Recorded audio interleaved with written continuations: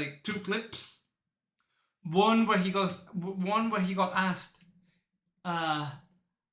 something about like domestic violence, and Cam Newton goes, nah, but not like domestic violence, right? And he goes, yeah, like domestic violence. And another one where he says, some people a prize fighter, I'm a surprise fighter. And I was like, okay, I gotta watch this shit, bro. This is... It is. And let's come up with a rule. Don't say what you won't say in their face. Dion. His wife, too. Charleston White. If me and Beyonce had to be around each other for 2 weeks, right, I'd get her. So he's a Crip rapper, rolling 60, right? King Von is a serial killer, documented by the FBI. Who wouldn't say him? On Funky Friday, which is hosted by Cam Newton, and I'm over here trying to talk, and you still talking. You interfering with me and you my don't bitch. even love her. I love my How you gonna love her if you don't put your hands on her? Same reason you whoop your kids and tell them you love them. That's why you doing this. No. Y'all use weapons. See, I don't I fight first. love my bitch. See, most is prize fighters. I'm a surprise fighter.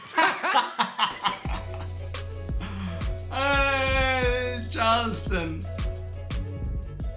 Yo, what are you doing? I'm giving you unbelievable content for the masses. Yes, sir. You just gonna keep it to yourself? Do me a favor. Oh, no, tap I'm that gonna red spread button it. right Oh, there. don't worry, Cam. Subscribe, and it literally takes. Cam, you know what, bro? Sorry You're to see right. that. You're right. Yo, You're what's right. good? What's poppin'? You're right. What it is, what it ain't, what it You're could right. And listen, I'm gonna spread it, Cam. Don't worry about it. be. What it should be, what it would be. Cam Newton the Son, Mr. Boogie the All, here with another episode of Funky Friday. And I promise, I really do promise to give good content for the masses, but most of all, I promise to keep it funky for your asses. Now, boy, oh boy, are we in for a treat today. Boy, Where we going? I went from possibly losing it to now being on the same page, been DMing and communicating and conversating for months, so long that, bruh, we finally here. You may seen him on social media, entrepreneur, comedian, influencer at its all-time heights. Charleston I present White. the song, introduce the others, Mr. Charleston White. What's up, man? YouTuber, I like that introduction. influencer. Boogie Doll, huh? Mr. Boogie Doll. Yeah. It was one thing left out. He looks like a, he said Boogie Doll. He looks like a voodoo doll. Doesn't he? Charleston White looks like the voodoo doll of another person. Talk to me. I started out on the internet as a frustrated youth advocate. Okay. I wasn't an entrepreneur. I was a struggling single dad who financially didn't have the means to put gas in the car every day. Okay. But was still working in the community. Because of that, that struggle Good man. and that small time frame of struggling, I evolved into entrepreneurship by way of the internet. But I started out frustrated. So when I came to the internet, I didn't even know you could make $1 off the internet. Financially, I didn't know how to create a business to make any profit from a business. I thought I was supposed to be begging and asking for donations. So the internet taught me a lot. Jesus Christ, and it Charles. helped me to become all those things that you just named. So really what I do know, and I've told you this while we were talking in anticipation to get you on Funky Friday, behind everything that you say, controversial, agreed upon, or disagreed He's a funny upon, motherfucker. behind everything that you say, I can agree bit of that truth. there's some truth to what you say. No, why would you I say ain't this just before talking to he be talking. speaks? I ain't started out trying to be Why funny. would you say that before he speaks? When I was describing post babies with run-down Michael Jordan tennis shoes, I wasn't saying that to be funny. When I was talking about them ghetto with them weaves on their head, riding in the car, patting them head because they can't scratch their hair, and their daughters grow up patting their head because they don't know that's what their mom. So I wasn't saying that to be funny. When I was talking about the siren laying around the house, watching a woman go to work with that good in the bed, but he can't fix no alternator. He can't get no job. He laying around the house, jacking his off on the phone, going outside to hang with a bunch of only to end up in jail by Friday. Yeah, I wasn't saying that to be funny. That was my observation from Jesus doing Christ, qualitative studies in our community from community work. So I wasn't trying to be funny. The internet told me I was funny. For one, I didn't know I looked funny. The internet told me I looked funny. Oh, look at his eye. Ah, look at his dread. So, nigga, I didn't know I looked funny. I thought I was cute. So I the thought I internet was cute. shaped this what they see today. W. Well, I must admonish the viewer to understand this. We ain't even 5 minutes into this segment, and we already ruffling some feathers or may. Don't bring your shadow band ass over here to Funky Friday and get my shit shadow band too. But we gonna have a good time today, because one thing that I do believe in is accountability. One thing I do believe in is making sure that I don't judge, right? Yeah. Even though in my religion I love it so much so that it reigns supreme of everything in my life, I think sometimes as Christians we can't have this judgmental attitude. One of the first things some of the most devout Christians do when you go to church is, where you been? Yup. I ain't seeing you. And so when you go, if you go Yup. to church and then you don't go to church and you come back to church, the church will make you feel shame in their judgmental approach. Well, where you been? We ain't seen you in a while. So I get it. It's a very, and I wouldn't identify as a Christian, but I have Christian values and beliefs. I believe in Jesus. I believe that he's the Son of God. I just don't take the title as a Christian. Man, I just believe. I just believe. So what are you? A believer. A believer, yeah. That don't make you a Christian? No. Because I also like to sin. And most Christians don't admit that they like to sin. But you do understand that Jesus died for all our sins. Yeah, that's so why I therefore- sin. That's why I sin and just say, I pick my sins wisely. He already paid it. Okay, but you know you're not perfect. I don't want to be perfect. I think that is true, but But my saying is, most Christians don't admit that they like to sin, most people can't admit to the sins that they do. that they like to do. See, some that we do, but we also got some secret ones that we like to do. But that's everybody. That's not Christians, Muslim, Hinduism. That's just everybody as humanity. When the FBI studied Malcolm and when they Malcolm studied X. Martin, one went and spoke and came back to the hotel and prayed and talked on the phone Malcolm with his X. wife, and they don't have no dirt on him. He was Malcolm Muslim. X. Yeah. The other one Yeah. went and spoke and came back to the room and partied and fucked like a motherfucker in every town he went to. That was the Christian.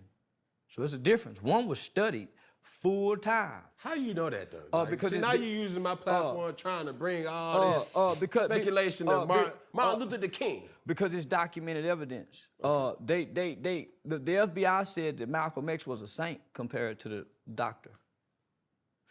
It's very well documented that Dr. Martin Luther King was just like any man. He was a whoremongering preacher. It's documented. Compared to Malcolm, who has no documentation of I had doing heard anything that such like the preacher. Martin Luther King See the had difference? like I hear exactly what you're saying. affairs. But that doesn't necessarily I heard that, but I rectify don't know if it's true. you not being unknown to your religion. I think I don't want to be a religious man. I don't want to be Muslim. I don't want to be Christian. I don't want to be Hindu because I don't pick up the books. I want to be able to grab hold to the spirit.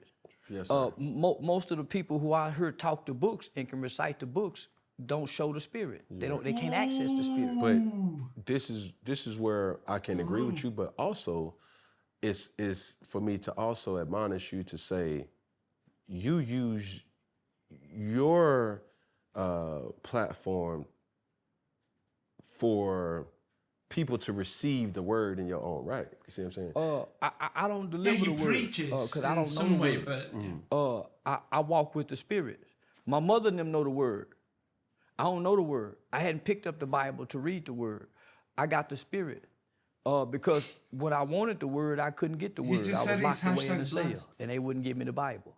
So for How are they not gonna give you the some Bible? strange reason, I was able to access the Spirit. That's the Spirit that Jesus said that will write God's word upon your heart. I don't want to be Christian because Christians can't access the Spirit. They all got the word. I don't want the word, God. I want your Spirit. Because it says with this Spirit that I What can if do you can greater get the works than Spirit Jesus. and the word? There's no Christian I ever heard to say they can do greater works than Jesus. And Jesus himself said that you can do greater works with this Spirit. So I don't want the Christian word. Give me that Spirit Jesus was talking about that raised the dead, that allows you to walk on water. I ain't seen a Christian walk on water yet. Well, Charles, neither are you, bro. Isn't that the truth for you to understand and say, yo, I'm gonna be what I've never seen? If you had never seen it, you can't become it. So I Yes, watched you my can. mother take care of children. I watched my mother feed people with her word of God. I watched my mother pray to get my grandmother off drugs. I watched my mother use the word of God. Okay, mama, that word worked good enough for you, but I need the Spirit. The things that I've gotten involved in and the things that I do and the things that I face, the word ain't gonna help me, mama. I need the Spirit. To that point, take me through this whole background of what we see now and what had the. Yo, he's actually a pretty good interviewer because he needed to get off that topic. Because man, it was just most influence cycling. to you becoming what we see today? He was cycling.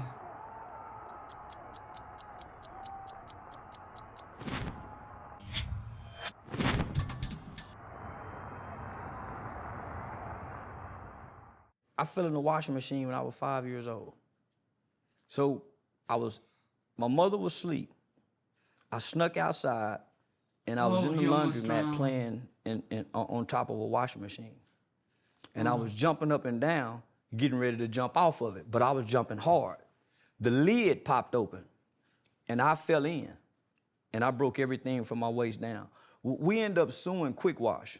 And the reason we won the lawsuit is one of the reasons why now when you open a lid to a washing machine, it stops. It was supposed to stop and it didn't. So I broke everything from my waist down. So I had a bone pop out here. Oh my God. Bone pop out here. I had pins in my leg. This is at 5 years old. In the washing machine spinning like this. I pulled myself out and then passed out. I was in a full body cast from here all the way down. And what about the with a dick, stick between bro? my leg. So I had to lay flat like this. And I had to learn how to walk again. I was walking in that body cast. They thought it was a miracle. They thought I was a miracle child. I rose up one day in that body cast and started walking with a broken up body.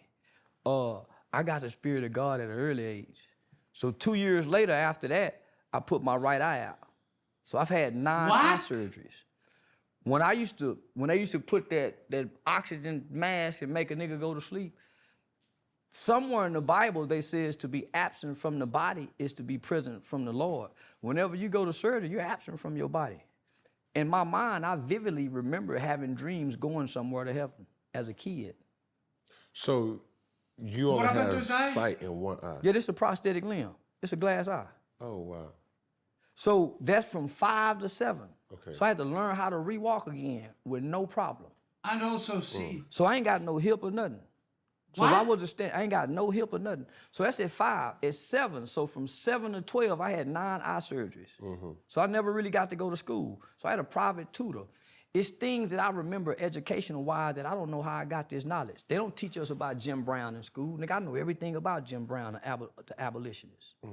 I got knowledge and information but that white tutor, I had a white tutor in the 80s coming to my home to teach me. So I was groomed to be an intellectual.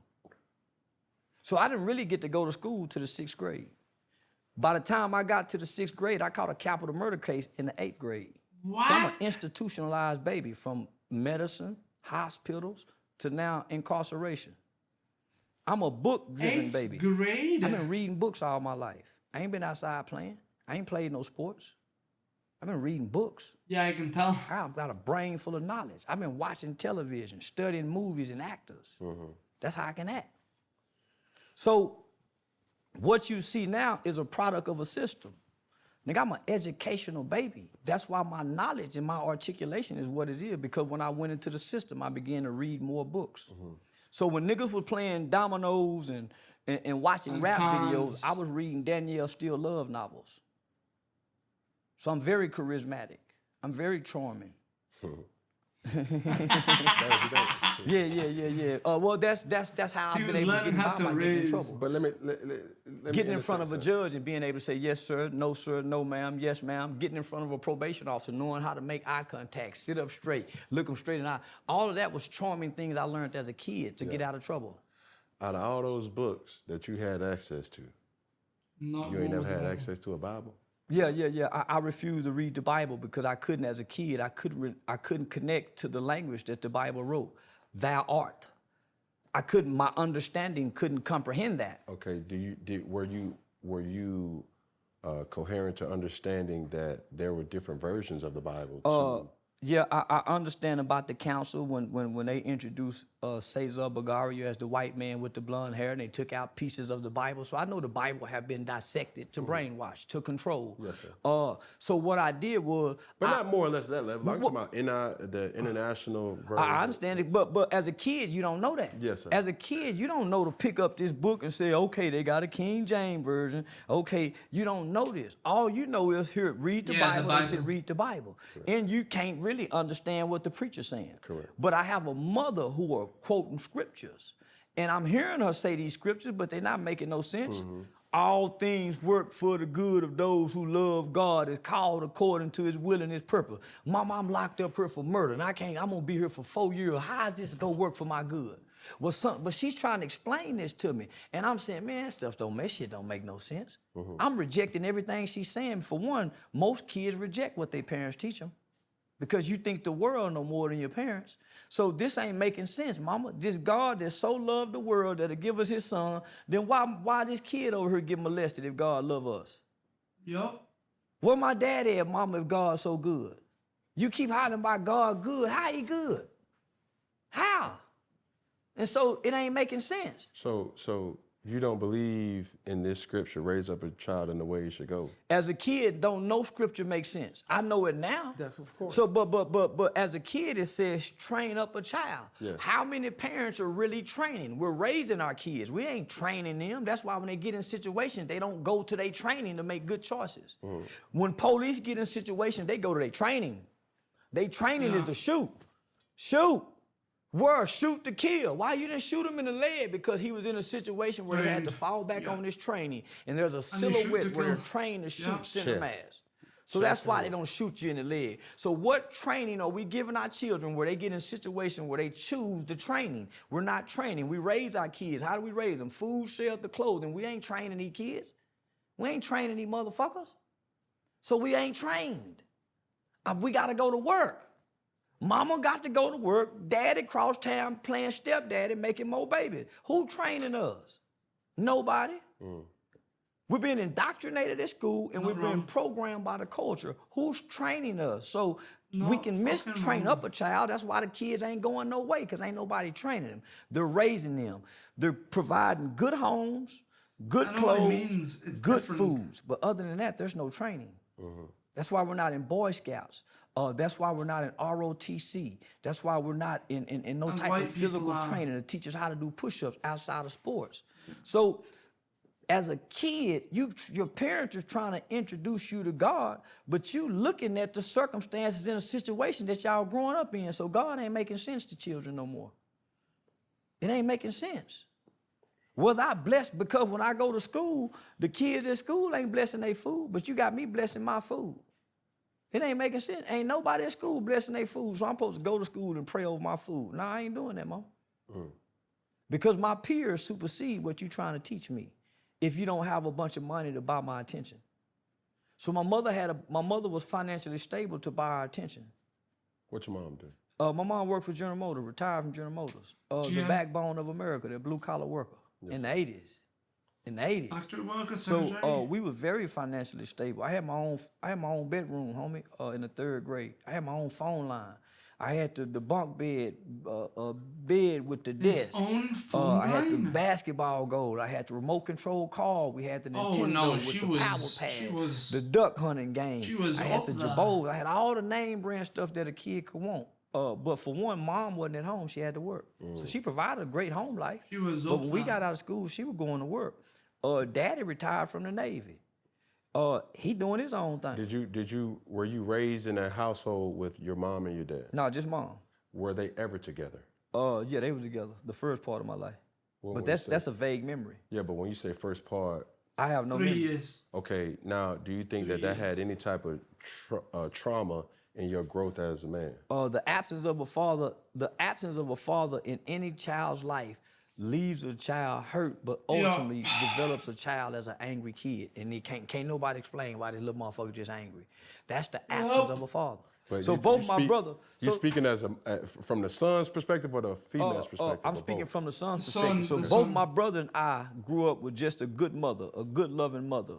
When I was 8 or 9 years whenever old, homie, whenever my the brother dad is looked at me missing, like- and said, Like most serial killers and shit like that, it's like single mother, no father in the picture, and like the mother has to work. Like that's how they get there. Most of those people are single mothers. when I Nobody grew up, raising them. I'm gonna kill somebody. Mm. Man, I looked at that nigga and ran downstairs. Mama, Kevin say when he grew up, man. Boy, come here. What you mean? When I grew up, I'm gonna kill. And so she spanked him. When she should have been exploring that anger. Long before a kid gets angry, they feel hurt. Nigga, where my daddy at? Mama, where daddy at? What Tupac say? He heard mama crying. Mama, where my daddy at? Heard you crying late night through the bedroom door. And do you love me, mama? Why they keep on calling me nigga? Get my weight up with my hate and pay them back when I'm bigger. So that's the 12-year-old big body kid, nigga, that they done put in football that grandmama them scared of. When he get mad, he huffing and puffing. He kick the door. He punch a hole in the wall. He push his little sister down. Get that weight up with my hate. So just think about my brother saying this, nigga, I'm 8 years old, he 10. Nigga, he killed somebody at 17. So Fuck. we're trying to piece it all together. So the anger, right? So we So hurt he in the told you. beginning. He told you. But when he was before 10. you hurt, you feeling unloved. No, hold on. Check that. Truth to that. But in your household, you raised by your mother. Parents was never together. You guys, 3 boys. Two boys. So just you and your brother. Just me and my It's brother. 2 boys. So you only got 1 sibling. Yeah. But I had a sister come later in life when I Okay. was 13. Okay. So we got uncle, we got granddaddy, we got grandmama, we got aunts, we got cousins. So we got a big family. Yes, And sir. we got males there. But they ain't the right kind of male. Granddaddy got a barber shop. Granddaddy went to the military. Granddaddy retired from Paul Lumber's yard. Straight up Granddaddy money. work at the bus barn. He the supervisor at the bus barn, but he pimping. He got all the hoes boosting and stealing. Granddaddy catch a major federal drug case and make the front page paper, right? So I remember my mother telling us when I was like in the 5th grade, don't go to school and tell nobody that's your granddaddy. His name Freddie White. My uncle is a pimp. My granddaddy got the barber shop. I'm growing up with granddad and uncle and them at the barber Yeah, shop, seeing both the of them hustlers and the pimps. players and the pimps. It's the black exploitation era. It's Yes, the sir. 80s. So I got men in my life, but my mother is Not a good contrasting man. and countering what we're seeing. Right. She trying to raise us to be opposite of her but brother she and her can't, daddy. 'cause- So she's trying to instill good morals. But nigga, who fucks up the kids more than the bullshit uncles in the black family? Because Uncle Wayne is the pimp with the What's he Rolls gonna do? Royce. Uncle Wayne is the pimp walking through with the briefcase full of money, the trash bags of money. So as a kid, you see the dynamics of how the family treat Uncle Wayne. Everybody kiss his ass, Yeah. and he a woman beater. Yeah. So everybody kiss his ass. So it's no different than a D-boy uncle who in the household with the mama who got the favorite brother. He coming through with the pants sagging and the gun. The nephews and them is picking up these traits. As he stopped through and get us with money, get out with money, rub them on the head, let them ride in the car with the hoes and the bitches. So I was a little king, like the little kid Finesse 2-time guy. I was that little. Yeah, he's so right. People, the kids are watching this fucking monster being treated like a king. They want to be treated like a king too, so they become the monster. It is what it is. And then they see the mother, right? The mother's a good person, but the mother lives like shit, and everybody tramples her over, and she's like a pushover. Kid doesn't want to be that. Even though the mother is the good person, kid doesn't want to be that. What? Be you or be my uncle who's balling? Bro, I'll be my uncle. Yeah, it makes Nigga with my sense. uncle now. Being exposed to this shit. Makes sense. So that's the dynamic of the loving single black mother who's God-fearing, who's trying to teach her kids good morals and values, but she don't have the time because she got to work and provide a good living for them. And there's a missing piece in the father being The absence of the father. Yeah. So the absence of the father, who's supposed to step in? An uncle, a cousin, somebody within the family. Figure. Within the family before she have to go out and get a coach. Correct. But nigga, there's no positive male figures. They teaching us the bullshit. Toxic. And they telling us don't listen to your mama. Boy, you gonna be a trick listening to your mama. So they really got you. So yo, as a child, you're battling different things. Don't listen to your uncles, and your uncle saying, don't listen to your mama don't know what she talking about. You see what I'm saying? You're gonna be a little bitch. You know what I'm saying? Hey, you gonna be a man, da-da-da-da-da. We all go through those types of So not only that, when mama leave, just like every other kid, what we do, we cut on that television. So now it's now, a TV. when we cutting on the television, at this time, homie, excuse me. Gangsterism being introduced. Nigga, mama at home. And what I see on TV is being propagated. It's being glorified. Imagery, right? It's no more Big Daddy Kane's. There's no more Kid and Play. There's no more MC Hammer niggas dancing. Imagery is now being subjected to children through the hip hop culture. The bad boy, the outlaw. Come on, homie. NWA, the gangster. Nigga, fuck school. I pull a G about a week. Fuck school, fuck the police, fuck everyone. Just that small line right there in a rap song. I pull a G about a week. Fuck school. That was KRS-One saying that. So when I cut off my television, nigga, them images that I see, that look like Uncle Wayne, the pimp. Yeah, that's who you relate to. Come on now. So now I'm spending the night over my homeboy houses. Nigga, they uncles is drug dealers and gangsters. They looking like the imagery. So now we're starting to take on the image. How do we learn the behavior of gangsters? Through the lyrics in the movies are now being shown to us. Now, rather than us wanting to play football, nigga, we want to be too sweet. We playing too sweet. The fuck is that? The guy that can whoop everybody in prison in the movie Penitentiary. Instead of doing kung fu and doing karate, nigga, we playing high top and rocket on colors. The fuck is that? So, mama at work while all this dynamics is changing. What the fuck is that? With no absolute clue. Don't have a clue what's going on because nobody is hip to this new culture, really. Yes, sir. So now you have people who are becoming aware of the words in these lyrical contents, and now they're starting to put parental advisory labels on tapes. But mama and them don't have the time to sit and listen to this shit. Yeah, it's in tired. the 80s. They getting out work tired. Then one of us is having problems in school, so she got to take out work to come deal with this one. So because she's dealing with this one, guess what? The younger one flying under the radar getting in trouble because the oldest one is getting in so much trouble. Right. Yeah. And that's what's happening in these households, And homie. it's becoming overwhelming. It's only one parent. It's only one parent. Not only that, the problems and the frustration of the children is mounting on top of whatever problems you're having at work, whatever financial problem, and your relationship problems. So along that, as or not just you, but what you've been able to verbalize and picture paint Yeah, it's a losing battle. is a How do you win that typical battle? situation in Black America. I call it the traditional single African-American parent home. It's so not problematic. It's trauma-based. It's trauma. It's trauma-based. In that household that's festering, and you're building the next generation of killers, pimps, drug dealers, because that's what they see. Out of fear. But that's do what they this- see that works. It's some mothers. That's what they see All that my works. partners, they got the gangster mamas.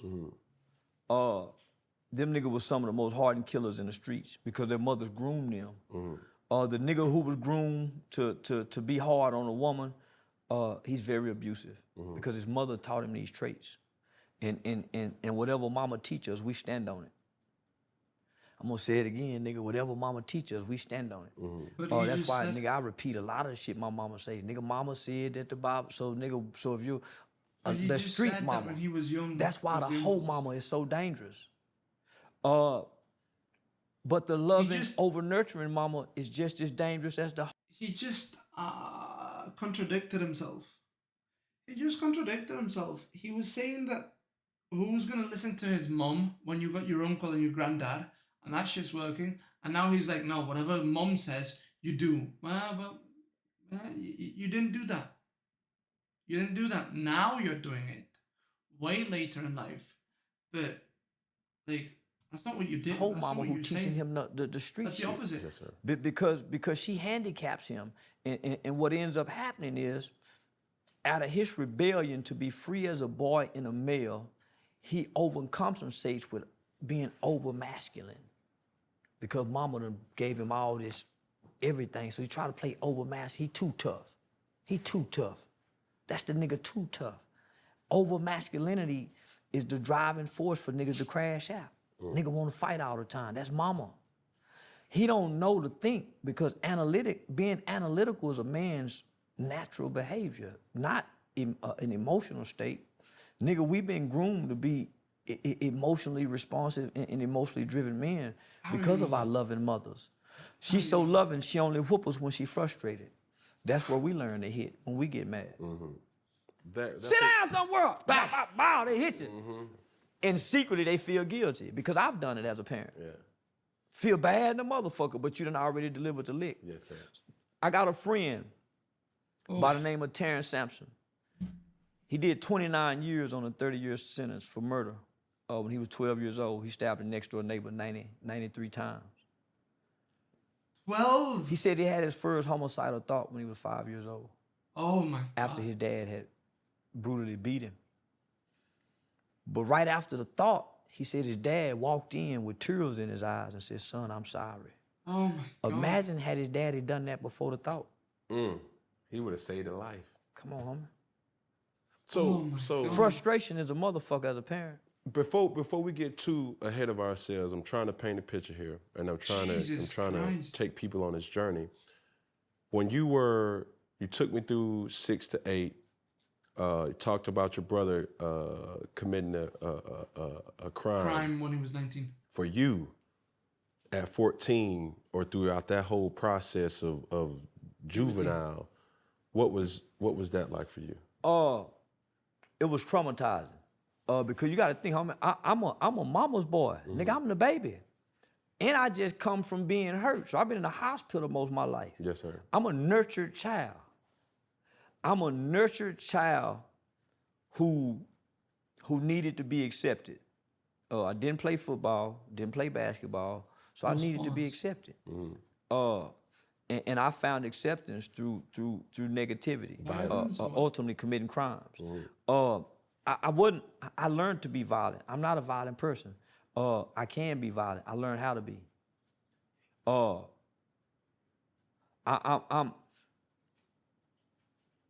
I've done a lot of violent things in my life, but I was playing, trying to fit in with the environment.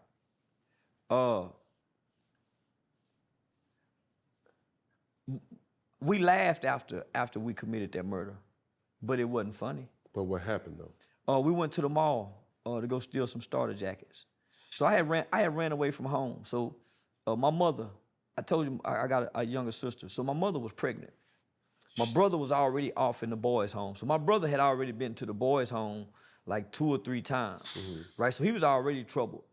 because he was so troubling and giving mama such a hard time, I'm going through the adolescent stage. And of course, the adolescent stage is gonna be a bunch of rebellion. Right. So I'm really Right. following his lead, but I'm flying under the radar. Correct. So mama and them missing a lot of shit because I'm charming, I know how to pull my pants up, and I'm sneaking out. So mama don't know until I start getting arrested. Yeah, you Conniving. 100%. Very conniving, mischievous as they called it back then. Correct. So my mom get pregnant with my little sister.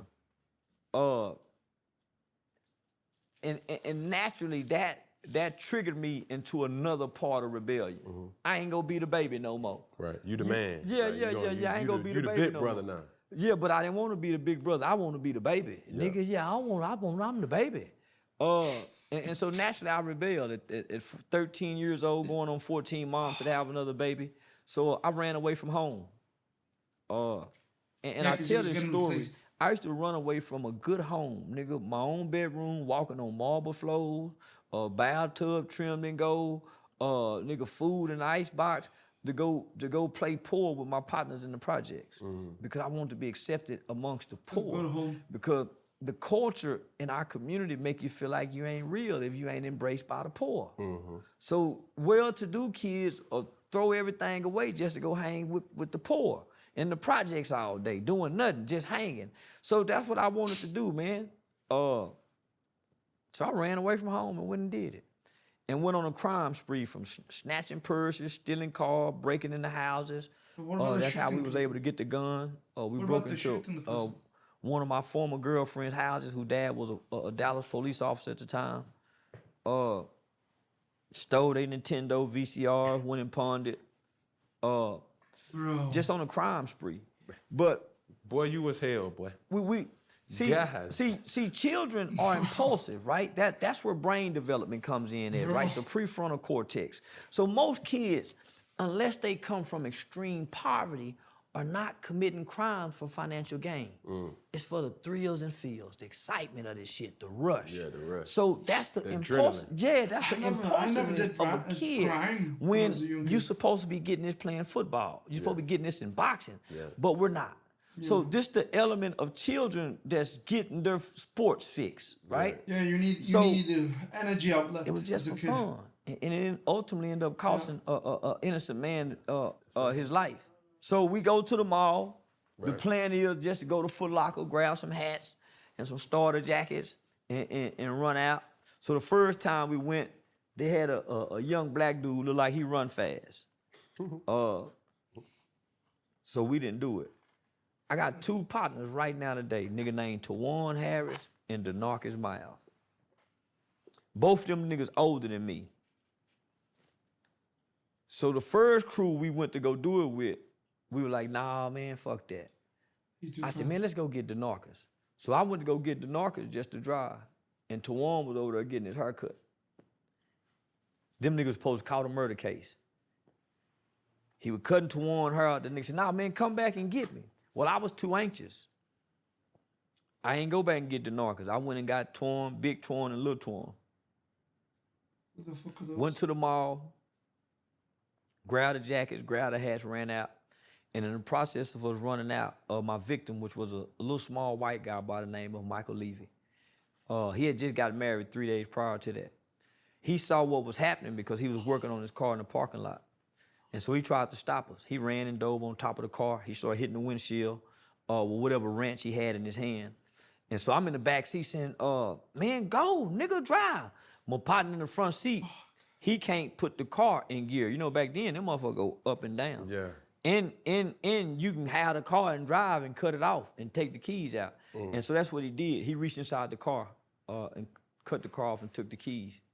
And so, And how old were you at this time? I was 14. I had just turned 14. So It I must was have been a 14. We was convertible? all 14, 15, 16, 17. What is? Yeah, that must So have when we been get a out the car, I convertible. was sitting on the gun. So I get a gun to my partner. So I'm encouraged, man, shoot that motherfucker. And he shoot him. He wasn't trying to kill him. It's just that the gun that we had was a 38. Well, actually, was a 357 snub nose with blue tip hollow points in it. So when he shot the gun, it went up and hit him one time in the chest. And Another one in the head? because of the bullets, they thought we shot him in the back. You know, cause them motherfuckers. Yeah, expand as soon as on impact. So they thought we shot him in the back. He died in the parking lot. So Tony Dorsett had just opened a club up. They shot him in the back. He was still playing for the Cavs. I think he had just retired. If the cops thought that he shot them in the back, they shot him in the back, 100%, because the bullet goes in like this and then it makes a big, especially the hull points, because they open up, they splay out, right? They don't just go foop, right? If it was an anti-armor bullet, it just goes right through you, boom. It just makes a hole and it goes right through you. But the hollow points, they hit and they open up. So the hole or the damage where it comes out is way bigger than where it comes in. Like, look, hollow point,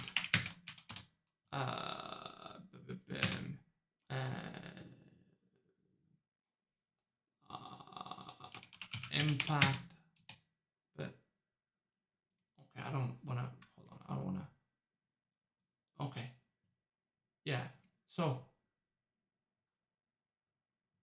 like it does this, right? They open the fuck up. So they'll come in, they'll make a little fucking hole, impact on, jelly, what's it called? There's a special jelly that they use to test these things.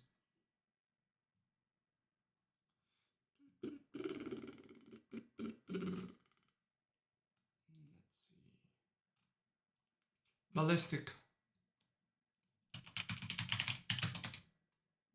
jelly. 9mm hollow point.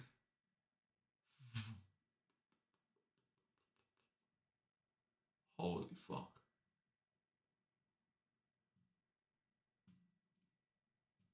Yeah, they're supposed to open up and they make a bigger exit than where they came in.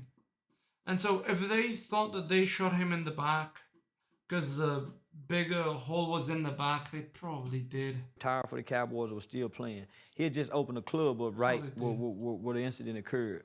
So it made headline news, front page paper. It was real big because we were 4 black children who had killed the white man. And in a week, within that same week, 3 skinheads had killed this black man that was sitting on the back of his car. So both of them were very high-profile cases, which of course, in the media, the white kids were being treated lenient, and we was getting more time. But I got less time than anybody.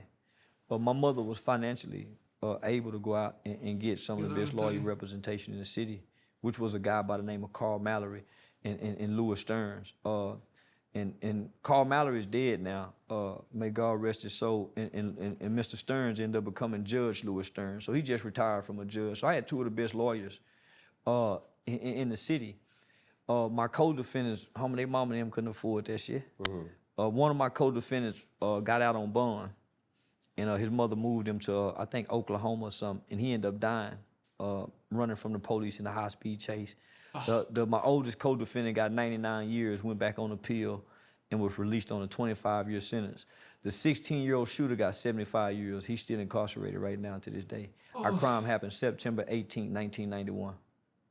So I'm one of the first children. Oh my, I just got chills. I'm one of the first children in Fort Worth, Texas to be tried and adjudicated for the crime of murder in the early 90s.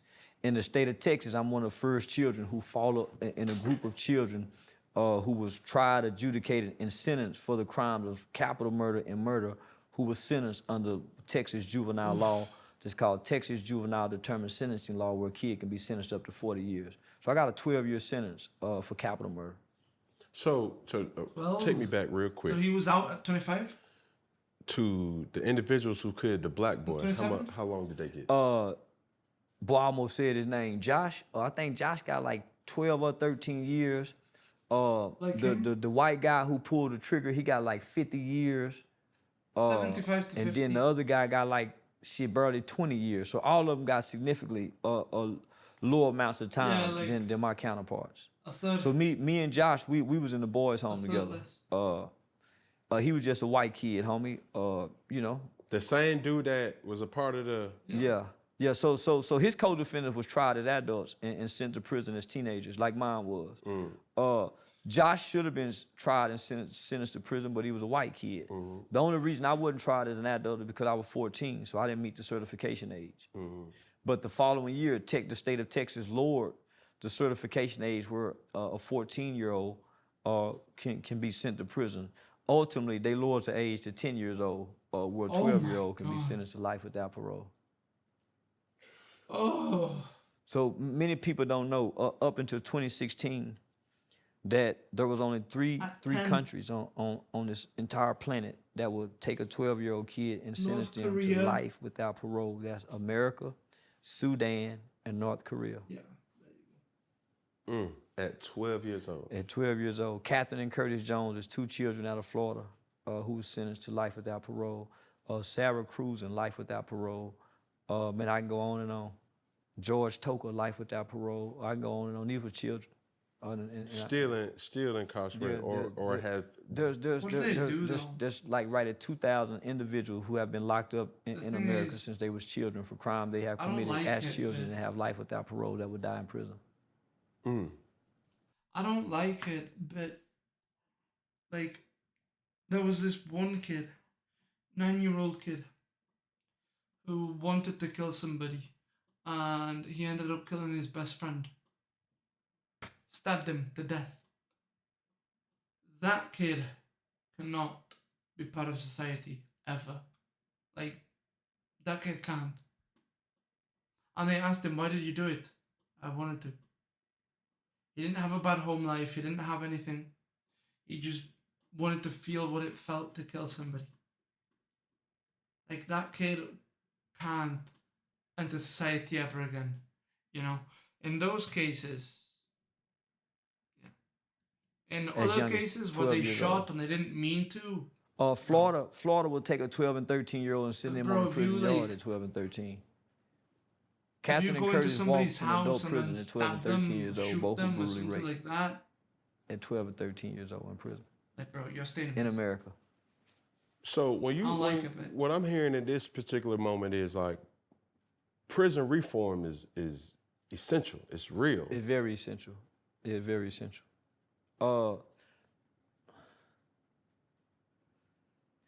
You have to understand, homie, there was 20 or 30 years of our country who believed that we should be tough on crime. And they became tough on crime. So not only did they create sentencing guidelines, that's where the 3 strikes come in. The minimum sentencing guidelines came in that was completely unjust and unfair, particularly to us. That's where you start seeing children going to prison at 15 and 16 years old. When we have all the evidence, we have all the research, we have all the medical and science information that says that the human brain don't develop to at or around 25. So why would you take a 17-year-old or 20-year-old and sentence them to life without parole when they don't even have the full brain development to make the rational decision that you and I would make in certain situations? If you fact... Because it doesn't fully develop, but it is developing. It should be a certain amount of developed, right? If you're 17 and you don't know that killing people isn't good, you're not going to be 25 and not know that killing people isn't good. Like, your brain doesn't work the same as everybody else's. That's why. Like, that's why. You don't need a fully fledged brain to know that some things are fucked up and you shouldn't do. You know? Like, bro, if I have a child and a 17-year-old assaults my child, I'm not going to say, oh, well, you didn't know it was wrong because you're not 25. Hell no, bro. You're going to prison. And if you're not going to prison, I'll send you to your maker. It is what it is. Factor in child trauma. You factor in the abuse. You factor in neglect. That brain may not develop to 30. That's why you hear these old ass niggas like Jay-Z and them hollering 40 is the new 30. That's the lack of brain development for us to even think to process that. 30 is the new 20. that's us really saying we're really fucked up. There's no way the 30 can be the new 20. You have to think backwards. But you taking it out of context. No, I'm not. What's in a man's heart come out his mouth. If you say 40 is the new 30, you don't, so that means you're a 40-year-old, you still looking 30? Nah, bro. What are you saying then? But It means you feel. I remember that song. Charlston isn't wrong. 30 is the new 20, yeah. I'm so hot, yeah. He's still rapping about dope in his songs now. That song cool, God Is. But they're just like a lot of things being taken out of context. It was more or less like, yo, even though I'm older, I'm still able to, live a life that. Not like a 30-year-old. That's the problem with the black man. He won't grow up. He won't grow up. He still want to be 40 and live like he's 30. What's wrong with being 40 and living like you're 40? Why you still want to live younger? The goal is to grow old, not get younger. He's kind of. So the goal ain't to keep all my black hair. He's kind of spitting The facts. goal ain't to go and put a whole bunch of pretty white new teeth in my mouth the older I get. I'm gonna lose a side tooth. It's okay. I'm getting old. Nigga, I'm gonna get a bald spot. It's okay. I ain't got to go get the man weed. So that's what's happening, homie. We shaming old. So that's why the old niggas saying, oh, look at you, old nigga. Because we shame to be old. So our kids shame the old. Ain't nothing wrong with 40 being 40, my nigga. Yeah. Not wrong. But what got you onto this activism in the community? Because I had people who poured into me when I was a fool. So before I got out the juvenile system, I wasn't exposed to gangs. Yes, sir.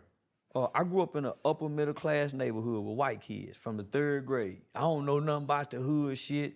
Nigga, I used to go to my Aunt B them house and see them nigga with the blue flags. And then I saw that shit on Colors on TV. I didn't know what that shit was until I went into the juvenile system. So when I got into the juvenile system, you see rolling 60 Crips, you see rolling 30 Crips, you got Altadena Block Crips, you got original Swamp Compton Crips, you got Fire Hoover Crips, you got GDs, you got Black Gangster Disciples, you got Spanish Gang. So you got all these different gangs. And it ain't no football team. And I'm gonna be here for the next 4 to 7 years.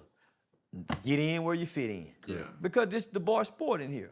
So nigga, I joined the game.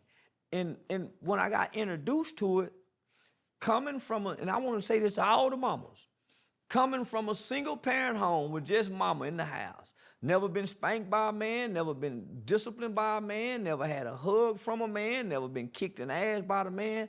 When I got introduced to the gang, it was everything I was looking for. Yeah. Nigga, I got an uncle in the gang. I got a big homie. I got a nigga playing OG just like the daddy. I got brothers. These are your male figures that there you go. And they ain't number 2, 3 years older than me. Yes, sir. It's like the nigga in the 9th grade looking up to the senior. It's like the nigga in the 8th grade looking up to the 11th grader. He like a big homie. He like daddy. It's like a nigga in the 6th grade looking up to the nigga just got in college. Yeah. He's still a kid too. But the 6th grade nigga don't know this. Correct. These the big homies now, nigga. These the daddies. These the uncles. And nigga, I fit right in, and I became the little homie everybody loved. And I worked my way up the ranks. He needs to do what he showing out for them niggas. I just want to be accepted, nigga. So I'm gonna do what these niggas won't do. I'm the little nigga all the big homies love. Yeah, I'm the little engine that could. So yeah, nigga. So but it's people like me that's sitting back coming to work every day, looking at this little nigga, reading books. Looking at him, his test scores, seeing he's smart, he got potential. His mama coming to see him. He making phone calls, he getting mail, he getting cards, he getting letters.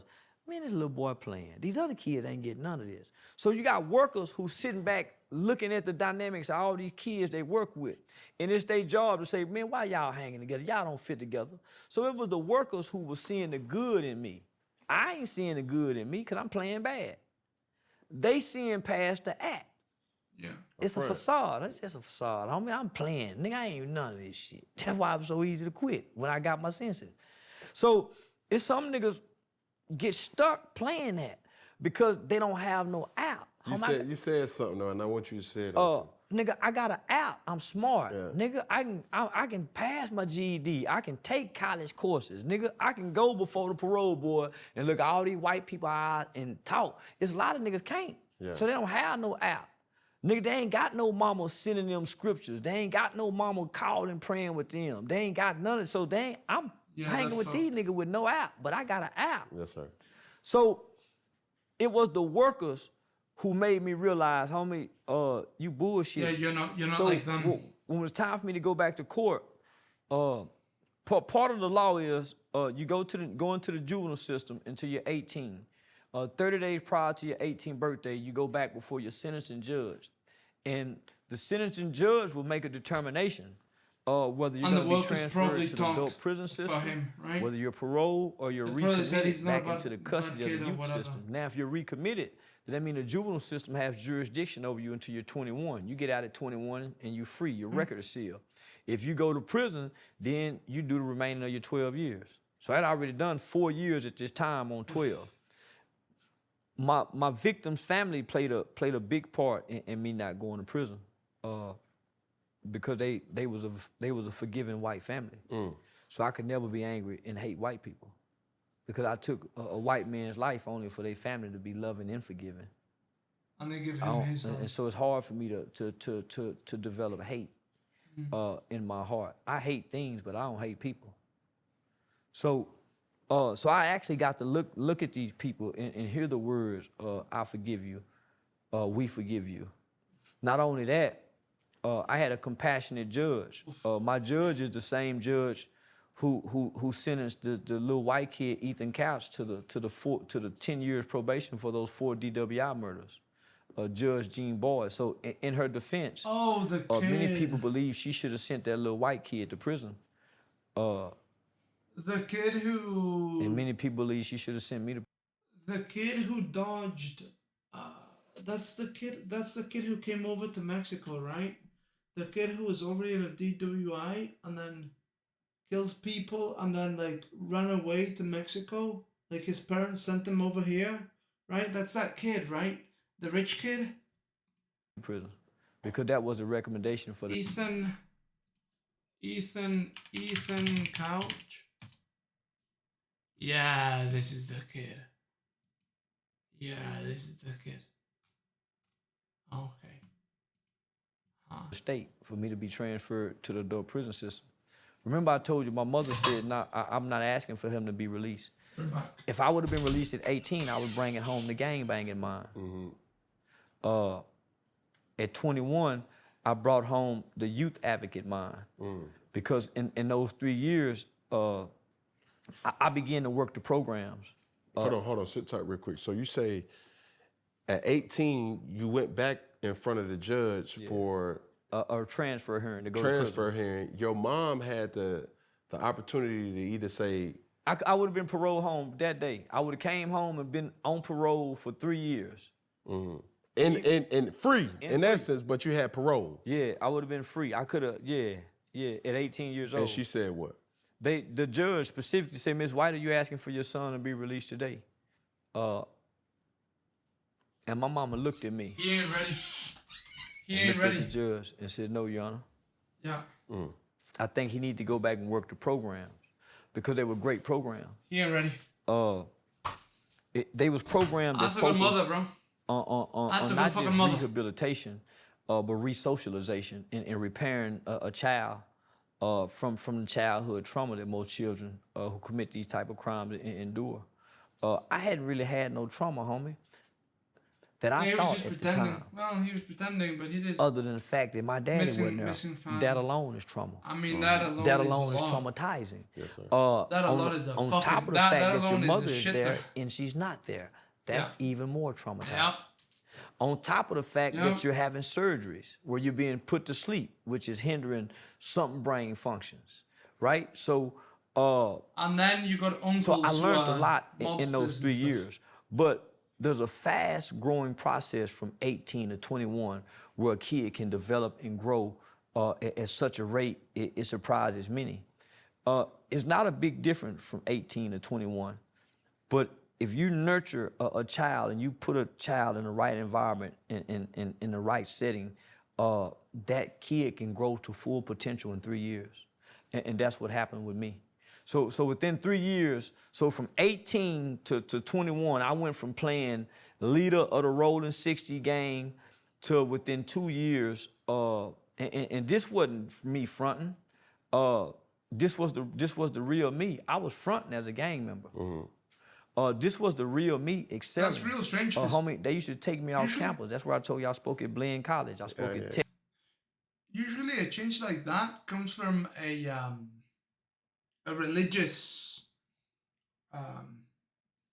thing. Like most people change because of like either somebody died, right? A death, a birth, or a like coming into a religion. And he said he's not, so Texas A&M, Prairie Don't View, know where every the fuck that college came in from. around there, UT, the Don't know where the fuck Aggies, that change came all from. the high schools. So my last year and a half, 2 years of being locked up, I would go out and do public speakings and motivational speakings at colleges and universities and high schools. So they groomed me for this. It's just that when I got out at 21 in 1998, my record was sealed, no felony convictions, but my identity was tied inside the juvenile system. yeah. So I came back out here, nigga, with a murder case that everybody know as a, nigga, so, nigga, we root for the killer. So I come back to my peers who I know from school, nigga, I'm known as a nigga who caught a murder case. Those are accolades, right? So in 1998, when I walk out of the juvenile system, all of my childhood issues had been resolved. Like I was pure and innocent, but I didn't know how to talk to girls. I had been locked up from 14 to 21. Look at that big old gap. You know how much shit go on from 14 to 21? Yeah, Nigga, I didn't know which way was north, south, east, or west. When I left, if you was cute, you can get a girl. Nigga, when I come home, it's about money. The dope boy nigga. This the dope boy era now. So culturally, gang banging dying out. So what I'm gonna come out here and do? Niggas ain't gang banging in 98. I would kind of really want to gang bang, but I don't know what to do gang bang. I had never been introduced to gangs in the free world. So it was easy for me to walk away from this gang mindset. That was just in the juvenile, the past time. So when I come home, homie, you do what most people do, homie. You go back to the old people, the old places, and the old things. I tried to work, but nigga, I ain't know how to get up and go to work. Been locked up since I was 14. Uncle, Yeah, I don't know how to get up and go to work. granddaddy. I don't know how to wake myself up. I've been getting woke up. When it's time to eat, nigga, I don't know You what to wasn't eat. trained. I've been looking at the menu. The menu been saying what we go eat. How I know?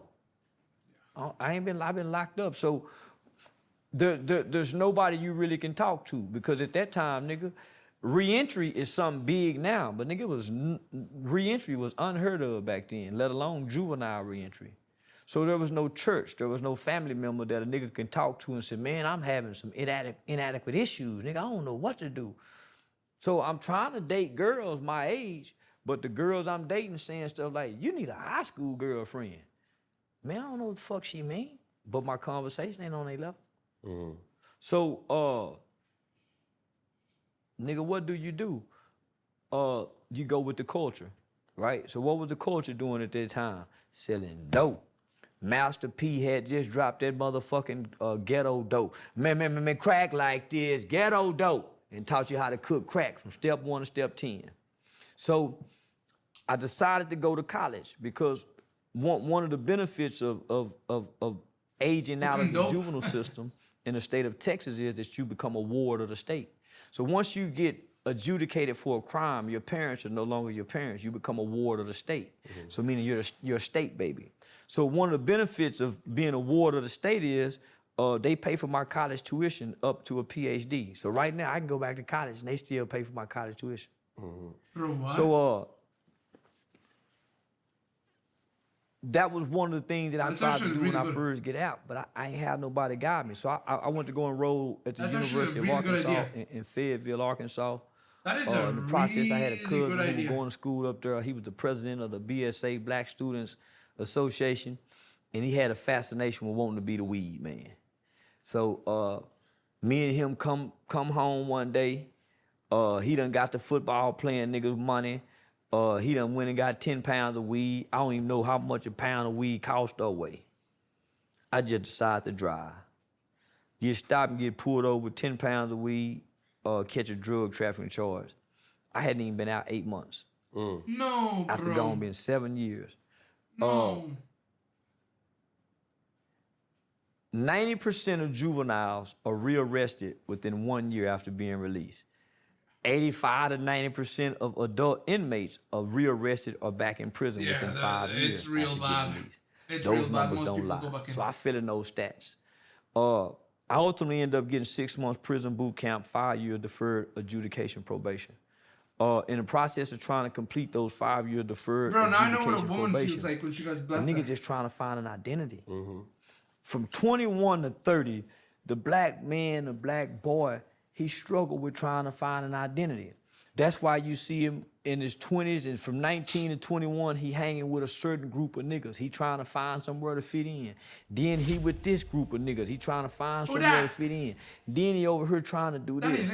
It wasn't until I started having children that I found an identity. Because other than that, nigga done pimp, nigga done sold drugs, nigga done robbed, nigga done all the things we think we supposed to do on the streets other than rape, child molest, and shoot dope. Right? So all the gangster shit we think we supposed, so nigga go try all that shit, homie, and God bless me not to, get in no trouble to catch no time. So I hadn't been in no trouble as an adult that'll warrant me to go do a bunch of motherfucking time. I've been submerged. I haven't been a criminal.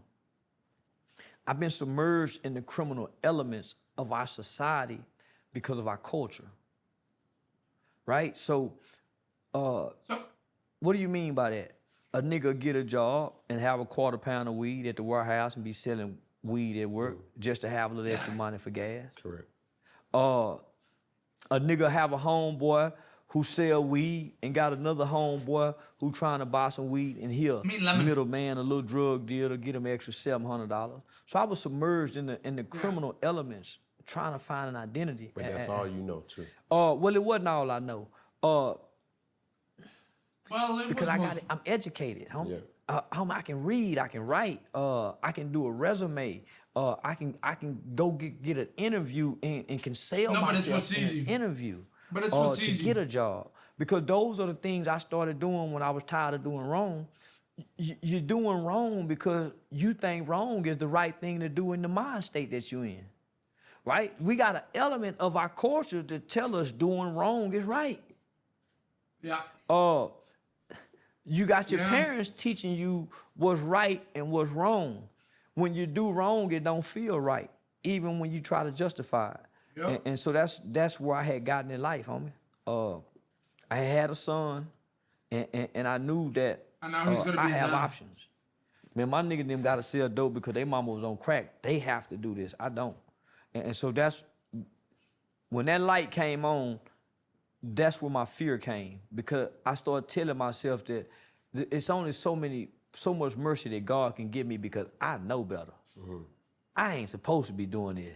They is. And maybe they ain't, but nigga, I know I'm not. So once I was able to gather that concept, I was 25, 26 with a full brain then. Now I'm rationalizing because now I have a son. And I want to give this little boy something that I never had. And I didn't know nothing about being no good father, no bad father. See, I told you. Shit about that. Change comes with a birth. I just wanted to be a her father. Yeah, I told you. Change comes with a birth, death, or something traumatic. Or religion. It doesn't come with anything else, like legitimately. It does not come with anything else. It's so hard. And yeah, so his child was born and he changed. Holy shit, look at my fucking shoulder. Jesus, I'm getting jacked. I just wanted to be a her father. That he can come in there and pull them eyelids open. Right. Touch the nose. Slob on my face. I ain't know nothing. And I figured me and him will figure it out together. So that was my approach. Me and him will figure this out together. So I learned when I was becoming an overbearing, mean, frustrated parent, when a little boy asked me, "Daddy, you mad about something?" I mean, I'm taking some shit out on him and he can tell. Yeah. So I learned through the kid what's a good and bad father. And to this day, I've been a day one daddy.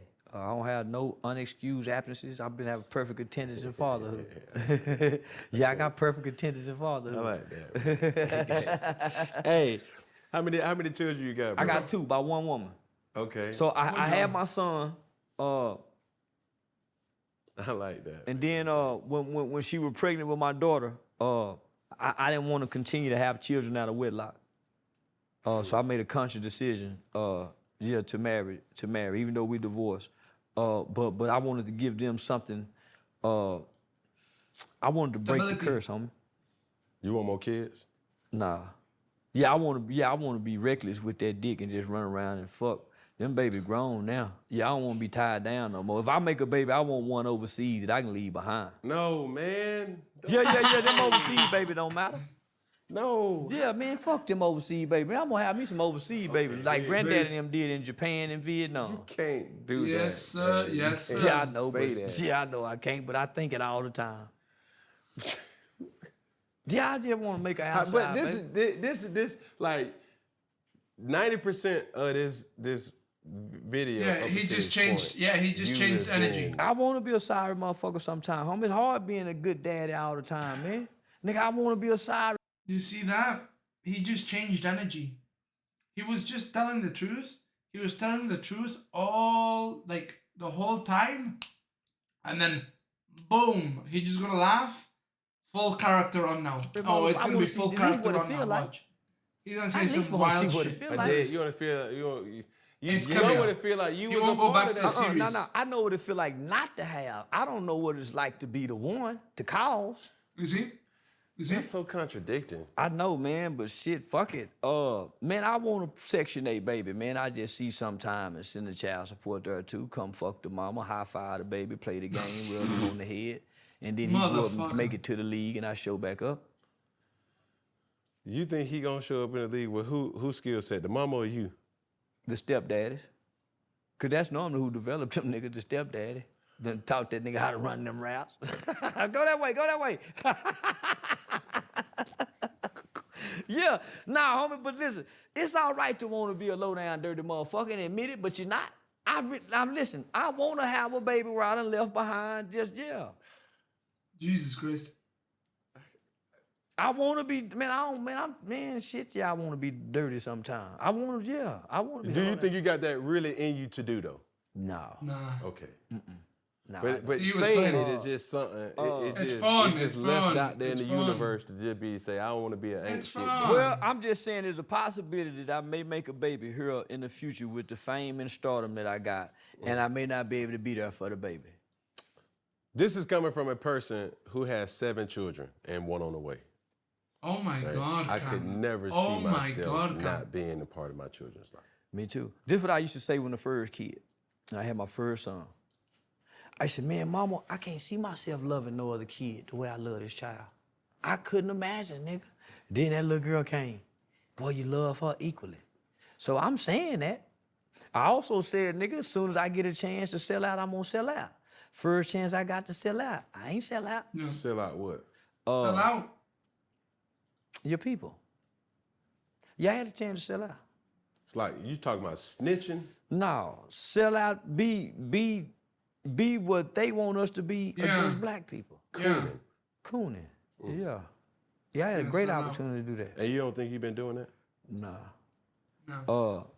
I take my money and give it to the black people that people don't even know exist. Yo, Cam is just pressing So- him right now. Cam is can you like- keep it funky. Trigger.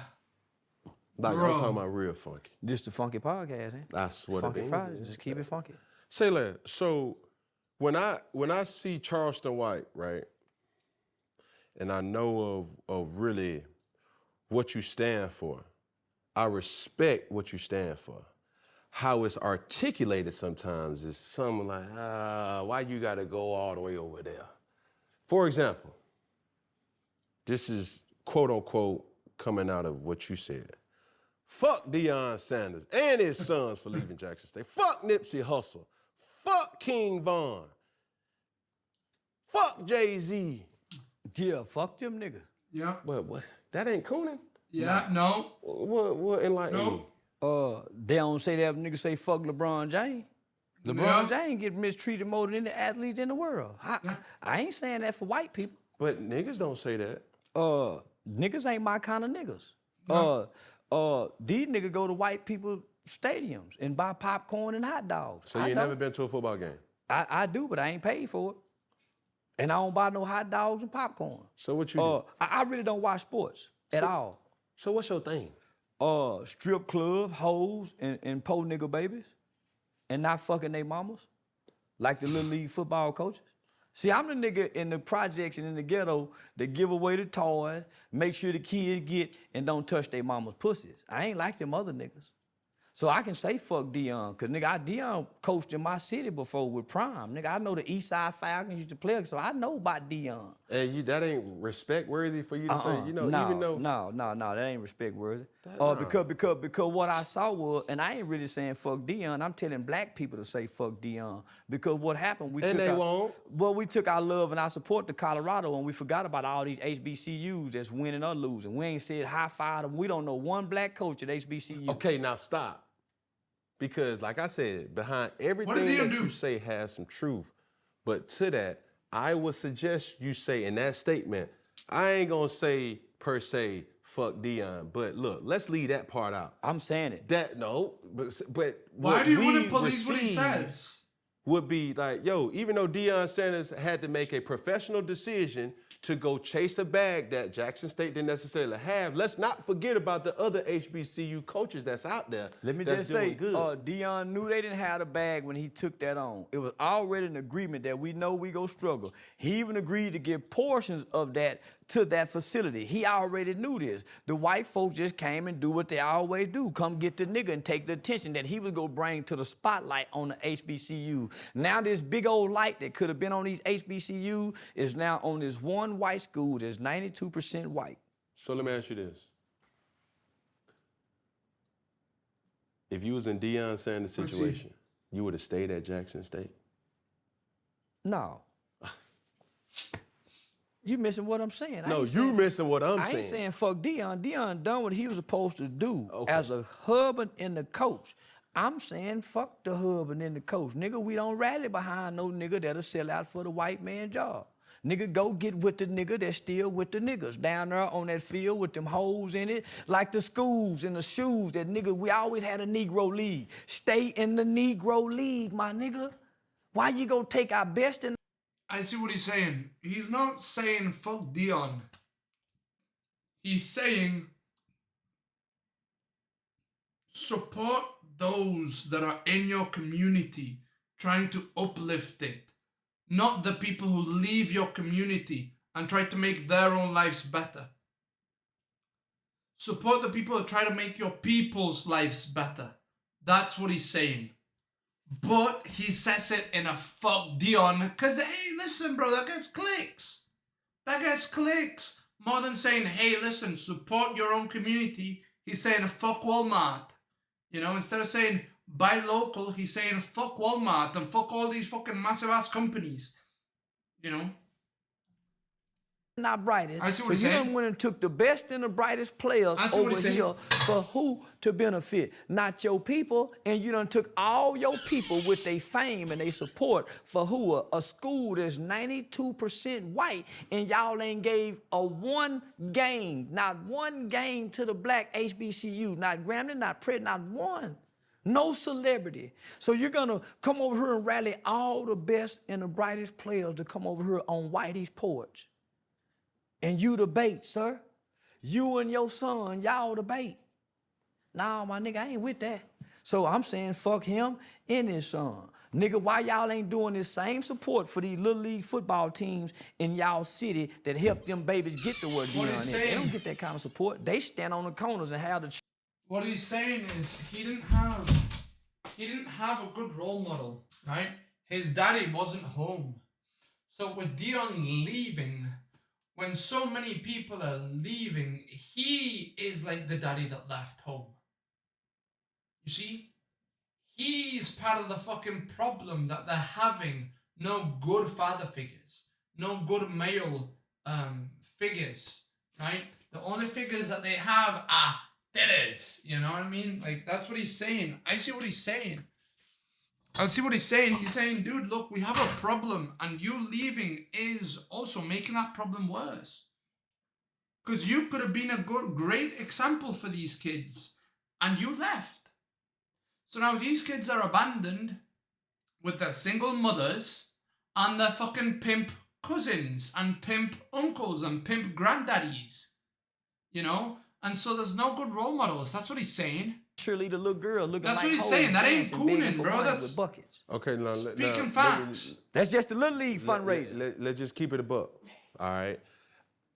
Honestly, it makes me feel a certain type of way. And Cam. Now I'm gonna get to King Von and Nip, but we on Dion right now. Yeah, we on Dion. And It Cam. just make me feel a certain type of way because I respect Dion and what Dion got going on.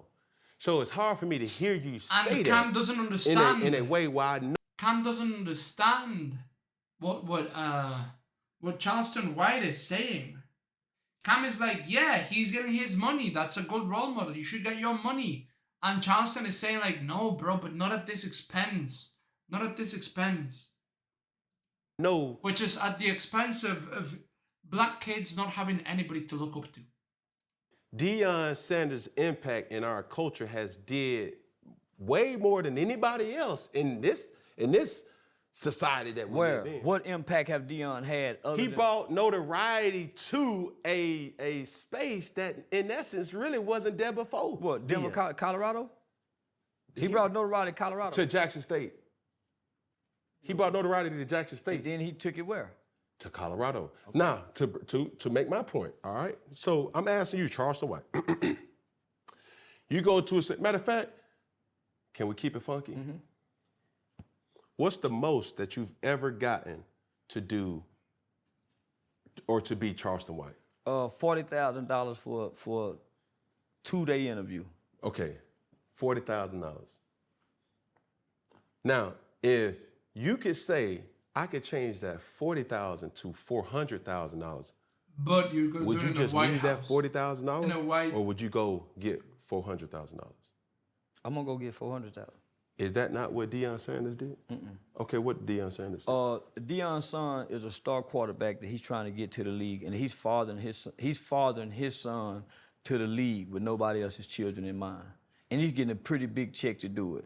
And what he's doing is he's robbing black people of their star power. He's robbing black people of their economics because he done took it and gave it to the white man. Because the space that you speak of, why not send it back there too? Why leave it here? Why the baby? Why Lil Wayne? Why all these major people don't go stand on the sideline of coaches that's not a celebrity? Why they don't do it to people who not celebrity? Why? Because this is what I know about black people.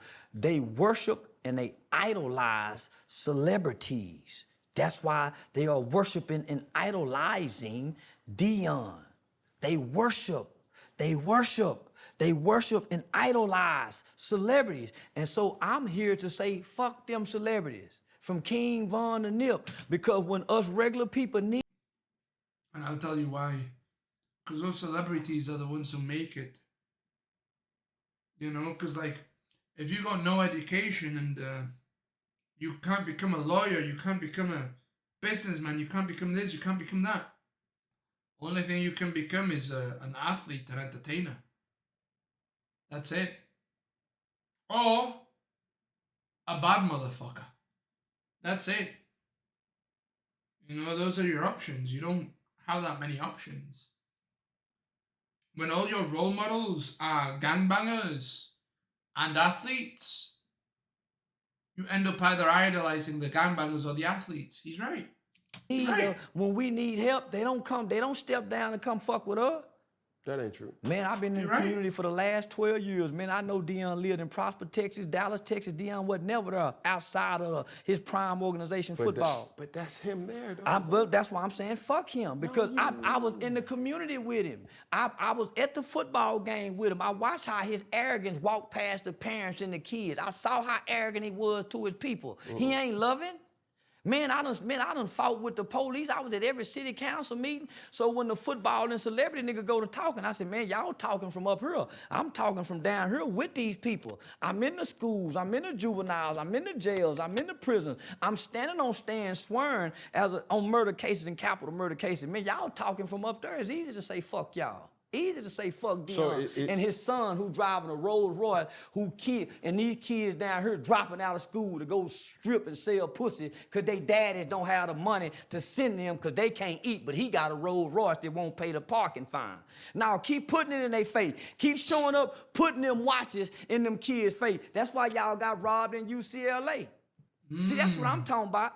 The Bible speaks for the least of those. Those kids up there ain't the least of those. That's why I talk about the poor nigga babies. Okay. So, can we keep it funky? Yes, sir.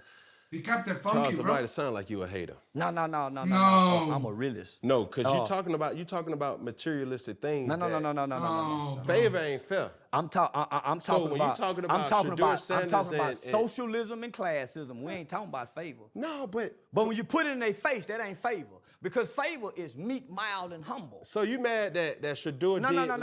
I'm glad they got. I'm glad they got robbed. Cartier, I'm glad they got robbed. I'm glad they got robbed. Nah, I'm glad every school he went to, he done been robbed. That's cooning. No, it ain't. That's cooning. No, it ain't. Because you bring it, so see, because why I say that's cooning is you turning your story and your beliefs, using your platform to tear down a person who's bringing notoriety to something that wasn't there. Well, they using their platform to tear down the black school by not giving them the light. Because the black school this is what I'm saying. Black people for the last 2 years when he was in Jackson State, y'all was HBCU hashtagging.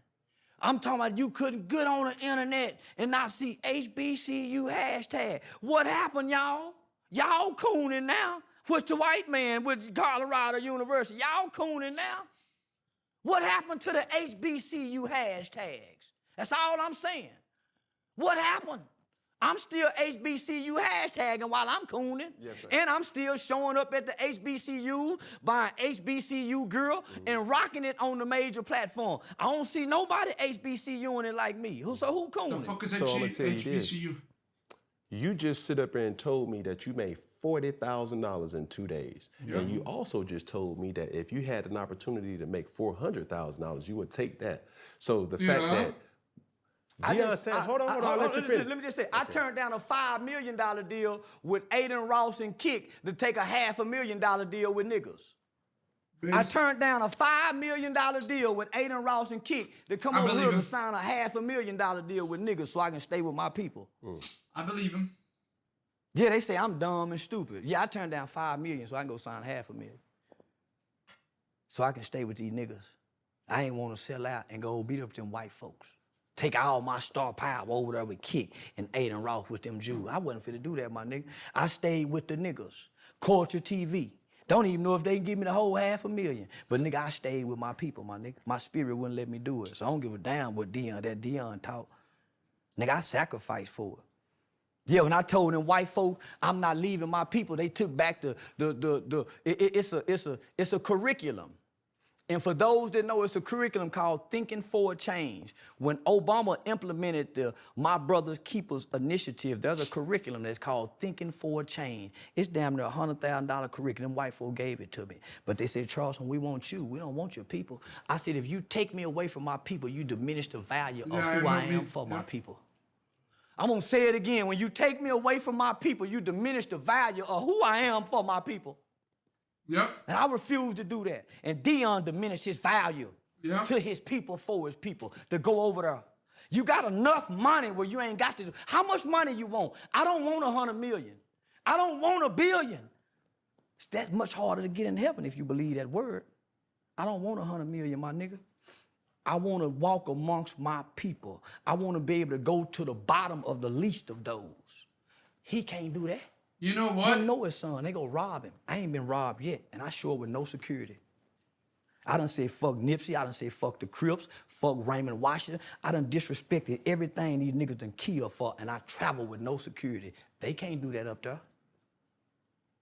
Nah, that don't mean He said you he ain't had been the looking over your spirit of shoulder. Jesus I ain't Christ, looking and over my shoulder. amen, I I believe I him. just went to sleep in the barber shop and got hit in the head with the pistol in the hood. It's viral in there. I didn't look over my shoulder in the hood. I went to sleep. I ain't looking over my shoulder. I went to sleep in the barber shop chair. Nigga come hit me, a killer. I didn't look over my shoulder. Nigga, I went to sleep. It's pictures of me sleeping in a strip club like this here. I ain't looking over my shoulder. Though I walk through the valley of the shadow of death, I shall fear no evil. I speak against evil. Okay, let me ask you this. Ooh. So you think if He's Deion winning me Sanders over, been bro. sitting in that barber chair, you think he gonna get Oh hit yeah, with a pistol without no yes, security? yes, He gonna yes. get robbed in here. Oh yes. You lying to me? Nah, You lying. He getting robbed right now. that's cap. Him and his son getting robbed right now. He got robbed in Jacksonville. But see, Deion coached football. I address killers in the neighborhood. I address the niggas who kill in our communities. Deion don't. Yep. I address the gang he's more bangers who valuable. went wrong. But He's just more got valuable than pistol Deion. whipped, though, No, I didn't Charles. get pistol whipped. I got hit. What's the difference? A hit and pistol whip is a different thing, nigga. You got hit. I with got the hit pistol? in the head and jumped up, nigga, and I ain't get hit no more. Cause I know what to do And when they pistol hit whip me. is I ain't bad. get hit no more. What you do? Nigga, I went to work.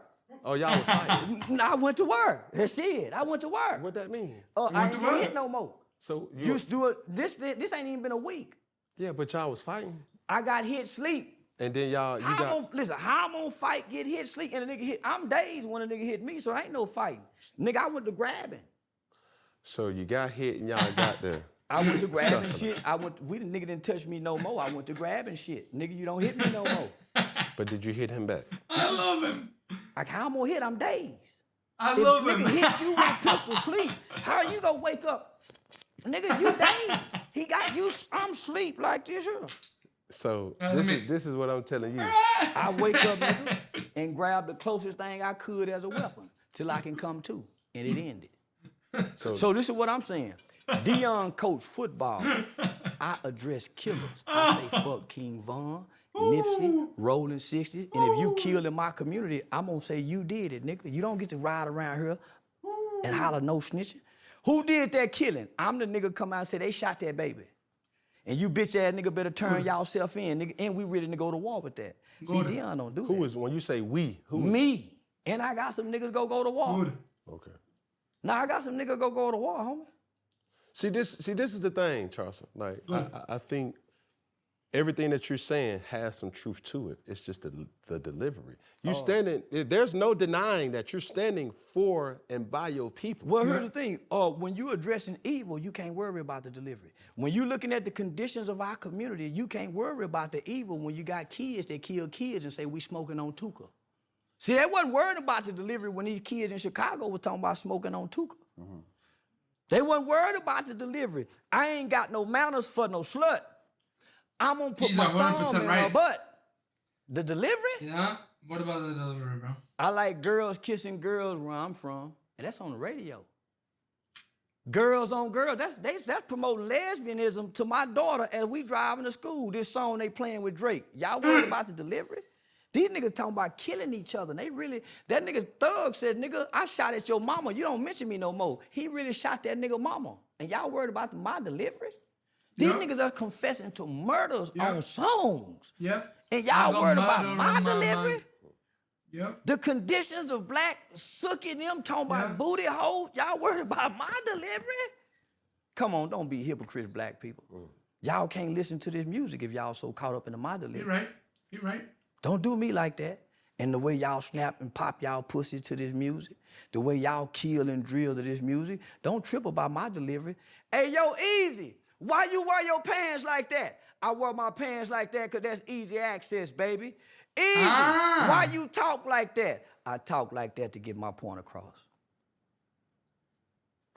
Easy Because when I wasn't access. talking like that, wearing a bow tie, y'all wasn't paying me no attention, and I was going to the Supreme Court changing laws and legislations in this country. I was working with over 50 U.S. congressional members, from Ted Cruz to Mark Rubio, Senator John Cornyn. I was on the front page of the American Bar Association Journal. I had done a study with News 21, Walter Cronkite School of Journalism. Y'all wasn't paying attention then. So, nigga, I gave y'all what y'all want. A ignorant motherfucking nigga that talk like them rappers. Now y'all listening. Holy Now y'all fuck. paying attention, huh? I got y'all attention. Check me. Holy fuck. Now let me tell y'all what y'all need to hear. We fucked up as a race of people since y'all so caught up into my delivery. 5% of children now are catching HIV from ages 13 to 21. What y'all worried about? 85% of the new chlamydia, all the new cases of teenagers. What y'all so caught up about? Nigga, only 35% of most kids in inner cities can read on or above their grade level. What the fuck are y'all talking about and these kids can't read? Come on, my nigga. So if we gonna be real, let's be real. I'm not bashing the black woman in her BBLs. He's right. He noticed. Damn, bro. Damn. He's right. And you know what? Like, he was like, if you guys are gonna listen to these rappers and these people who speak like this, I'ma speak like this, but my message is gonna be different. My message is gonna be different, but the way I deliver it's gonna be the same. Aggressive, passionate. Right? But the message is gonna be different. Damn, dude, he's winning me over. I'm not bashing the black woman because she wearing eyelashes. I'm not fucking with the sister because she got too many baby daddies. I'm addressing men.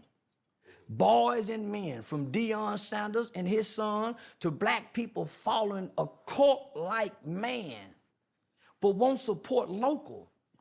How can black people give all this energy to one man and all these other black coaches from high school to college? Why is it just this one man?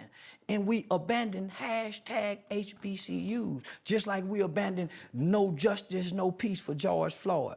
Are we still mad about George Floyd? Are we still mad about police shooting? Is that why we not kneeling no more? Are we still boycotting the NFL? Ooh. What happened to all these things? Ooh. What happened? Nigga, because I'm still stuck on Tamir Rice while y'all stuck on my delivery. I'm still mad why ain't now motherfucker tore up the country behind Tamir Rice. Baby Tamir Rice at that. Since we so in tune. See, I know a kid by the name of Dacian Steptoe who killed a high-ranking police officer by the name of Officer Garrett Hull. They called him Rambo. After he killed Officer Garrett Hull, rather than them taking Dacian Steptoe to jail, they executed him on the spot. Broke his arm in two. So I'm saying to myself, man, why these people so caught up on my delivery when all these police shoot? Nigga, ain't nobody died for nothing yet. See, nigga, I done put my life on the line to die for a family who the police was threatening. I ain't see now nigga on the front lines. So when I see celebrity niggas from football players to basketball players to rapping niggas, I say, man, them niggas can't talk to me, homie, the kind of work I done put in. Them niggas ain't got no business saying a motherfucking thing to me. Nigga, I really been feeding the community. Nigga, if you go to my city, nigga, if I talk to mayor, listen, these niggas just be talking. So now, nigga, I really get offended. That's why I say, fuck Deion. That nigga lived in Dallas, Fort Worth for over 20 years. That nigga ain't known for doing nothing in the community, my nigga. Nothing. Fuck his son has been favored to get to drive a Rolls Royce, nigga, when half the kids can't even pay college tuition where we from, let alone drive a Rolls Royce and not pay parking fee. Robbing, my nigga, that's what we doing anyway to our rich cousins. If we go be real, the poor black and the rich black don't get along, so let's play like we don't.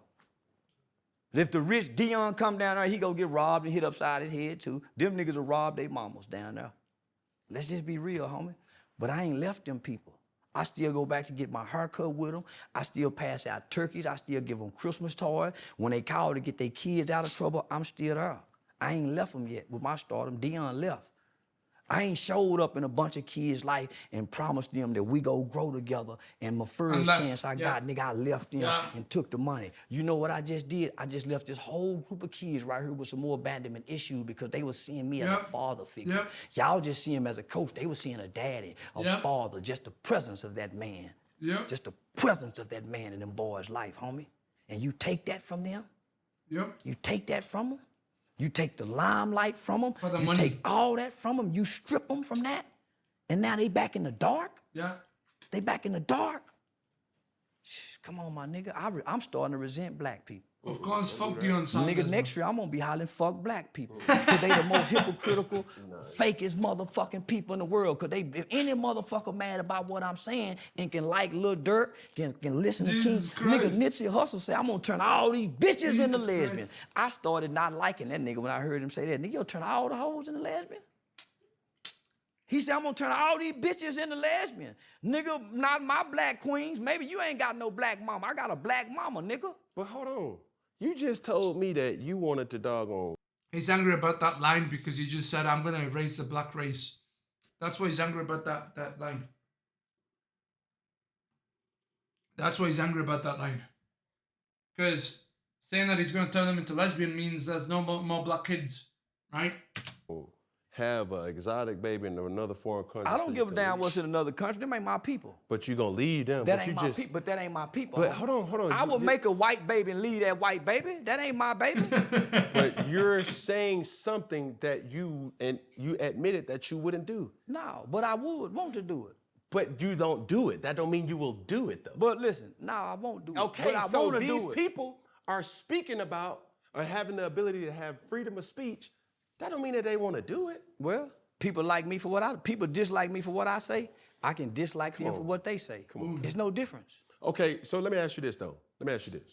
I'm no fan of these entertainers, period, point blank. Who? Okay. I like fine. Charlston White. And you can feel. I'm the saying way it, you bro. feel. I like him. I'm not here to I sit like up him. here and try to put my hands on you, to pistol whip you, or spray you. Nah, look. You can answer pistol me whip him. this.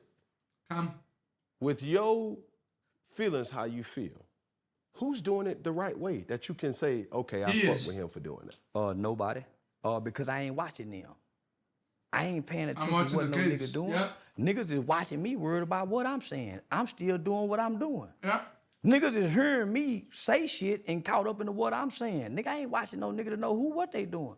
I just know I'm doing it right. And I've been consistently doing it. And that's the key, consistency.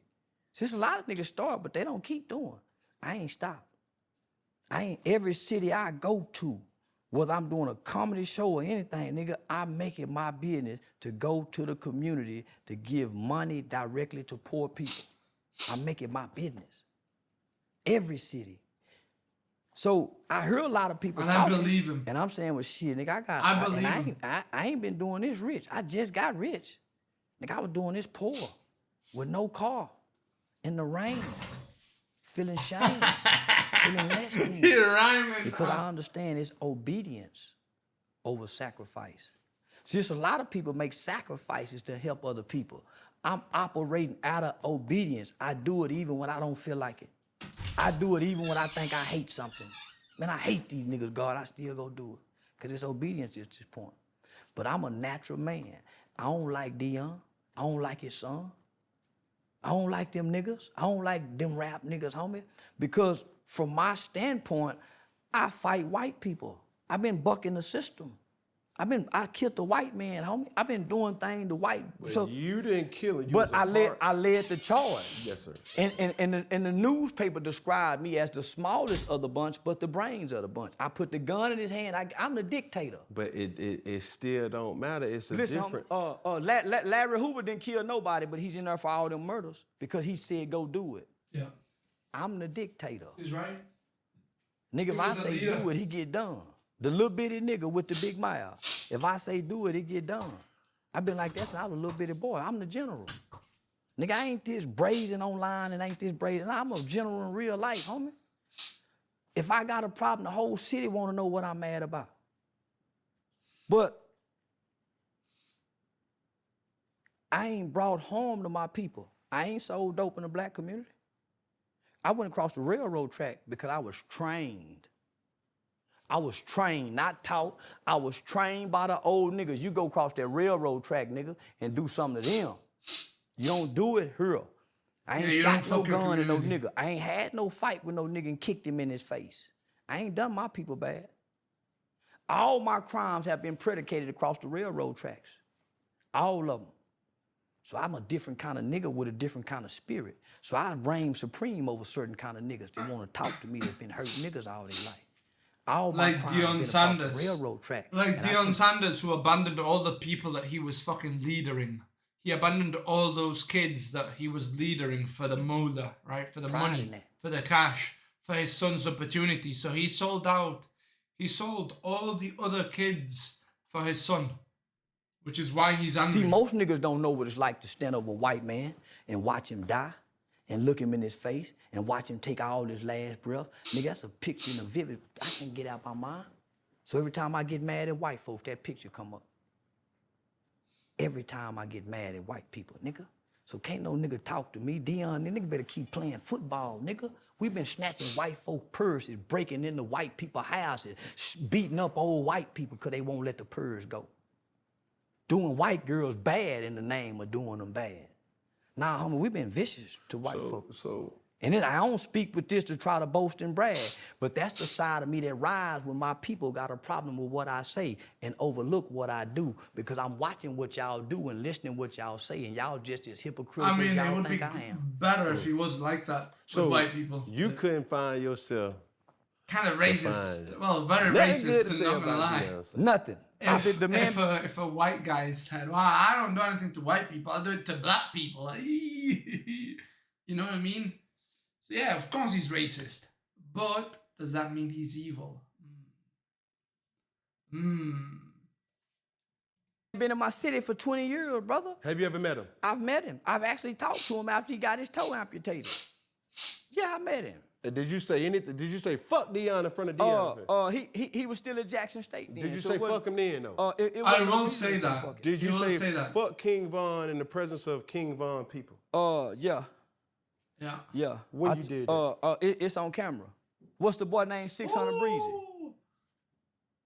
We stood toe to toe, 600 Breezy, in his face. I ain't gonna quit disrespecting nothing about King Von, nigga. In his face. And went to Chicago and did an interview around the corner on DJU from O Block. You went to O Block? I went around the corner at DJU. No, I went, listen, we on rolled through O Block. However we got there, I don't know nothing about Chicago. But nigga, we went around the corner from O Block to DJU was a DJ, ain't it? Ain't DJU a DJ? You lying to me? And they wanted to kill that nigga for not letting him backdoor me around the corner from O Block. Let me tell you something.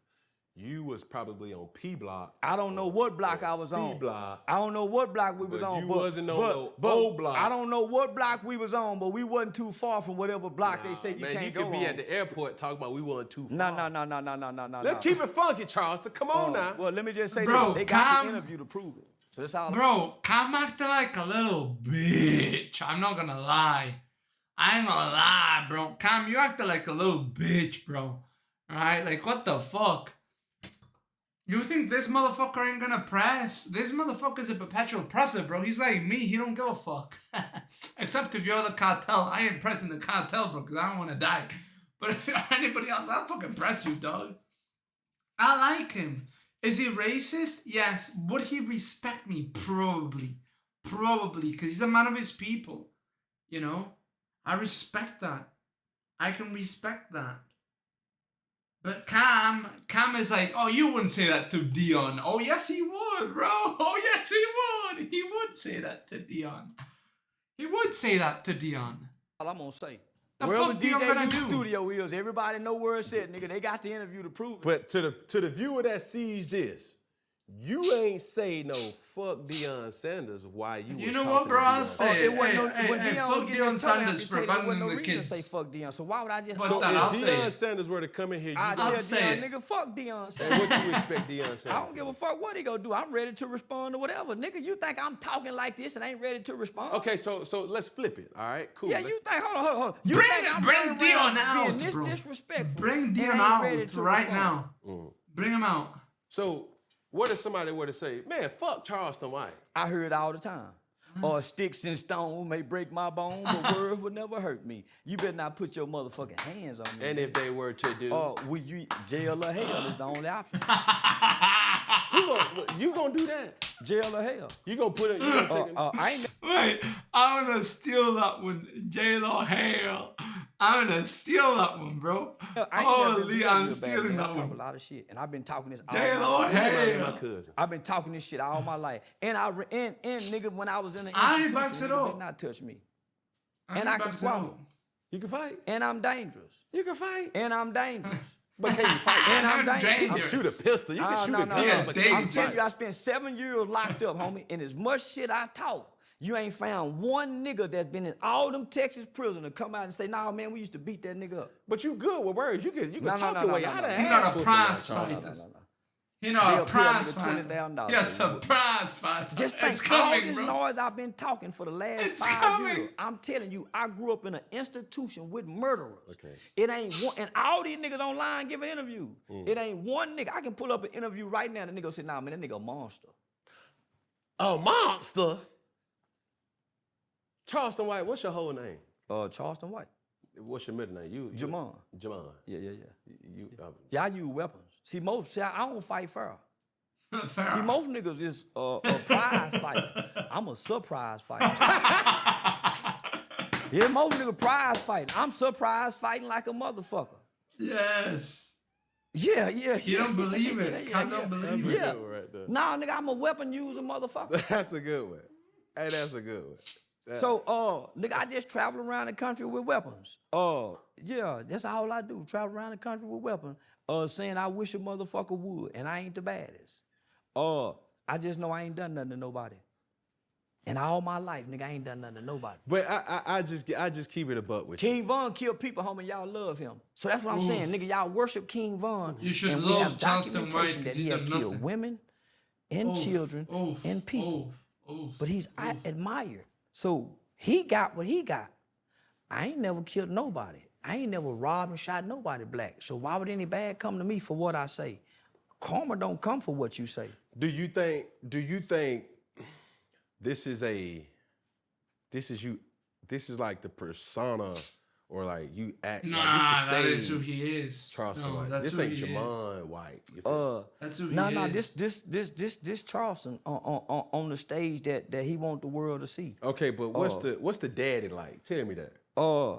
Yeah, he the fool too. Yeah, I'm the nigga that go to the school when I enroll the kids in school and play like he the dumb daddy who can't I saw this clip too, bro. This shit is fucking. read. So I get a school a hard time. He can't read. Nigga, I talk my son into dropping out. So I'm crazy in real life. Man, I talk my son into dropping out of school in the 8th grade. Dropped out. Because I think school is for dumb people. I think everybody with an education is dumb. So he never graduated. Well, my mama talked him into going back. But I talked him into dropping out. I said, man, you can hang with me and be a dumb mechanic. I'm gonna let you go up here and work at my partner mechanic shop. He just got tired of doing nothing and wanted to go back to school. And when he went back to school, I told the school, I don't give a damn if the boy can do good. But I psychologically do that so they push him through and feel sorry for him.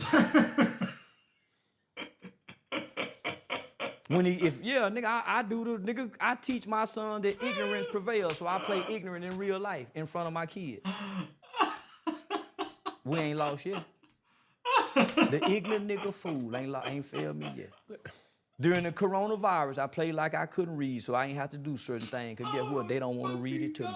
I play like the dumb nigga. They call it jeffing. They call it jeffing where I'm from. Conning.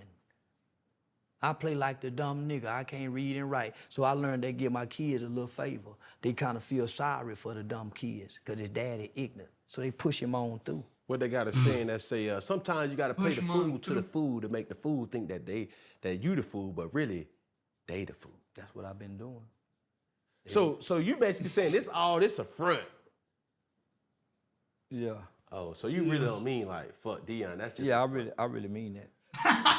I really mean that from you don't want me to mean it, but nigga, I mean that from the bottom of my heart. He means that. Yeah, he means that. But this He's a community-based man. He saw what not having a community did to him.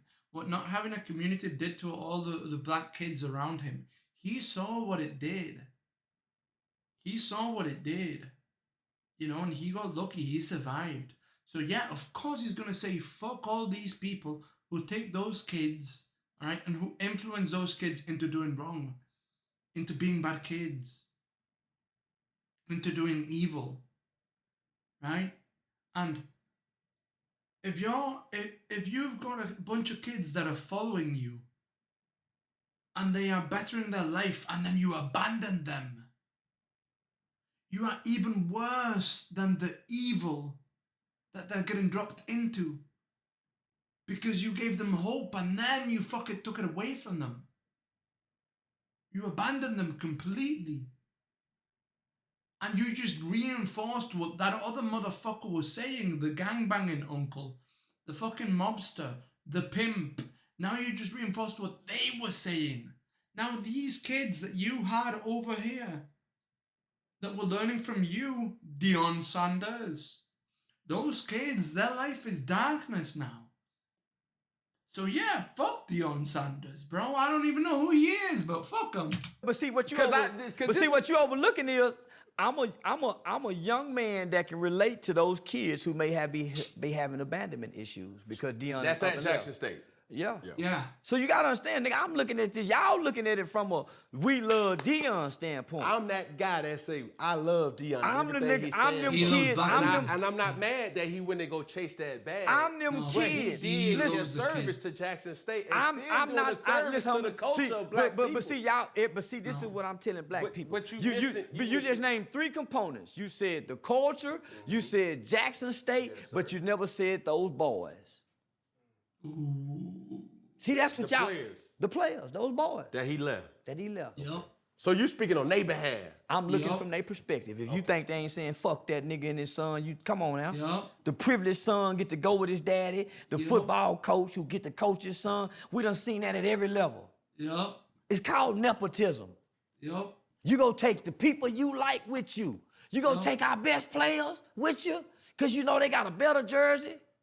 So it's some kids, nigga, walking around. They're gonna be resentful. They're gonna have content in their heart. Y'all forgetting about the kids. But this is what I'm. But There go the butts. It's all Yeah. about Deion though. It's And not all I'm about- trying, He's all I'm right. trying to say, homie, I'm looking at it. Y'all looking at Yeah, it he's from looking the from top another down. perspective. He's I'm looking from looking the at it people from that the are bottom low up. on And the most totem people at pole, the not the bottom star. is saying, fuck y'all at the top. And you know where I learned this from? Taking poor children to events. 601 Tickets used to donate tickets to my organization. I take the kids to the WWE. We got some good seats. Boy, them kids seeing them other kids get to go down to that ring and touch the wrestler. Boy, little nigga holler out, oh, I hate y'all. Hey, nigga, what's wrong with you? Man, they get to be down there. If you think them kids ain't saying that about Deion and this boy, that's where the resentment is coming from. The new recruits at UCLA want to steal. We feeling left out. We feeling abandoned. We feeling rejected. Nigga, we had access at a man like a father figure. The discipline that he brought into the locker room, the structure that he brought to the environment. Well, that's gone now, man.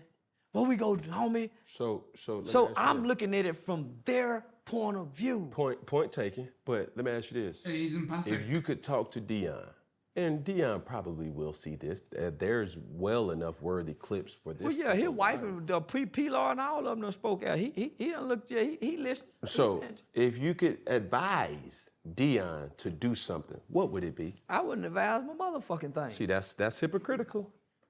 I ain't got no advice for no nigga.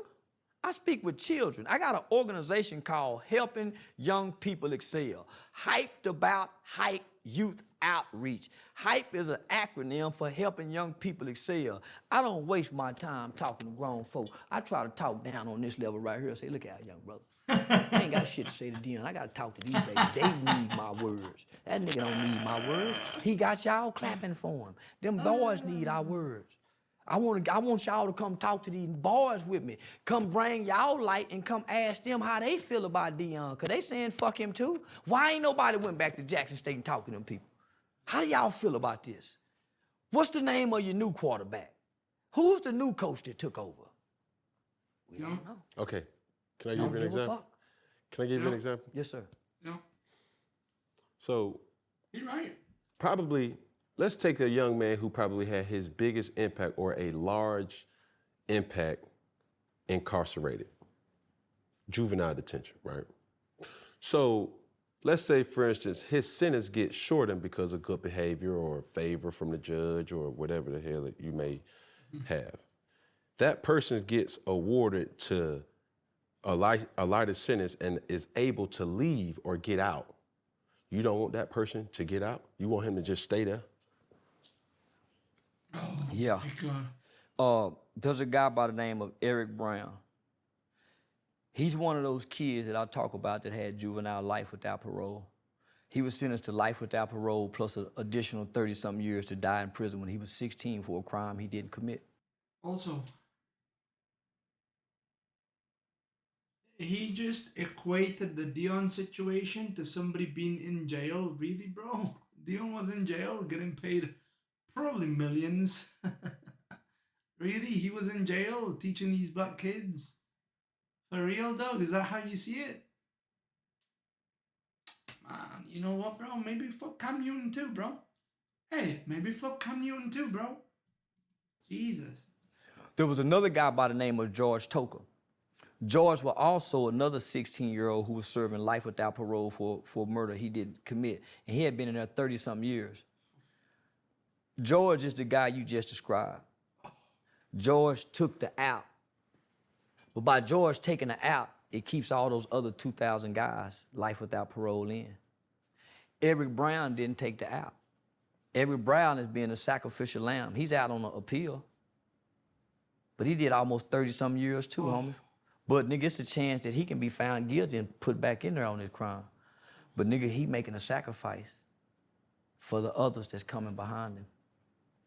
So I would ask that one person, homie, make the sacrifice for the others that's coming behind you. Somebody gotta do it.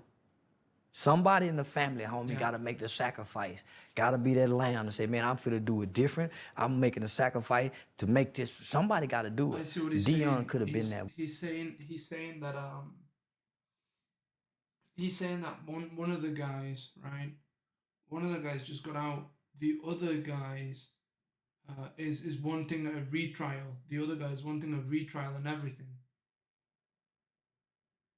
So that if anything similar like that happens, there's already a case, right? There's a case where certain things happened. Because that's what the law works with. Like, if there's a case very similar, they'll give you a similar sentencing and a similar everything, right? So they try to keep it all the same. So whenever a new situation happens, that case is very pivotal because that case will mark the future from then on. And that's what he's saying, that kid or that person with 30 years, right? He's trying to mark the future for everyone else that comes in, basically. And it is a sacrifice because if it goes wrong, he ain't staying out. You know, he's going back in. But if it goes right, a sacrifice. Other people are getting out in the future, you know? So it is a sacrifice. I understand what he's saying. For us, I did. Yeah, I did, homie. I was selected to campaign with Donald Trump to go to 3 key battleground states. I did trainings for the United States Department of Homeland Security Human Trafficking Division, North Texas Crime Commission, Eastfield Police Training Academy. I trained a state's juvenile correction officer. Yeah, I sacrifice a lot for my people. Only to realize, nigga, I don't like my people. I'm trying to connect with my kind. See, there's a whole species of birds. Those are my people. But my kind is you got red birds and bluebirds, and red birds and bluebirds don't fly together. I'm looking for my kind amongst my people. So I don't give a fuck about my people. I'm looking for my kind. Yeah, the people. How do you who are identify willing to your kind? sacrifice. By their actions. And ain't no way my kind would have went to that 92% white school and changed them around to make billions in less than 1 year, and we don't get. Well, I wish his message was a little different too, because his message could be, it's not about black or white, it's about like doing the right thing, but his message is actually like, it is black or white, but like fuck the white people, black people, but only this kind, the people who sacrifice. I wish he didn't say fuck the white people, he said, yo, I'm with all these people that sacrifice, the white and the black. I wish it was like that, but it's not. So his message is a little racist. You know, well, not a little racist, it's racist, but he tries his best, you know? Florida man, but he tries his best. Nothing. I'm the only one to benefit. Everybody around me eating. Everybody around me got a YouTube channel. Everybody around me is benefiting off me being here. It ain't just me. and I can leave everybody and be the only one benefiting. Nigga, I sacrifice. But he can't do it. At this point, it's complete obedience. Yeah, he can't do it. He can't. Because at sacrifice. some I mean, point, he can't- obedience got to kick in. I'm doing it because I'm called to do it. Yeah. So you talk this Jesus talk. You talk, homie. He does have the spirit. If of you're Jesus. leaving for the money, then It's what about he's the racist. purpose? Because even though I'm getting money, I've never abandoned my purpose of working with children, working with youth. That's why my conversation is fuck them, nigga. That's what the kid's saying. But in the Bible, you quoted it. It's in Samuel. It said obedience is better than sacrifice. So if he's being obedient to the word rather than sacrificing himself, he can impact more by using their platform. I don't see how. You don't think that? Well, because it's about money. It's not about people and purpose. It's about his son. He already said that he would coach at the Atlanta Falcons if the Falcons grit his son. So it's about his son, and I get that. Let's not make it about, this is about these black kids. Now it's about his boy. The mother just fall under the umbrella, if we go be honest. And that's okay. But I'm telling black people, what happened to the cause? How did we abandon the cause for one person's success? Yeah. Look, Cam want me to tell y'all what I really feel. Now I know I'm gonna bring my real motherfucking feelings to the internet. So here we go. All right? Most people relate to their upbringing, their environment, their background. How you was raised and where you was raised, it's a big part of who you are and how you engage the world. Yeah. So naturally, I'm gonna sympathize with the players The fucked up. who may feel abandoned by their father figure coach, Yep. right? So I share that abandonment that these kids may feel because I don't play football, right? So I No, but can't he put was myself in abandoned. the shoes of a football player. I can put myself in the shoes of a abandoned man who would choose to take a better job to take care of his family or to take a job to advance his son's career. Yeah. On the flip side of that, you got a bunch of kids that feel abandoned. I got a couple of them in my phone. You got a few coaches that feel neglected. You got some staff members that felt wronged. Yeah. I look from their position. The abandonment issues. The kids who had hopes, who had just transferred to their school, who probably wasn't as good as the ones who could start on the football team, what was there because of his leadership and his guidance, and you abruptly take that from them. Nobody's talking about that. Not only do you abruptly take that from them, they're now pushed back into non-existence. They don't Cam's a exist good no more. interviewer. He's a really good They're back in interviewer. darkness. Lets people speak. When you do the 60-minute special, and I hate to repeat this, but I'm gonna repeat it. Also plays devil's There were advocate. many people in Jacksonville who was offended by the special because they only showed one element, the poor bad side of Jacksonville, and there's a vibrant Really good side of it. interviewer. So I'm not really mad at Dion, homie. I'm saying, So you can see where he coming from, like. Yes, no, yeah, I can't. Because I'm telling you, homie, I wouldn't have done it. Okay, that's cool. But Because can I'm you already- see where he at though? But From no, the top. I don't. Well, he's not on top because now he's in question. They're already saying that he's not. So you're already looking at the critics. He's on top in black people's eyes, but he's not on top in the alumni's eyes. He's not on top in the eyes of the sports critics. He just had to fire his offensive coordinator.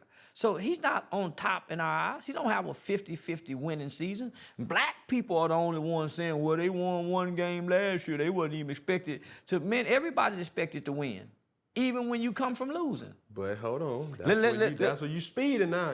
Now you talking my language because now you talking about he's already superseded expectations in Colorado. Well, It don't- two more games, right? That's fine. It So- don't matter so- if it was so- a half a game. so You let me- can't minimize. So and let me just suppress. say, so let's fuck the games, homie. Look how much money this white school done benefit from all this black support. They couldn't get this from their white support. They couldn't get this from them. We came and made them people from buying tickets from $462 for the whole season to nigga just one seat costing this. Oof. The only way we get free is economics, not by jobs. So imagine what we could have done had we kept this in the Negro League. What happened to the Negro League, brothers? Our best and our brightest is gonna keep going over there. Yep. Every time we build something good, they gonna keep buying it out, BET. Every time we build something good, they gonna keep destroying it, Black Wall Street. They gonna keep taking it from us. I'm gonna give you an example. And we good, right? Every time. I heard this from a black-owned apparel company by the name of Actively Black, Lenny Smith, right?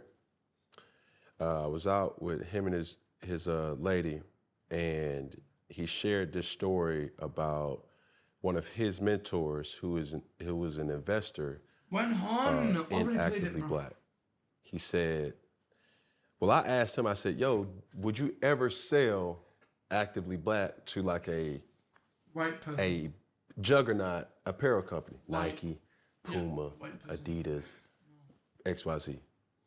He said, you know what? I never will.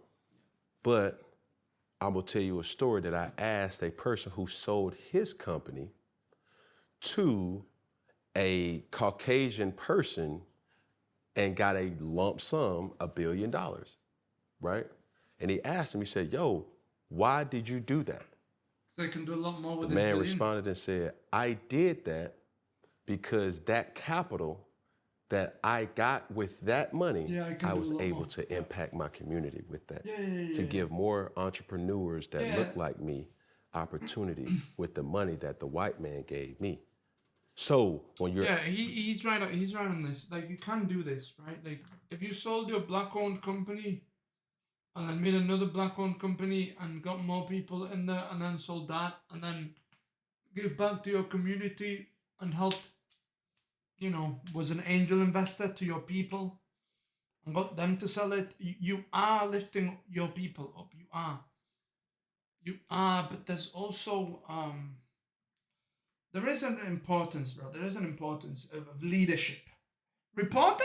Why am I reported, bro? Why am I reported? when you're trying to raise capital, it's not necessarily, you don't have to sell your company. You can go to a person who looks like you that has the same green dollars, blue dollars, yen currency, and you can still consider yourself a minority or a black company. So when you see a person like Deion Sanders doing these certain type of things, you want him to sacrifice? Okay, cool. But he's opening opportunities for black people to be able to have opportunity in ways that we never have had. Now, to your point, now, this is trickling over into what I know for a fact, right? With Deion Sanders being who and being as impactful as he is, right? Now, the white man is saying, hey, we need that type of impact. I seen a advertisement commercial with Colorado watching their games. And you know how they do, you know, like in the science labs, on campus and all this and all that. And the tagline was, that's prime. That's prime. Oh, boom, the student said, that's prime. Boom, you may have seen it too. And I was saying to that as a way to say, okay, now these universities are saying to themselves, like, yo, maybe we do need to hire more African Americans because, hold on, stay with me. When you look in the NFL, there's not a lot of minority head coaches, okay? Up under a head coach, you got coordinators. There's not a lot of minority defensive or offensive coordinators. Or let's look higher than a head coach. There's not a lot of minority GMs. Or let's look higher than a GM. There's not a lot of minority owners. But what Deion has been able to do with saying, hey, his impact has been good for business. So therefore, with his impact being good for business, potentially there could be another minority that can come behind him and make an even greater impact because of the likes of Deion Sanders. Yeah, but at White the people know expense black of the coaches kids. won't lead them to being no great winning teams. White people know that. You ain't gonna get no Bill Belichick out of Deion. You ain't gonna get no motherfucking me Pat Riley you ain't gonna get it. How This you is know what that? I know. So you How can't you know get that? so How'd you Nah, know black that? coaches can't so coach. No. what if I were to tell you Tony Dungy? Coaches He can't ain't no good coach. coach. No, he wasn't no good coach. Oh, cap, boy, you. Now you talking out the side of your neck. How many championships he won? He won a championship. How many? It don't matter. He How won. many? He won one. Bill Belichick won many. But it's You like got you that- comparing. You got a Phil Jackson and you got a what's the little short nigga played for the San Antonio Spurs? Avery Johnson. So you got an Avery Johnson and you got a Phil Jackson. Avery won one. Give me Phil that won many. Yeah, but he had tenure though. Well, let me just Over say this. time. Let me just say this. Because I just made white people, long as we've been in this country, white people are not looking at one black person and saying, maybe we should hire more black person because this one black person done good. And let's just be real, America's not doing that. America's not doing that. Long as we've been here proving ourselves as coaches, as athletes, White man there's not can't one jump, black black person man that can can't go get a coach. job and convince white people that we need to hire more black people. It's always a token nigga. He's a token nigga. What the fuck? He's a token nigga that played football for white folks. We See, always this is been what- patted on the ass and tapped on the head, boy. See, this is where I disagree. They with wouldn't him. give him a chance. He wanted to coach at Florida. State. Black folks gave him a chance to prove that he can do it. Why leave us to go over here with these white folks? You already knew we were having money problem, big dog. Don't say that. Don't say that. So why didn't he get the rest of his money for his contract then? But you can't say that though. Well, let me say this then. Let me say this. Why did black people follow him? Why didn't black people stay with Jackson State? That's all I want to know. Because obviously he left. Okay then. So we left HBCUs to go join the white universities. Yeah. We took our support, and not only did we take our support, we took our dollars. Yep. We did the same thing when they said, hey, y'all, we gonna Yep. take the signs down. Let them niggas come over here and eat so we can shut them places down. It's the same trick. Integration. Hey, come on, Deion, come integrate with us. We strip. Oh, he cooking. Oh, he cooking. Yeah, he just said instead of people having like black-owned restaurants, which I don't even know they could exist, probably could exist, right? Illegally. He said, you know what? Instead of having them have their own restaurants and make their own money, allow the black people in, allow the Mexicans in, allow the dogs in. Now, the white-owned businesses are the ones making money. From the Mexicans, from the black people, from all, that's what he's saying. Instead of that being Mexican-owned restaurants, black-owned restaurants, you know? But I don't like the racist message behind it. I really do think he should look for his kind, the kind of people that sacrifice for those that they love in both sides. I wish he would. But, you know, he's racist, so he only looks at it from, you know, that one side. Wish he opened his perspective more so he could be like me. Okay, so he could be like me. Where I care about the black folk and the white folk and the Mexican folk. You know? Strip you of your And power. all the folk in the world. So what star power do you have for HBCUs now that can at least, hold on, let me say, that can, homie, do you saw the first couple games? The star power that was on those sidelines. So now since you think that he can do more because he can recruit more black students, well, how many black students can he get on that football team at that 92% white school? How? How much change can he do with how many 12 players? He may get 20. He can't make an all-black team. Bullshit. We see it all the time. Okay, when he do that, then alumni gonna be pretty upset because they got some white kids in Colorado that want to play on the team. They already having some problems because he fired some white kid. They already secretly writing about it. Why you think his son car is now being written up and booted? Okay, let me ask you this. Colorado's still racist, y'all. I just want y'all to know that they have a real history of racism. Let me ask you this. So I wouldn't see my black son. Hold on. Jesus Just say Christ, something. Charlston. How many white people are on Bill Belichick's defense? Not many, I don't think. How many white people are on Nick Saban's defense? Not many. So you're not sitting up here telling me something that I don't already know. Well, I agree with you, but you have to it's look. It's not the But players. the white folks will sit back and let Nick Saban go get a bunch of niggas to run. They ain't finna let no black man go get a bunch of black people to come take over a team in a predominantly white school. They not finna do that, fam. If you think they gonna they already mad he came in and fired the player that was before there. And there's some upset alumni about that. And guess what? He's losing, and he's losing his star power. You don't see any of those rappers on the sideline anymore. That's what the white folks are saying. But you don't see nobody at anybody's sideline. But listen to me, brother. What I'm saying is in the beginning, he generated a boom. Yeah. He generated something that the college football arenas had never seen before. Star power. And Lil then they Wayne, the fucking baby stars from everywhere was stole coming him. down to supporting him when he was winning. That was fine and dandy for the alumni. But you still have to understand this is America. And there are some upset white people in Colorado about this situation. They're starting to write about it. That's why his son, Carr, is now unfairly getting booted. Okay, this is where we're losing kind of like traction. It's not about Dion and why he's losing star power. He's losing star power because they're not winning at the moment. Now, you can't sit up here and tell me that Bill Belichick's team, who is not sitting at any games over 500, they have a losing season. Ain't nobody selling out them seats. Ain't nobody on the sideline trying to beat down they don't have primetime games, you know, when you're not winning. So it's not necessarily about the person, it's about the success of the team, right? If Alabama was not as dominant and successful as they have been over these years, Nick Saban wouldn't have been able to. What? People follow success.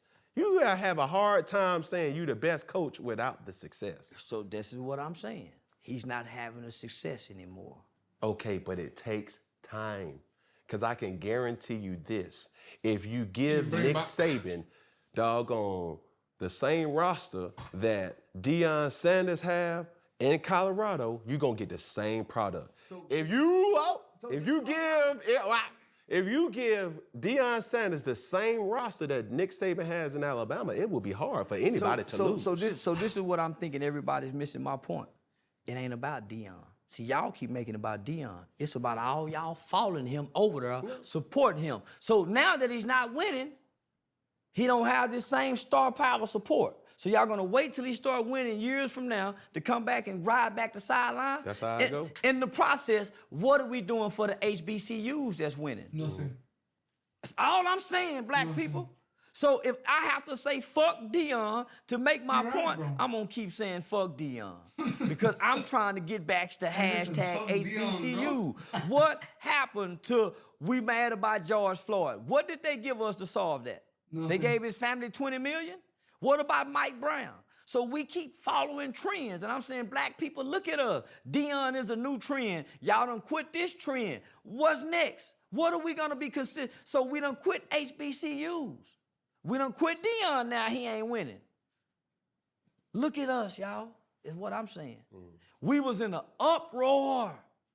Every celebrity, everybody was in a, now since he's not winning, bandwagon, because we don't have a cause. And I'm saying, y'all tricked me into believing we had a cause. Y'all had no justice, no peace. Y'all had police, unarmed black shooting. We had boycott the NFL, Colin Kaepernick. What happened to all these causes we keep bouncing from? So, okay, now we got Deion. I done said fuck Deion, because I'm saying what happened to the HBCUs? People can't get past. Listen, what he's saying is if MLK was born in the 80s, if MLK was born in the 80s, and he was having all these speeches, and then they said, hey, listen, bro, you can get a restaurant, right? You can get a restaurant and you can come over here with us. People would be cheering. That's what he's saying. And he's like, but what about the rest of the black people, bro? And Cam would be like, bro, come on, but like, come on, he's gonna inspire more people to be like him. Come on, bro, he got a nice restaurant, bro. And he's like, yeah, but what about all the other black people, bro? Like, what? He just abandoned us. MLK abandoned us. And Cam is like, well, but like, it would show the white people that a black man can own a restaurant. Come on, dog. That's fuck Dion. And I'm saying, what about the HBCU? Yeah, fuck People Dion, can't bro. get past Dion. So leave out Dion and just say, let's get Fuck back Dion, to cuz. the Yeah. HBCU. Let's take the focus off me saying fuck Dion. No. That's and what I'm sitting up here trying to tell you. Like, stop saying fuck Dion because you distracting the I gotta people. keep saying that. No. I want to distract. You distracting the people. I want to distract. But if you want to wanna- keep you saying, wanna if you keep want to saying keep distracting people rather than telling the people what you I really don't want want. to tell. I don't want to Fuck tell the people because Dion. these are grown people. I don't have nothing for grown people. I work with children in the community. I'm not coming on the Yeah, you line ain't to appease grown understanding, people bro. that don't know what to do with their time, their mind, or their energy by watching a video. Fuck Deion Sanders. Fuck His Deion wife too. Sanders. Man, fuck them Fuck people. his Nigga, I don't wife. give a nigga. I'm coming from the ghetto. Fuck I'm his going wife back to and normal fuck his kid too, bro. I don't even know him. Hey, fuck Dion, fuck his wife, fuck his son too, bro. people Jesus. that won't ever meet celebrities and they don't give a damn about me saying fuck Deion. Okay, let's just put it like this, and let's come up with a rule. Don't say what you won't say in their face. I'll say it in Fuck the Dion. face. Now I said the nigga face because I'm willing to die, kill, and go to jail for what come out of my mouth. I'm willing to die, kill, and go to jail for what come out of my mouth. I I already beat fucking 2 love it. aggravated assault with a deadly weapon charge. Yes, sir. I'm willing to die, kill, and go to jail Yes, for what sir. come out of my mouth. That's why I speak so boldly. Man, listen here. I just have a hard time. Fuck Dion. Only thing I got is The nigga who hit me across the head because I wouldn't quit saying what he told me I better not say. Nigga, you a snitch, nigga. I'm willing to die, kill, and go and say it in his face.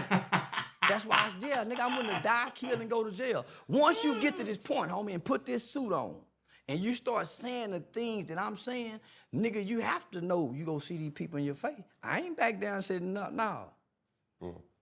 If you willing to throw your life away, I'm willing to die, kill, and go to jail about my free speech. okay. So let's just put it like this. It's just- He you may gotta be keep- racist, but he's based as fuck. If it's somebody that's because I don't know, I'm not Dion. You know, I can't. But speak if you for were, Shador, fuck you. speak for- I don't believe he's married. I believe he's in a serious relationship. I'm fuck your but wife too. Can't speak for all those people. God. But what I can do is That's speak for me. nice. And if I have an individual telling me, fuck Cam Newton, that first word that you're saying, it's gonna be happening. Oh, I would love for it. Y'all sue the shit out of you, nigga, for assaulting me over my word. And you gonna pay. That's cool. That's all. I don't mind. However I get paid, I don't mind getting paid. But I'm Say ready fuck- to respond to Say whatever. fuck Cam Newton. Say it. Bro, if he doubles down. Oh my god, bro. If he says fuck Cam Newton, what you gonna do about it? Holy Christ, this is the most viral interview ever on earth if he says that. Please tell me he says it. Come on. violence that come my way. Come on. So now, homie, nigga, But I you're don't, gonna have to respect how Say what it. comes your way. nigga, I don't gotta respect nothing because I'm speaking as if I don't respect it. And I'm a little bitty nigga. I'm speaking as if I don't respect it. And I'm a little old bitty nigga. And I know it's a chance I can run into these people. All these on, rap Justin. niggas, I see them backstage at the Kevin Gates concerts. I'm out and about. I'm in a strip club with these niggas. I see them. Can I ask you a see question? Come on, Charlston. Can I ask you? I usually ask a lot of people this question. Too. Yeah. Are you a real strip club connoisseur? Huh? No, So you don't like going to strip clubs? I love them. But do you like? So you're a strip club connoisseur? Like you? I'm a hoe specialist. Okay, I cool. specialize in hoes. All right, cool. So you would be the first male that I ask this question to, because I usually, ask the females. Can you rank the strip clubs? What city, state has the best strip clubs? Top 5. Tampa Bay. I was saying he was a really good interviewer. You know what? I'm a stay true to what I said. He is actually a really good interviewer. I don't think he asks those questions to anybody else. He just asked it to him. 1, because he genuinely wants to know, and 2, because he wants to lighten the conversation, because it was getting pretty heated. So you know what, bro? Good job, Cam. actually impressive. He's a better interviewer than a shit ton of interviews that I've ever seen, bro. And this motherfucker was an athlete. So good shit, man. Good job, Cam. Uh, Good fucking job. Atlanta, But remember, boys, if Charlotte. Cam Newton was Deion Sanders, we say Houston. fuck Cam Newton, bro. That's what we say. DC. Jesus. They're my top 5. Mm. Yeah. You want to rank them? Oh. Oh man, shit. I'm gonna put Atlanta for number one. Yeah, Atlanta gotta be. Far as entertainment and dancing. Yeah, if you just want to go look at some hoes working some poles, yeah, that's where you go. But boy, if you want them DC. thrills and feels, you want to go to Tampa Bay. Yeah, if you want them thrills and them feels and them oohs and them ahs, yeah, you want to go to Tampa Bay. Yeah, now you just want entertainment, something that look good, and yeah, you come to Atlanta. But boy, if you want them thrills and feels, Tampa Bay is what that is. Number 3, Houston. Yeah, number 3, Houston. You don't got no mantra for Houston. Houston fair game. Houston wide open. Houston damn near legalized prostitution. Yeah, it's damn near open fair game. It's just that Houston lead the nation in STDs and HIV. So yeah, you got to slow down going through Houston. Yeah, you speeding. Yeah, you got to slow down going through Houston. Okay. 4th is? DC. DC, yeah. DC got some beautiful women. And they with the shit too. But they're a little gangster. And then Charlotte. Charlotte, North Carolina got some of the prettiest motherfucking women walking on earth. Boy, they got some of the prettiest motherfucking women walking on earth up there in Charlotte. They do. I love Charlotte. Cam? I had some good times in Charlotte. Yeah. Hey, let's get into this game real quick. I bet. All right, Funky Friday games by Breland Butler. Shout out to Breland. Charleston, you are a man of potent words, so let's play one word with Charleston White, right? The game is simple. I have a list of names. Describe each person using the first word that comes to mind. Are you ready to play? Yeah. I got 10 names here. Just We're one playing word. 2. We're playing 2, champ. Number 1, Will Smith. Gay.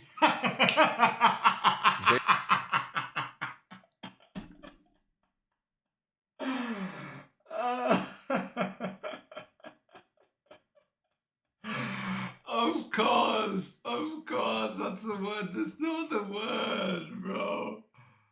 Bro, there's no other word. This is good. This has to be bitch, a monster, a hoe. It has to be one of them. Cunt, maybe. Jada Pinkett Smith. Brother bitch. Fucked up. That's 2 words. Bitch. Yeah, I mean. Funky bitch. Yeah, bitch. Fucking bitch. That's the one word come to mind in bold letters. Yeah. Adam Italic 22. line. Cook. Come on. Master. Yeah, he a slave master. Massa. Sexy Red. Whore. Yeah, whore. Yeah. Yeah, stomp down, dirty leg hoe. Dirty leg hoe. We're going to have to bleep that. You trying to get Let my me... coochie breathe. Well, you asked me what's coming to mind. Come on, bro. She says, let my coochie breathe, whatever, right? Come on, you gonna tell me that in the hole? Come on now. Come on now. Come on now. Come on now. This man trying to get me flashed. Let that ass over. Let that Oh, my coochie goodness. breathe. I like Come Suki. on now. I met Suki in person though. I like Sukiana. Real sweet young girl. What you think about Suki? She real sweet in person. No, give me the one word for Suki. He hiding something. Freaky in the motherfucker. That motherfucker freaky. Yeah, that motherfucker freaky. Freaky. Look at that. Look, Freaky. Look at that. Brittany Look at Renner. that smile. Hot. Look at this boyish smile. Yeah, that bro. motherfucker look good in person. Yeah, hot. Could you take Brittany Renner serious? Nah. Yeah, No. nigga. No. Yeah. No. Hell yeah. Charleston. Yeah. Shit, yeah. Could you have a child with Brittany Renner? No, Yeah. bro. Come on. Give me some free game. Like, how would you approach a woman like Free Brittany? game. Oh, I saw this clip. You gotta handle her rough. You gotta be a dominant man to deal with Brittany. Look at this one. When you say rough, you're not talking about domestic Yeah, violence. talking about domestic Yeah, violence. domestic Yeah, violence. yeah, domestic violence. No. Yeah, well, you ass, nigga. I'm telling you, yeah, you got. She one of them ones you got to kick in the ass sometime. Slap her across her head, bitch. Sit down somewhere. No. Man, no, ain't being Uncle Curtis done it, and they stayed together 40, 50 years. Oh my God. All good relationships, somebody got to take an ass kicking somewhere in the relationship. That's the only way y'all gonna stay together. Right. We're gonna cut that out. Man, man, ass daddy. Man, everybody got to whoop. Man, you can't tell nigga he can't whoop his hoe and she getting out line. She the kind of hoe you got to So whoop. the woman that you was with, you put your hands on your woman? I will if she take me there. No. Have you ever put your hands on your ex-wife? No. Okay, thank you. So all that shit that you talk I done slapped the shit out my baby mama. Huh? Yeah.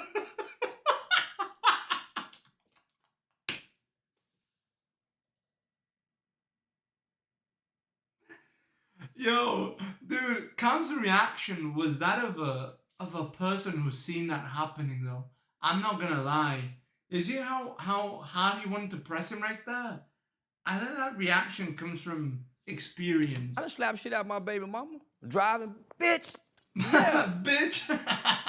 Yeah. Hell yeah, I done open hand and slap the shit out of. Yeah, hell yeah, I slap the shit out of my bitch. No. That's my bitch. No. Man, you Yeah. deal with your bitch. You discipline your hoe how you discipline yours. I'm gonna discipline mine how I discipline mine. Yeah. And yeah, man, you Yeah. got to kick some of them in their ass. I wouldn't give a damn what But now. I just put look, I'm telling you. Granddad and them said that. I'm telling you as a man, and If I gotta I hold see you you, accountable. yeah. If I were to ever see Yeah. you put a hand on a woman, it'd be a hard time for me to see that, Charleston. Just real shit. Just be willing to go to jail or go to hell if you get in the fact me and my bitch. Nigga, that go my brother. You better leave me alone about me and my bitch. Nigga, you better go on. Me and my Nigga, me business. and my hoe. You better stay out of this. And then, That's boom, how niggas die. that's cool. Me or you gotta die about That's this cool. bitch. And it's And now both our mamas sad. The 'Cause Vegas, niggas- the Nah, Vegas man. odds got me winning that fight. I'm Oh, both This our ain't about no mama's fight, nigga. sad. You got to die behind my bitch.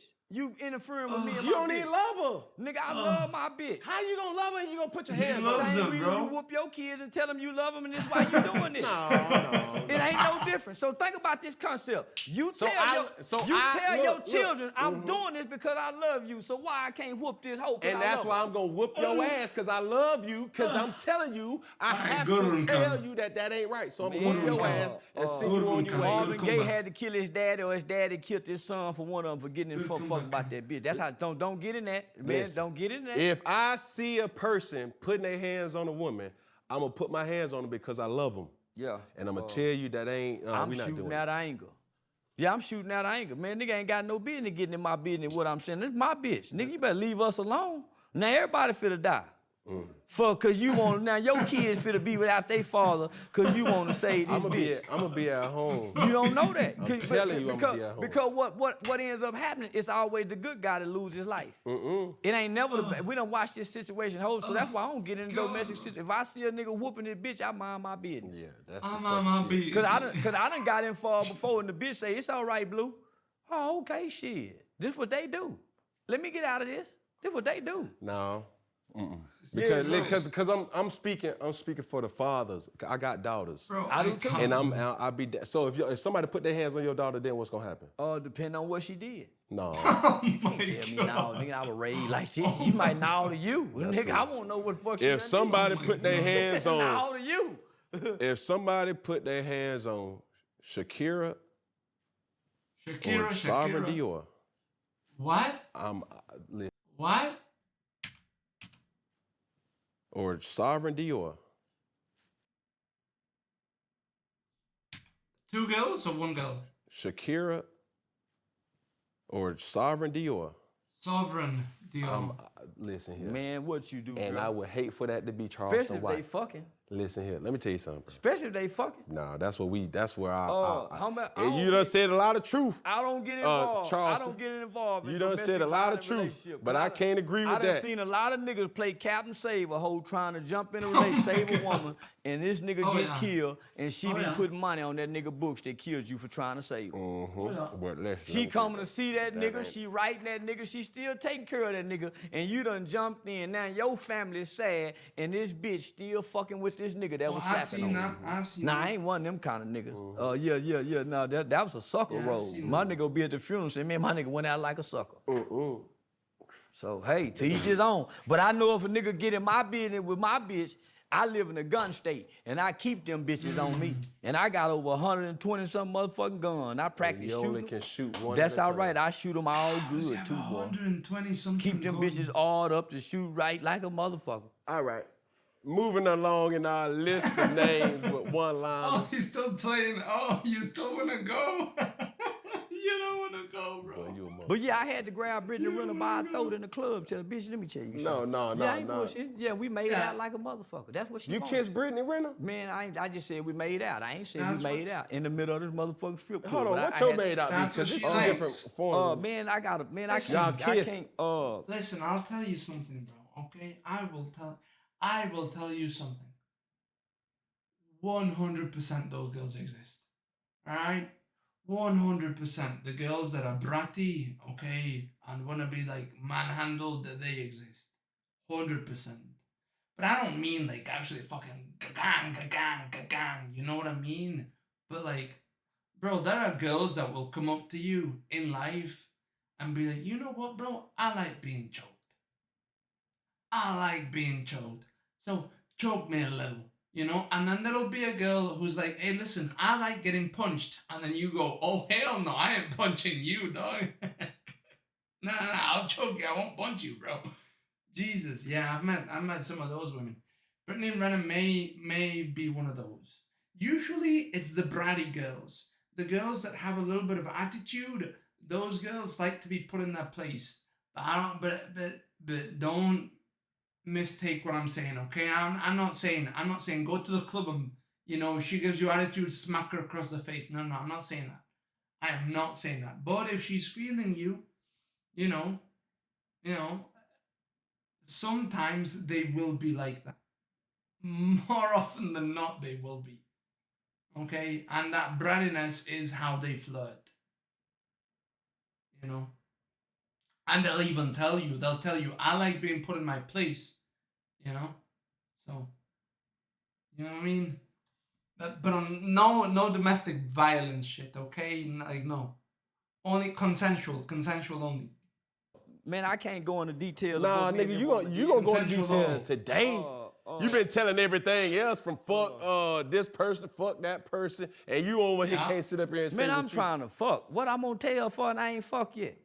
I'm gonna fuck up. Come on now, I'm trying to fuck. So you kissed Brittany Renner, that's what you saying?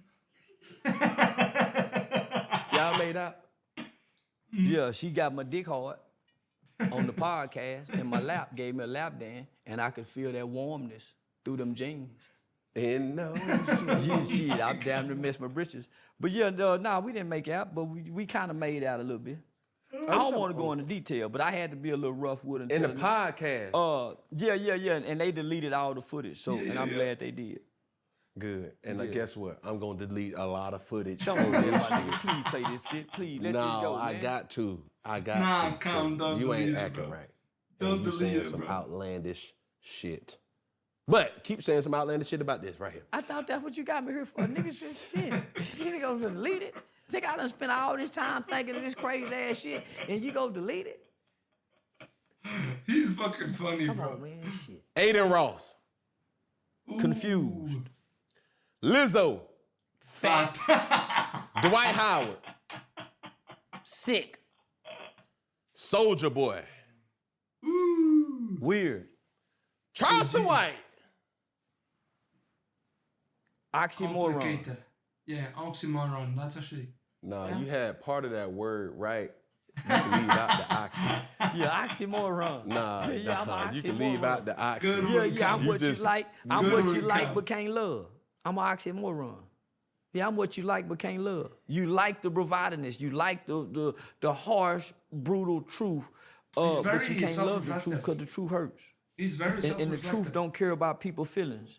and neither does God. And C-Rob's dad. I'm gonna say it again. The truth don't care about people's feelings. So I try to tell the truth and not consider people's feelings.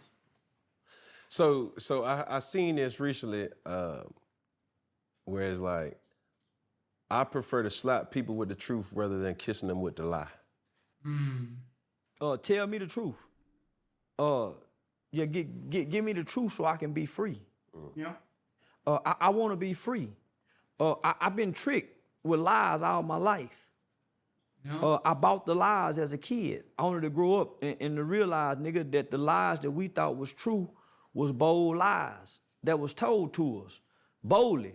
So that's where a lot of my resentments come from the streets. Nigga, I supposed to have been a lawyer. But because Yeah. the culture brought gangsterism With how and made gangsterism so charismatic he appealing, is. nigga, we done went against our mothers. We went against our better teachings to go be gangster. So that's where a lot of my resentments come from the streets, homie. That's where a lot of my Yeah, it's why if you a lot of abandon my the words people who are in toward the rappers are streets, ill because you're a I know piece they of shit. playing gangster. I know they playing gangster. So they. What you said they stuck on stage. They stuck on stage, homie. They can't exit. That's why when they get an interview, you can't ask them about school. That's what was so good about MTV Raps. Guys like Fab Five Freddy, being able to go into Tigger's basement and rap, do your freestyling and rap, because you get to come out of character, home. Now we making these niggas getting stuck in character. It's very self-aware. And so what ends up happening is when you get stuck in character, you can't exit You stage. lose 'Cause yourself. you might got a 50-year sentence, stuck on stage trying to play gangster in there. Yeah, you lose yourself. When you come home, nigga, you still cuz and blood, stuck on stage. So for the people that's in the culture right now, give me the top 5 people that you believe that is just stuck. That happens with streaming too. That happens with every entertainer, right? If you play a character, if you're not yourself, you get lost in the sauce very easily. Very easily. And then you become this creature that you can't even recognize. And then you end up having depression. You end up having these horrible thoughts, because you lose yourself. Because you're like, oh, I'm not Minnie. I'm not this kid, right? I'm not the guy who says stuff with his mum in chat. I'm this other person. I'm this other being over here. This is me. And then I end up losing who the fuck I am, And a lot of streamers are like that. A lot of streamers are like that. For example, Neon, right? Neon pretends to be a hard man, a bad boy. He's not. Like, people show up, he's not that person. He pretends to be, but eventually he won't be able to escape it. Eventually he will become that. You pretend for long enough, you become the mask. That's the thing. That's how it always works. Right? If you play the evil guy, you become evil. You stop playing.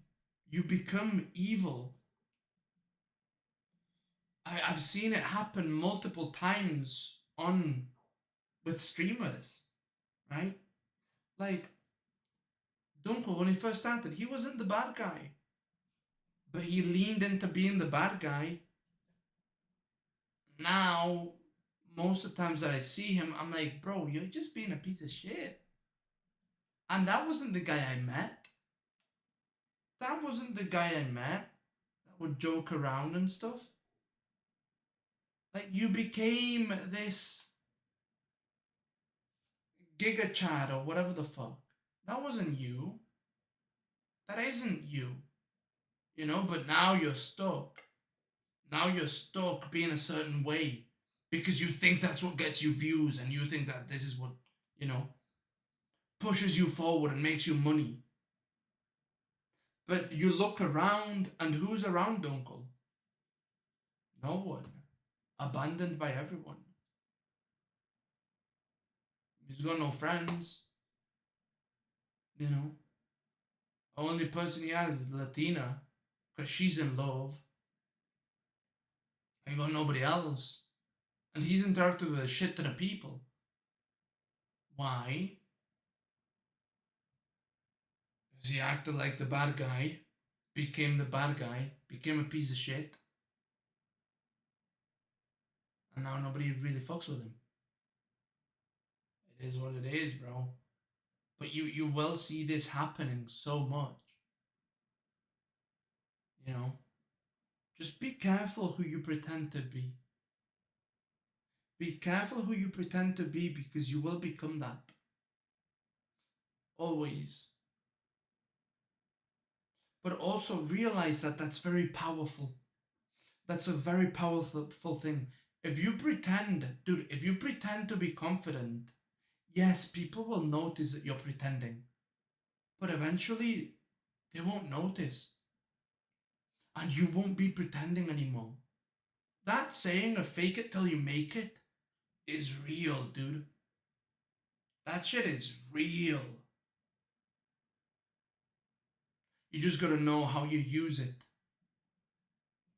You gotta realize, hey, this is a very powerful thing in life. I gotta be careful. If I pretend to be a bad person, I will become a bad person. If I play at being a bad person, I will become a bad person. But if I play at being a good person, you will become a good person eventually. Because you forget that you're playing. You forget you're pretending. One day you'll just wake up and you will just be that.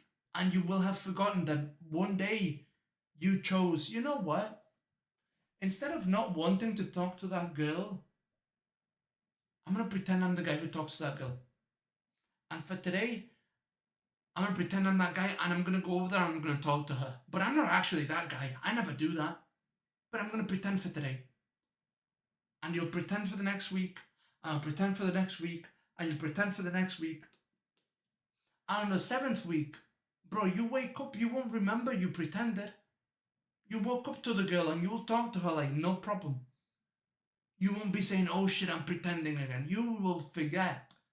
Because you've got that practice under you. That's what happens. That's what happens. Stuck on stage.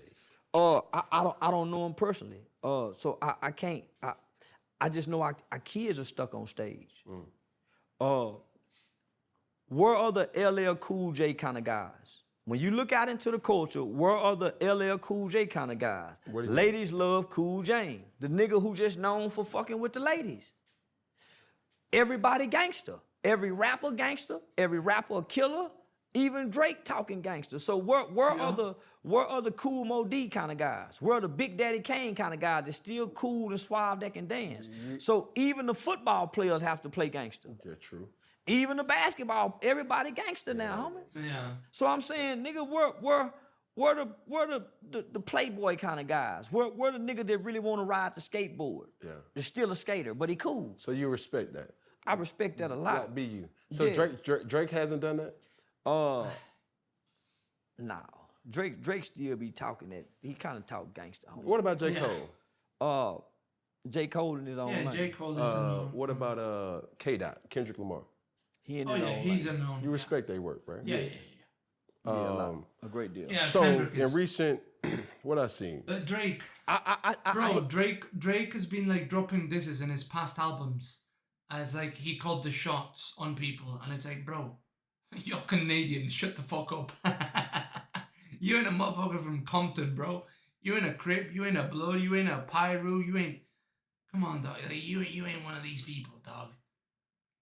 You're a kid from the suburbs in Canada. All right, like, chill. hate gangsterism, because the gangster rapper is only telling one story. Yeah. And it's used It only lets people even see though one we story. like the music, it's the propaganda for our destruction. Yup. So it's being so prison, jail, Drugs. killing, drugs, whores, Focus, not being responsible fathers, not being husbands. all of that is propagated, promoted, projected, and glorified. Yup. And you're not using your platform to And have that propaganda ass too, over. and you saying, Let that coochie breathe. you know, you want to have insolicit children because they're your people. You want to put your hands on your woman. I don't use that. I just answer the question. I don't speak that. I speak against destruction in the community. But you just That was a question asked. I don't use that. So what they use their platform to consistently talk about killing people. I don't consistently talk you about use your platform by saying fuck black people. No, I don't. No. I don't say fuck black people. You said He says fucking Von. fuck Nipsey Hussle, fuck King Oh, Von. that's a Yeah. rapper. So Nipsey Hussle is a rolling 60 rapper. Okay. Rolling 60s do what? Kill Kill black black people. people. So he's a Crip rapper, rolling 60, right? King Von is a serial killer, Okay. documented by the FBI. Who wouldn't Kill say black fuck people. them? Okay. What about fuck Deion Sanders? Fuck Deion Sanders. But why? He He's abandoned kid. black people.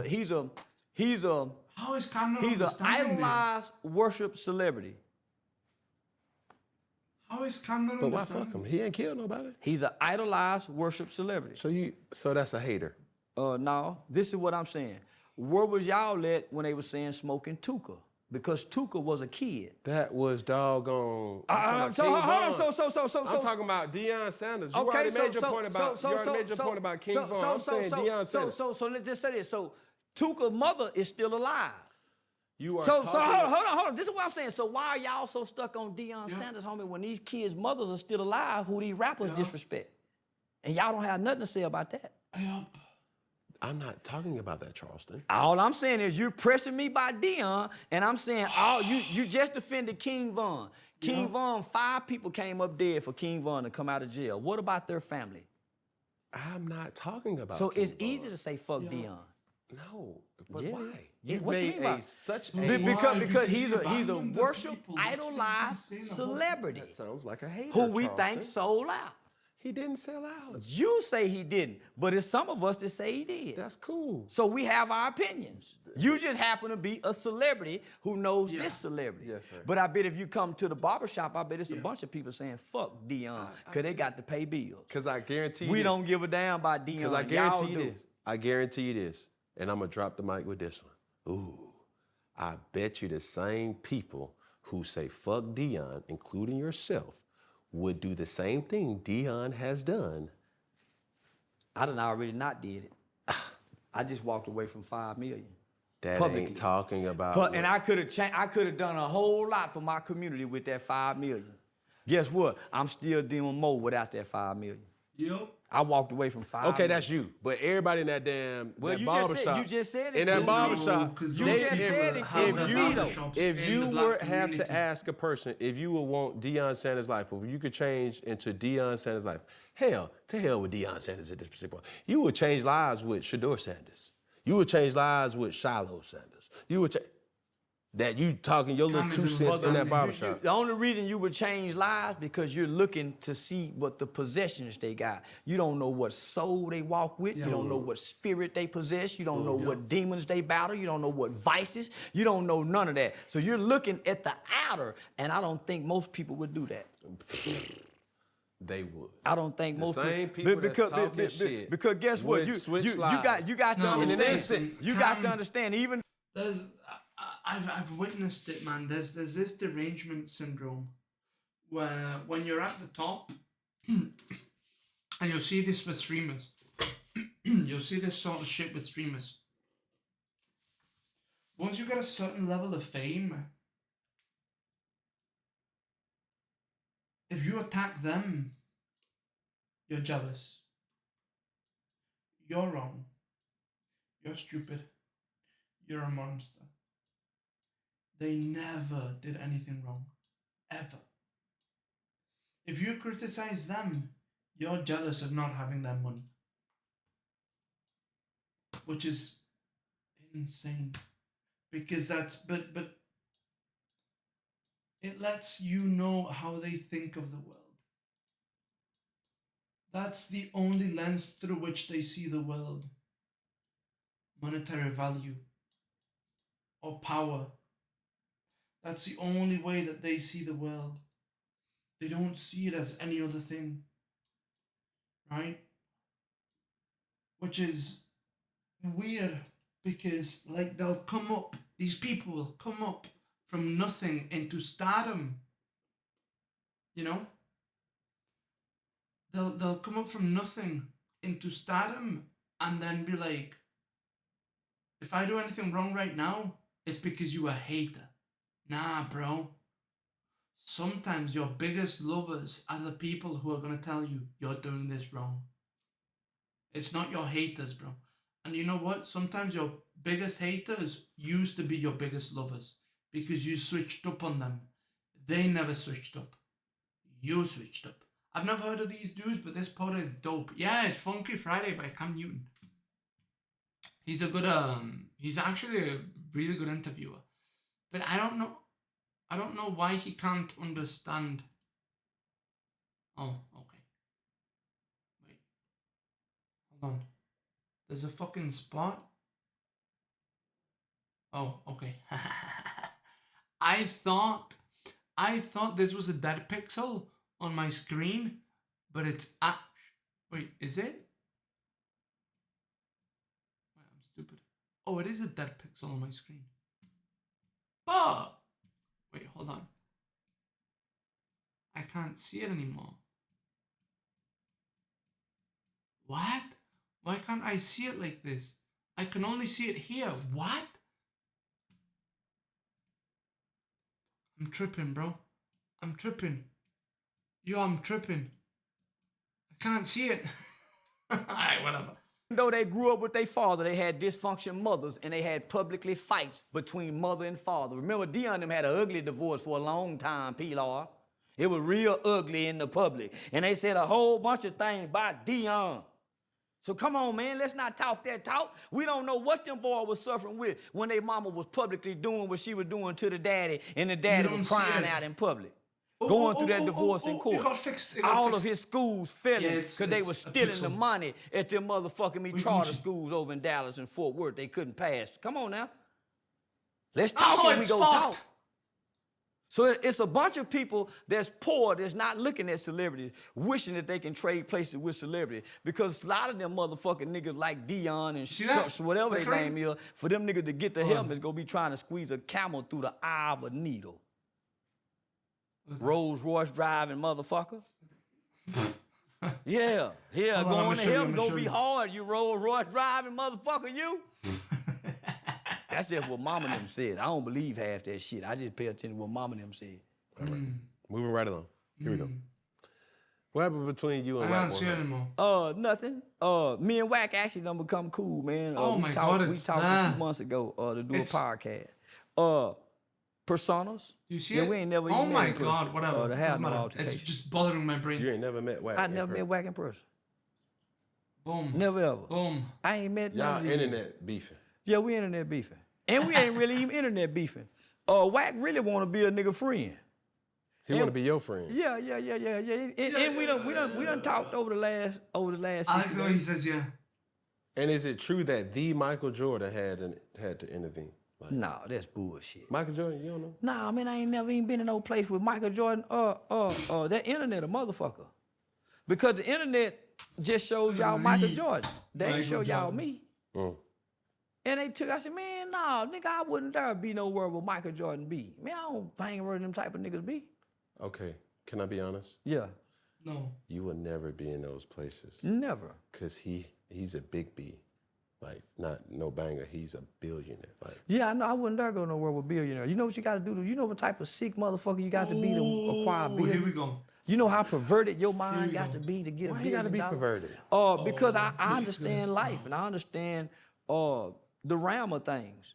Why you just can't have favor to be like, yo, you had a but good talent to be able to you're gonna to get make a that. lot of money. Yeah, but you're still gonna have your vices and your demons Which is with all those fine. talents. We all do. So one thing I know about a billionaire nigga, they get to do whatever they want to do, and you want so much pleasure, you get to meet it. And you can't do whatever you want to do? No, hell no, I can't fuck 10 bitches right now if I want to fuck 10 bitches. I might fuck 2, but not 10.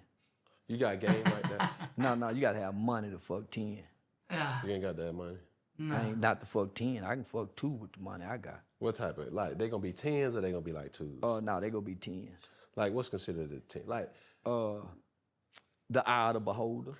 Cause what's a 10 to you might be a 15 to me. You see what I'm saying? So it's the eye of the beholder. Who do you think that's fine right now? Let me see what your type is. Brittany Brenner. Beyonce. But you just said fuck Jay-Z. Yeah. I'm down by them. I can say fuck a nigga wife and still want to fuck his wife. I can say fuck him and still lust on his wife. You think Beyonce will ever give you a chance? Hell no. Okay, that conversation is over with. Hell then. no. Well, why was she a married woman? So of course, yeah, nigga. You think so? You would you? Man, if me and Beyonce had to be around each other for 2 weeks, you goddamn right I'd get her. It's never going to happen. I don't want it to happen. You just asked me a question, nigga. You just asked me a question, nigga. I ain't want this But to I happen. asked the question: if you had the game to pull a Beyonce, Well, but you 2 said it weeks. never would happen. So you just asking possibilities. So I'm just answering the question, nigga. I wouldn't give a damn if it happened or not. who else? Give me another person. Let me see that. Brittany Brenner. Already had her. Ivanka Trump. Ivanka Trump. You think you can pull her? I know I could. How do you do? You slide in the DMs or you No. You put me in the room with any woman for 2 weeks, I get her. 2 weeks, Charleston. Yeah. 2 weeks. Why would anybody want to be with you for 2 weeks? You just asked me a question. I'm just answering them. Why would somebody want to be with you for 2 weeks? We could work on a job. We could be on a project together. You just put me in the presence of any woman where I have to consistently be in her presence, and I can get her. 2 weeks. Conversation rules the nation. And you think he got that much game? I got the world watching me just from talking, and I ain't no celebrity. You are a celebrity. I am now, but I talk my way up here just for conversation. Ooh. Straight conversation. Over just on one platform, I'm over 3 billion. Just That's for just on speech. TikTok. Just between me and Say Cheese TV, I'm over 5 billion. What? Yeah, I do 1 million views in one day on just one platform. What you think this gonna do? It's gonna do some numbers. Because of what? Oh yeah, Because it's of my doing some numbers. conversation. And that you admitted to you being a moron. Nah, I'm an oxymoron. oxymoron. I've never done nothing wrong to nobody. See, the thing about this is, you don't hear nobody say I've done wrong to nobody. It's always, well, he said this. See, I thought it was actions speak louder than words. No. So what I words realized speak is most louder people than are actions. hypocritical. They stuck on words. That's why they ignore Yeah. most people's actions like celebrities. That's why they ignore R. Kelly actions for so Yeah. long when he was child molesting. That's why they ignored Jay-Z's action when Foxy Brown came out and said he was putting that horse dick in her in the Source magazine. Remember that interview? You might be too young. Foxy Brown came out and said Jay-Z was fucking her when she was 16. So if we just go, come on now. So that's why action don't speak louder than words to black people. I mean- because if you go to looking at action, you look. I mean, technically those were words. Technically those were words. Right? Technically. We don't know if Dion those were can't keep actions. a marriage. He been divorced how many times? This is how many wives he done had, 3 or 4? So we are faulting a man who can't, how many times? He's stuck on That's all Dion. I'm gonna say. That's all I'm gonna say. Known for sleeping with multiple women throughout his life. He's stuck on Whoremongering Dion. man. Maybe that's why God took his toe. Turf toe motherfucker. Okay. So that's all I'm saying. Turf So toe this is a man motherfucker. who done abused multiple women. Pilar has so much to say about it. Go get the divorce papers. Abusive. Come on now. I was paying attention because I lived in Dallas at the time, so it was big talk in Dallas. And we ain't gonna talk about when he was in Atlanta fronting the dope niggas down here when he was playing for the Atlanta Falcons. All that's documentation. Speculations. Okay, well, we'll say speculation, but there's no speculations on Charleston White. It's just what he says. It's just conversation. So when you look at Charleston White, you see he's a father, a husband, a community activist, a youth advocate. You ain't got nothing on me. Ex-husband, coon. You ain't got nothing on racist. me. Snitch. You ain't got no paperwork. Talk down no on black paperwork. people. No paperwork. No paper. It ain't no paperwork on me. You got to have paperwork on the snitch. No paperwork. The cooning, nigga, weekend with every black city I go to, nigga, I do way more for black people than any celebrity I know. To date. Yeah, Cam is getting Today. schooled. Than me? To date. Yeah, Yeah. to date. Than me? Yeah, to date. How old you with Charleston? I'm 46 years old. Okay. And I've been doing this for over 12 years. Okay. At every level, in every institution, from the White House to Congress to state legislation to the prisons, to schools, the alternatives, capital murder cases, robbery cases. I'm at every level, and I consistently do it, and I haven't taken a break. I haven't taken off to go play football. This is my life. And you can say that you did more for Atlanta. Yeah. I ain't from it. I don't give a fuck about Atlanta. I ain't did a motherfucking thing from Atlanta.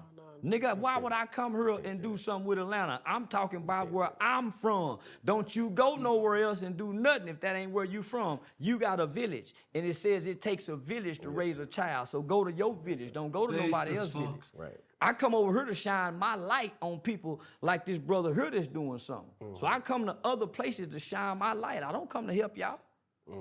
Because I don't have no connection here. My heart is at home. He can't help you. So I wouldn't dare come here and try to. I don't give a damn. Fuck it. I don't give a damn about helping down some bitch in Atlanta. Yeah. Nigga, we come here to party and fuck a hoe like everybody else do and gone.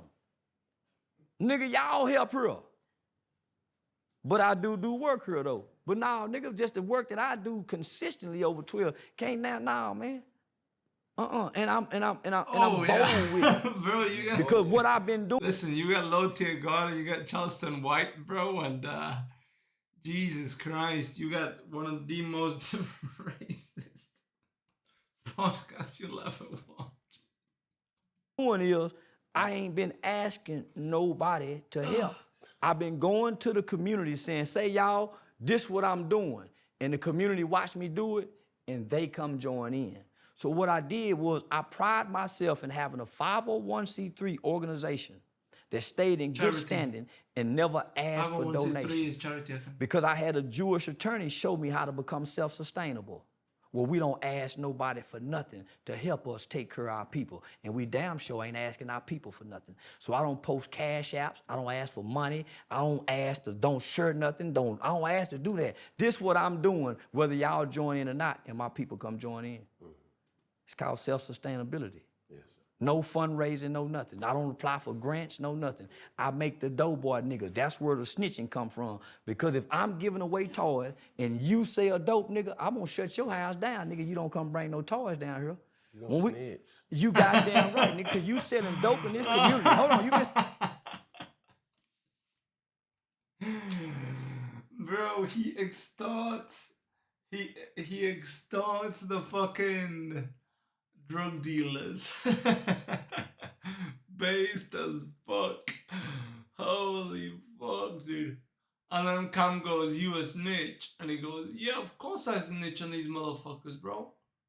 Of course I would. And Cam is like, damn, you a snitch. Cam isn't understanding that the only thing that Charlston wants or cares is the betterment of himself when he was a kid. So the betterment of those kids that have no one to look up. That's the only thing Charlston White cares about. Those kids that were like him when they were young. That's what his job is. That's what his life is. He's trying to help these kids. That's why he says, fuck Deion Sanders. Why? Because Deion Sanders abandoned those kids. That's why he's saying, fuck King Von. Why? Because King Von is what's bringing those kids over to King Von's side. And King Von was a murderer. You know? That's why he's extorting and snitching on drug dealers. Because those drug dealers fuck up these kids' lives by selling them drugs and also by being role models to them, bad role models. And Cam just isn't understanding that. The world in White's eyes is very simple. Either you do something for these kids or you hate these kids. That's it. It's very black or white. And Cam is failing to understand this. Yeah. Been selling dope in this community for 4 years, nigga. You see every summer we feeding kids down here, and you ain't gonna give us nothing? So you extorting folks. You goddamn right. I extort the drug dealers by way of threatening to snitch, or we willing to go to war with you niggas. Oh, you. Listen, this is what I'm telling you. I got an army of niggas behind me. It ain't just me just talking. Cause one little man can't talk and say all this stuff and not be protected by an army. No, you protected by the jurisdiction of the. Who? No. Who? So listen. admit it. So hold on. So let me ask you. So when I get off the plane and I Uber here, who's protecting me? No, Calm is because not you understanding. said it yourself. If I were to put my hands on you or somebody put their hands on you, you either gonna get locked up. When Calm hold on, understanding. when do gangster niggas who hurt people give a damn about going to jail and they want to hurt somebody? That's cool, but that's what you're standing on. But no, listen, hold on, listen. We Not keep it hold on, funky. look, he keep missing hell in jail. See, he keep overlooking hell in jail. Didn't I say hell in jail? I'm known for packing a gun. I'm known for this. So you ain't just going to jail. You might go to hell too, nigga. You might go to hell. So that ain't tough talk. I'm not Charleston. trying to be tough. not I'm trying tough to clean up the talking, it's just community. But when you sitting up here saying fuck this and fuck I that, am. Well, y'all that's can't tough be talk. but that ain't tough talk. That's a man who's standing on what he's saying. Why they got to be tough? And you know you're protected because But if protected I were, by or who? somebody if somebody retaliates to the words that you say, You could either die or go to jail. Right. So what am I protecting? So what's That. protect? So what? So That. let me just say this: an assault ain't nothing but a misdemeanor, a $50 bond. Who afraid to go to jail for whooping a nigga? Then you better sit your motherfucking ass down, then nigga, leave me alone. If you afraid to go to jail for assault, you better leave me alone. Yeah, he's right. Listen, if you're afraid of... Cause I just be the aggravated assault with a deadly weapon. If you're afraid of going to jail, you ain't a gangbanger, bro. You're not a bad person. Like, you know what I mean? That's what he's saying. If you're afraid of going to jail for assault, you ain't about that life. Like, that life isn't for you. Just like it wasn't for Charlston. That's what he's saying.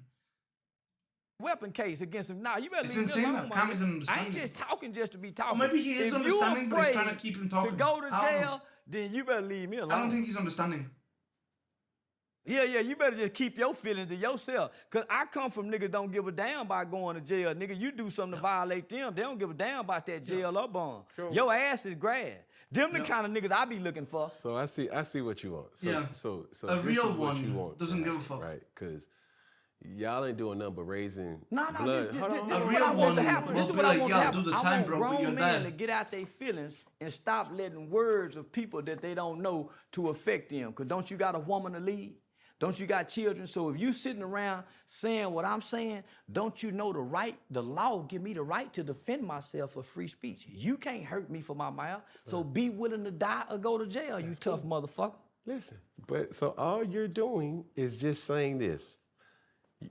You're agitating an argument because what you gonna say is, hey, man, fuck Cam Newton. What Cam gonna say? Man, fuck Charleston White. You ain't gonna do I'm that. not in Hold my on, mind. Hold on, listen. In my mind, He when I doesn't say give a fuck fuck King about Von, what- King Von did.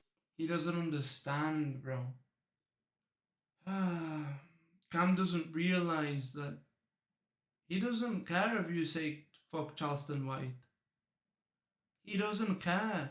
He already said fuck Cam Newton.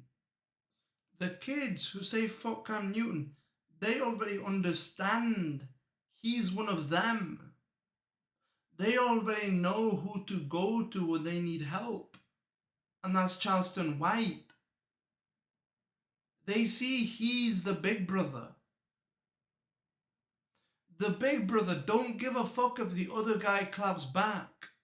He says, fuck Charleston White. He's not listening to this guy. He's listening to this kid who just had his coach abandon him because his coach is Deion Sanders. You know, who just had his coach, his mentor, one of the lights in his fucking darkness, just abandon him. And Cam Newton over there saying, fuck Charleston White. Charleston White ain't listening to you, bro. He don't care what you say. But these kids say, fuck Cam Newton. He says, fuck Cam Newton. These kids recognize that he's one of them. That's the thing. Do the Justin Lee Peterson was blooded Jordan B. Peterson? Cam isn't understanding. Yeah, so he ain't saying fuck me back. When I say fuck King Von, I'm making a point because I'm sitting next to Tuka's mother. See, that's what y'all keep missing, my nigga. Yeah, no, When I met, so hold on, understand. listen, homie. I'm telling you, I met this baby's mother. I understand. And this boy is saying, smoke this kid. Not only that, he done killed other people. So it's easy to say, fuck him, my nigga, when you done met these victims. That's all I'm saying. It's easy to say, fuck Deion Sanders, when you got these Jackson State football kids in your phone. See, that's Yeah, what he's y'all right. missing. All of this is because I work with children. Fuck Nipsey, he a rolling 60 Crip, cuz. They kill black people. They mislead children. So it's easy to say, fuck that. But I ain't saying fuck black women. But y'all defending these. But you just said you're gonna slap a black woman. No, I didn't. I said I would slap my woman, but I ain't slap my woman. I don't slap my woman. See, this is the black man getting caught on words and not actions. That's how y'all getting played on, black man. It ain't y'all. Don't But put you y'all. you sticking to my words Calm and down, not my understanding. actions. Because here's the thing. He's getting stuck. He's getting stuck on words, not the spirit. That's the thing. Charleston White at the beginning said, "I got the spirit of Jesus." Bro, he's not wrong. You know, he's not wrong, bro. He's out there for the people that don't have anybody else. He's there for those people. He is a good thing in the world, even though I do think he's racist against white people. I do think he's definitely racist against white people. But he isn't like whatever the fuck they call him. Right? Raccoon, whatever the fuck. He's not that. And his point is, like, the black culture has a thing of no snitching, right? No snitching. But Charleston says, wait a minute. If I'm snitching on a motherfucker that's killing black people, that's not a bad thing. That's a good thing. Less black people are dying. I am gonna snitch on that motherfucker. Because I don't give a fuck about your no snitching policies. Your no snitching policies protects these people who killed the black folk. It's very simple. And can't see it. But no. I've been saying that for the longest. That's what I'm saying. No, I can't see listen. it. I will slap my woman, nigga, but I haven't. Okay. Nigga, you think grandmama and granddad ain't been together 50, 60 years and he ain't slapped Mabel? And you don't think Mabel slapped him? It don't matter, Charleston White but you does not trying like to white rebut people, bro. the truth. You think people are staying together 40, He's 50 very years and they racist. hadn't put their hands on each other in no instance. I think my parents. I just, yes, brother, because Listen, yes or no? Look, I'm trying to tell Yes you or no? something. I'm trying to 95% All I'm sure. asking Every time I ask you a question, you got all this I'm just doctrinated information all that I'm I'm sitting up here asking you, trying to homie, tell do you you, and then think you're not people- listening to me. all I'm and asking, I'm just trying to do tell you you think something, people stay and together you just 30, trying to 40 years? overtalk me on I'm Funky not- Friday, I'm which is not- hosted by I'm Cam not- Newton, I'm not- and I'm over here I'm trying not. to talk, I just- and you you- still so talking, and I I'm done sitting up here asked- I trying to done make my answered point. every I'm question. trying to tell you I where done we answered at right every now. question. You done It's answered not me. gonna happen because you're not gonna overtalk Man, me. I'm trying to 'Cause tell sitting you. up here I'm telling trying you, to tell- I'm I trying to invited tell you you. over here. I'm trying and to tell you you. done came by the good graces of God. I'm and trying to with all tell the you. security behind the scenes I'm that trying you to got tell behind you, with I ain't got no And security. then I got I see info that, I see that person I got over there. info I see that mine. That's kind of He a respected. podcast I see the person nigga, that and off that's the camera that you weed said, man. man, I really and love. that's the weed I man. really love Deion That's the Sanders weed and man. all this. I don't love. I ain't said Listen, that, I'm nigga. sitting I up ain't here said telling that. you that I what ain't we said done that. pressed that record button. I It's a ain't whole said that. different Charleston White than when we don't press the record Man, I ain't button. said he got Man, the all same this and Charleston that and White. the third. I went out- and I you went just off on sitting the up here staff. I saying, went off on and the all staff this this and that morning. and that and Hold on, this, no. and So I'm let's just be sitting up real here then. telling you, So I like, went man, off you on the saying staff fuck this this and morning. that, and you saying fuck this and that, I said and all fuck this Cam and Newton, that. Damn, he's saying- man. he's saying Charleston I White said the nigga switched done up. booked me, he ain't paid me. I done did all that. Nigga done booked me for a That's free what you interview. want to sit up I here ain't and do, got and no you want to ride. dog So I've say been this, going out. and you want to I've say been that, going out. and you want to say this, and you want to say that. I've been going and out. all you I've been doing going out. is bumping I've your been gum. going out. I've been going out. That's I what asked you this want- man that's what he one wanna do. simple question. Make You up think ain't nobody been married 40, 50 years and ain't put their hands on each other? He went to a whole dialogue. And I prove my point. He went to a That's whole what you dialogue. wanna He do. went to a whole You dialogue. wanna But scream it and goes holler. back You to wanna prove my scream point. and holler. The black My man is point stuck on is words this. and not actions. You are The willing black man is to stuck on argue words and not actions. Words Man, rather listen, than saying this is a free interview. somebody This is that a you free gonna interview that I'm agitate doing. and then you gonna sit up here and I go don't to agitate jail nobody. or hell. That's what you said. I didn't say it. You I said you I'm wanna willing. argue. I said I'm Based. willing. Argue I'm to willing Based. to the go top of to your jail. lungs, I'm and you willing wanna to go stand to on jail for what Fort comes out of Worth my and mouth. You want to My exact word was I'm willing to die, kill, and go to jail. And I've said this on every platform, and my tune ain't changed. It ain't changed here. It ain't changed on now platform. I'm willing to die, kill, and go to jail for what come out this mouth, and the nigga ain't hit me in the mouth yet. Whether I'm trying to agitate or not, you niggas stay in your feelings. Ain't nobody hit me in the mouth yet. That go for Dion, King, Von, people. Everything I done disrespect, nigga, I done looked in the face. I went to the West Coast, nigga, and disrespected all the NIP people. Same thing happened there. I ain't back down yet. And it's on every video, every stage. I ain't back down yet. So take it how you want to take it. God damn, they ain't helping the whole loud stereotypes. Bro, listen, we all like getting loud. Well, I say that because I'm Mexican, dude. Over here, we are loud as fuck, dude. Jesus Christ. I actually told this story before, dude. I go back home, whenever I go back home, and my mum picks me up from the bus station, right? Or the airport. My mum starts shouting, and I just start laughing, because it's like, Mum, this is why people tell me I shout. Like, you're shouting, I'm shouting, we're all shouting. You know, it is what it is. Yeah, we ain't, listen, bro. Black folk and us Mexican folk, we ain't beating those allegations, bro. We are loud. It is what it is. Standing on it. We're passionate, bro. It is what it is, bro. We eat that chili, bro. Fuck Dion. You know, we eat soul food, bro. Fuck him. It is how it is. And his wife too, Pilar. Yeah, I didn't have to check that bitch. So yeah, I'm with all that. Yeah, and you know what, bro? Yeah, Fuck with all Deion that. Sanders. Fuck You him. just want to argue. No. I get paid to argue. Now I get paid $10,000 an interview to argue. Nigga, I don't want to argue if I ain't getting paid. I like the dialogue. Listen, you said something in this interview that may have went over a lot of people's heads, but I caught it. You said what you really wanted to be was a lawyer. And what I'm hearing today is a person that is a great debater. Well, what he failed to realize is I told him I work on capital murder and death penalty cases. I just made that, I just sat here and said in this interview. Hold on, no, listen, I'm not agitating because I'm speaking from a child's perspective of children. That's what he keep going all around. I'm a youth advocate who's talking about the kids from Jackson State who's in my phone. Yeah. He overlooking the fact that I told him I work on capital murder and death penalty cases as a criminal defense mitigation specialist. I told him that, but he's not listening. See, because he got a narrative he's trying to paint. That's why he got questions wrote down. It ain't for dialogue.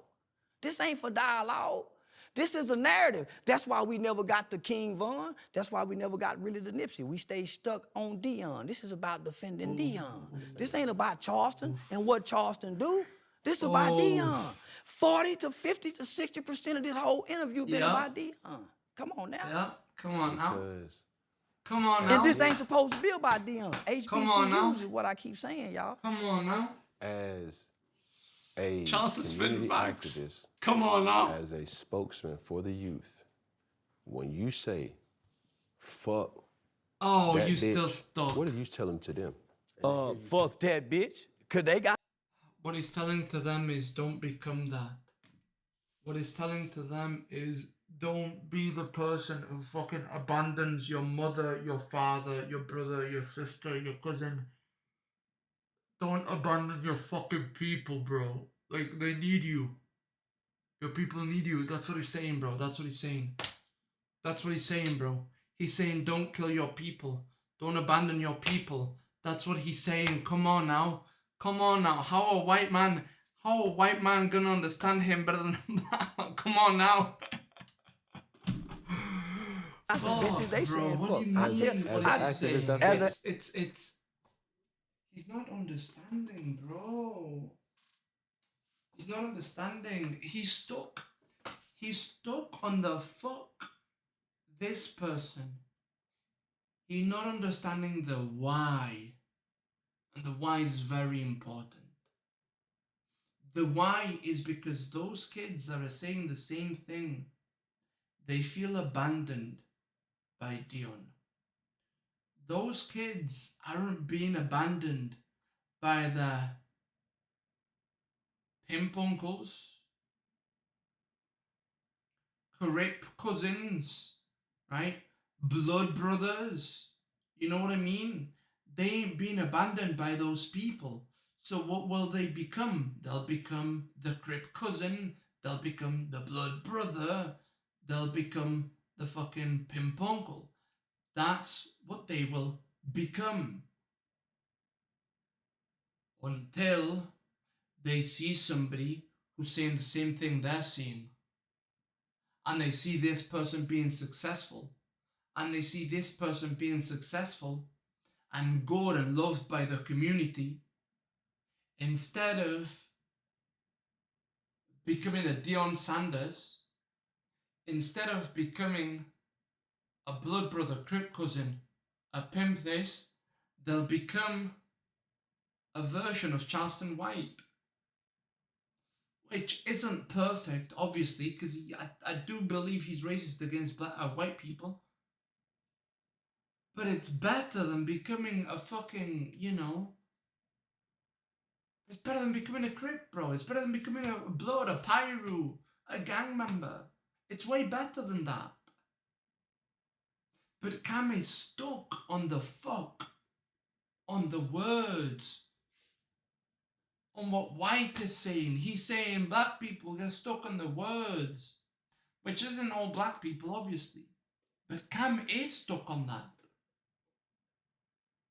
Now, to Cam's point, Cam is kind of saying, look, I am stuck on the words. People get stuck on the words, so maybe use something else.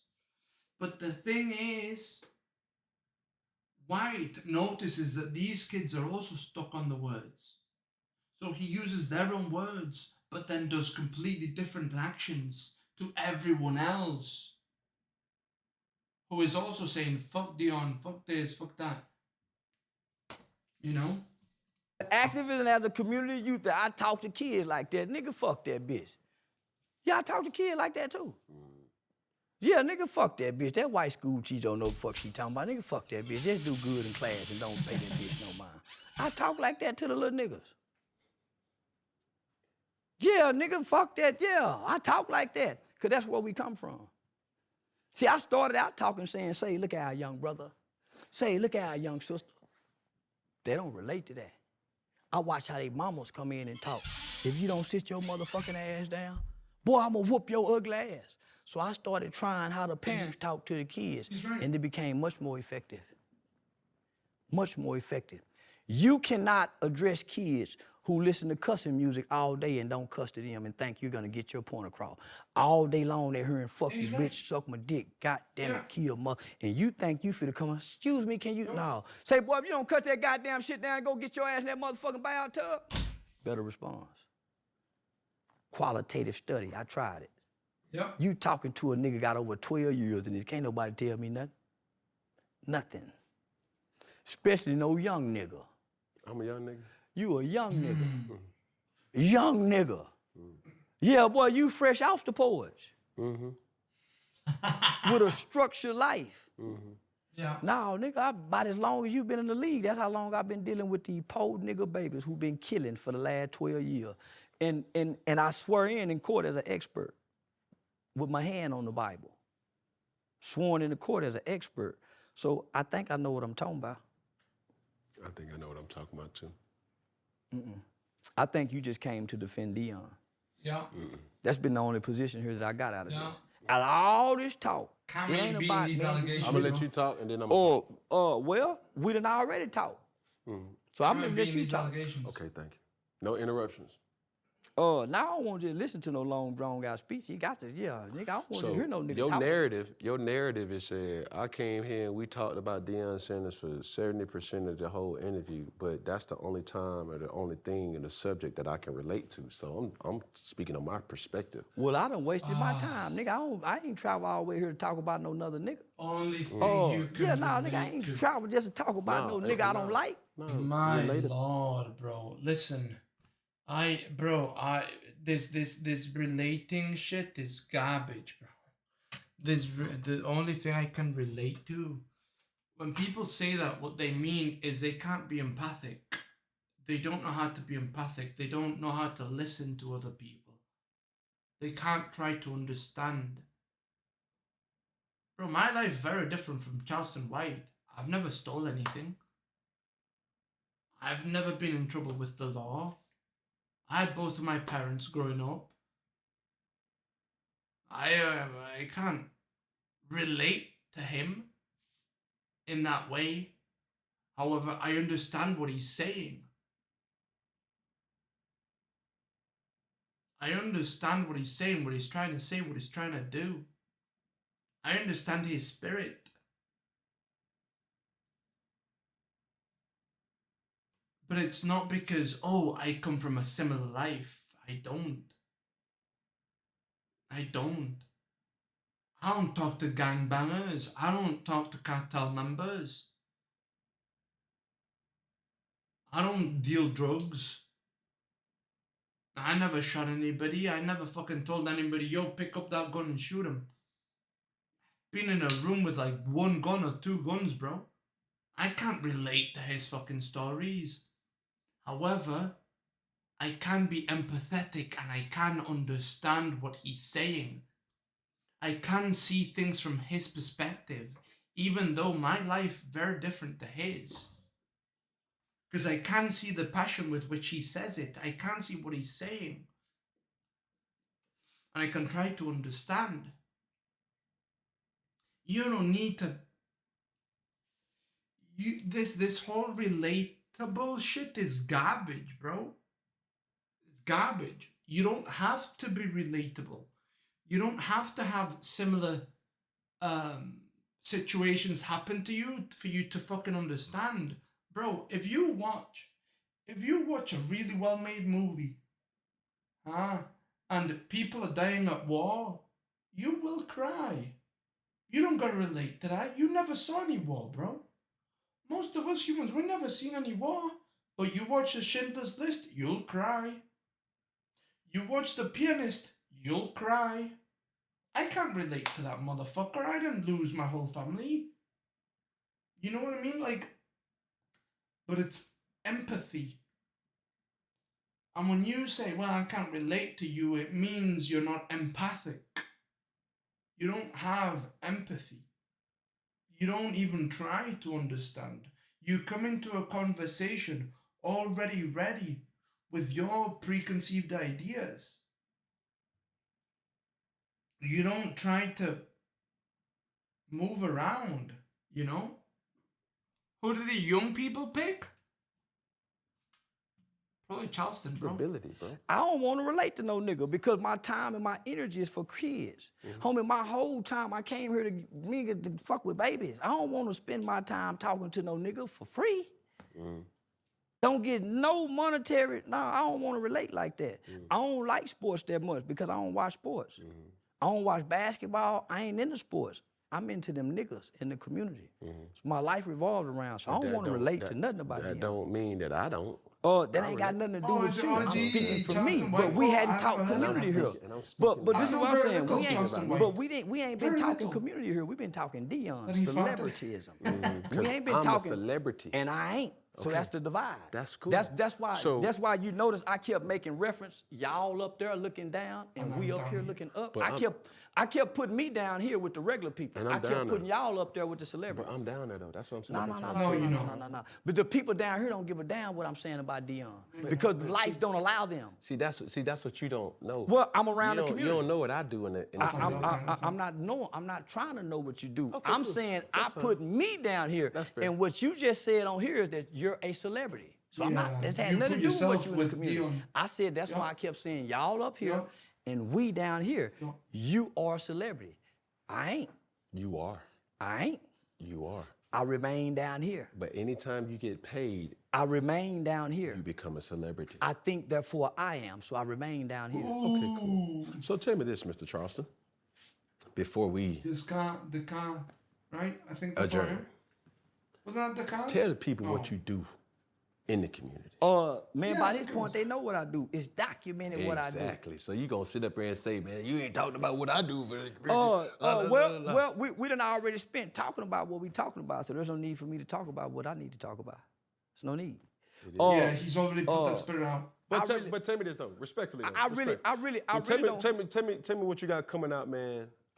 You mentioned movie Oh, I got a movie coming out about the 1997 Atlanta Freaknik called We Out Here. I play a role by a guy by the name of Chop. Smooth little nigga that's the leader of the crew, but he not the leader of the crew. That should be coming out in a couple of months. And then turkey giveaway. Tell me the structure of the turkeys. What you do with that? I got my man right here in Atlanta. So Wait a minute. You doing turkey? Turkey giveaways.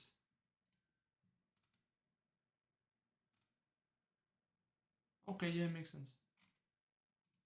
Yeah, makes Giveaways sense. in Atlanta? Yeah. For Saturday. Christmas? So what I do is I partner with people here in Atlanta that's unknown to the world. And I bring my light and shine my light, so they can burn off that light. Is there any way that I could donate? Yeah, there go the man right there. The one you said security was right there. That's the turkey giveaway. Yeah, man I right see. there. Behind the scenes, y'all can't see, but listen, he got a bunch of security guards back there. One of them really big. I can't really tell because. Yeah, you got Infomize. You got Infomize from the Infomize platform that did my documentary, went back to my city. This man here is from Atlanta. I'm lying, by the way. Listen.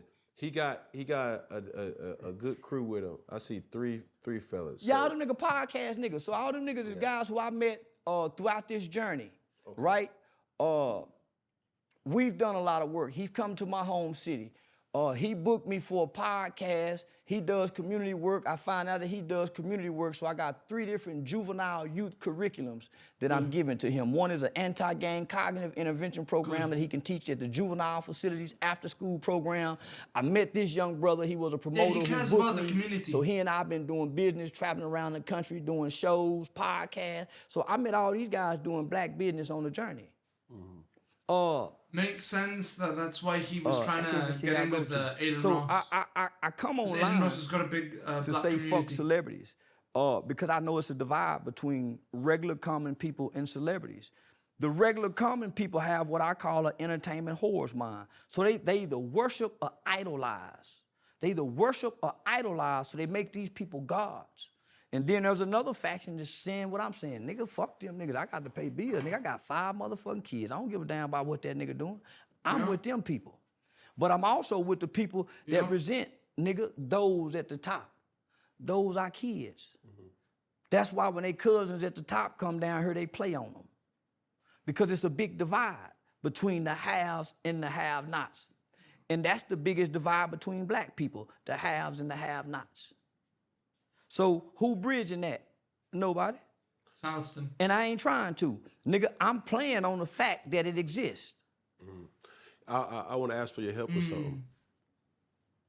Do you care to hear? Nigga, ask the question, yeah. I have a program, C1N, right?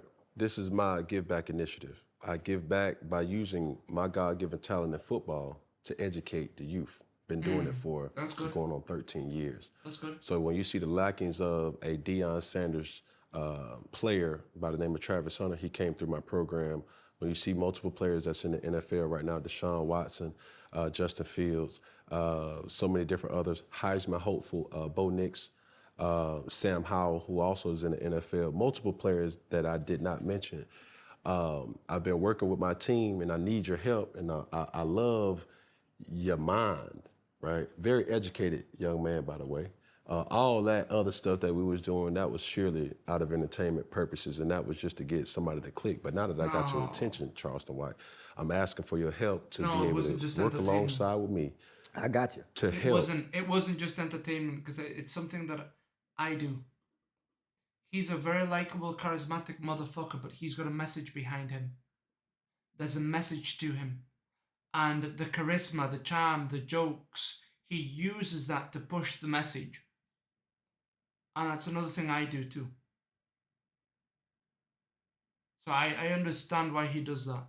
I see it. I see it in that way. I do relate to him in that way.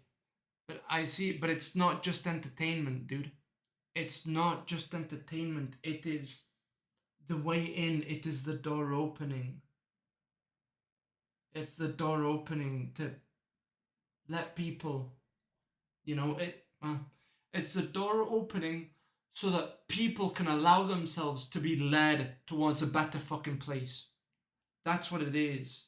That's what it is. It's not just entertainment for create a entertainment's sake. curriculum for my program. If nothing else I know about sports, it's a great tool for character development. Yes, sir. It's a great tool for self-discipline. It's a great tool for helping a young man Competition. identify with a team, in a team concept, to become a team player, which Competition. ultimately helps him work better as a family member, right? I'm all for that. And I don't want to throw this out there like that, but that's been my plight with the Dallas Mavericks, the Dallas Cowboys, the Texas Rangers, and the rappers.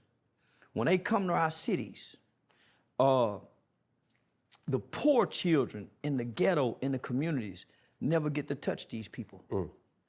Never. I can't think of now black school, homie, where the Mavericks do. So, nigga, I'm saying this when Dion was there. I'm saying this to the radio stations. I've gotten into it with the radio station. Nobody is bringing these people to our least of those people, the people who won't ever get to go to a game. The fact that they could walk to a school, homie, walk through a school and change a kid's life forever just that one day. Yeah. So that's my beef with the rappers. Nigga, they come do concerts. Nobody's coming to the community to let our kids, to let our people touch them if they can't afford the program. Yeah. So I would be more than happy and willing to collaborate with you and join to help you create a curriculum. For nothing else, homie, to develop character. Yes, sir. Nothing but character, homie. Because this is the reality of my situation, right? I have a saying that I tell my kids, you don't have to do nothing special to be special. Keep the main thing the main thing. Most of the time when kids are not, or athletes, student athletes per se, that has an elite skill set, there's a high percentage of time that they're no longer able to show that skill set in something unrelated to that skill. What I mean by that is this. Yeah. I tell What he means by that is, if you are like the top 1% of boxers,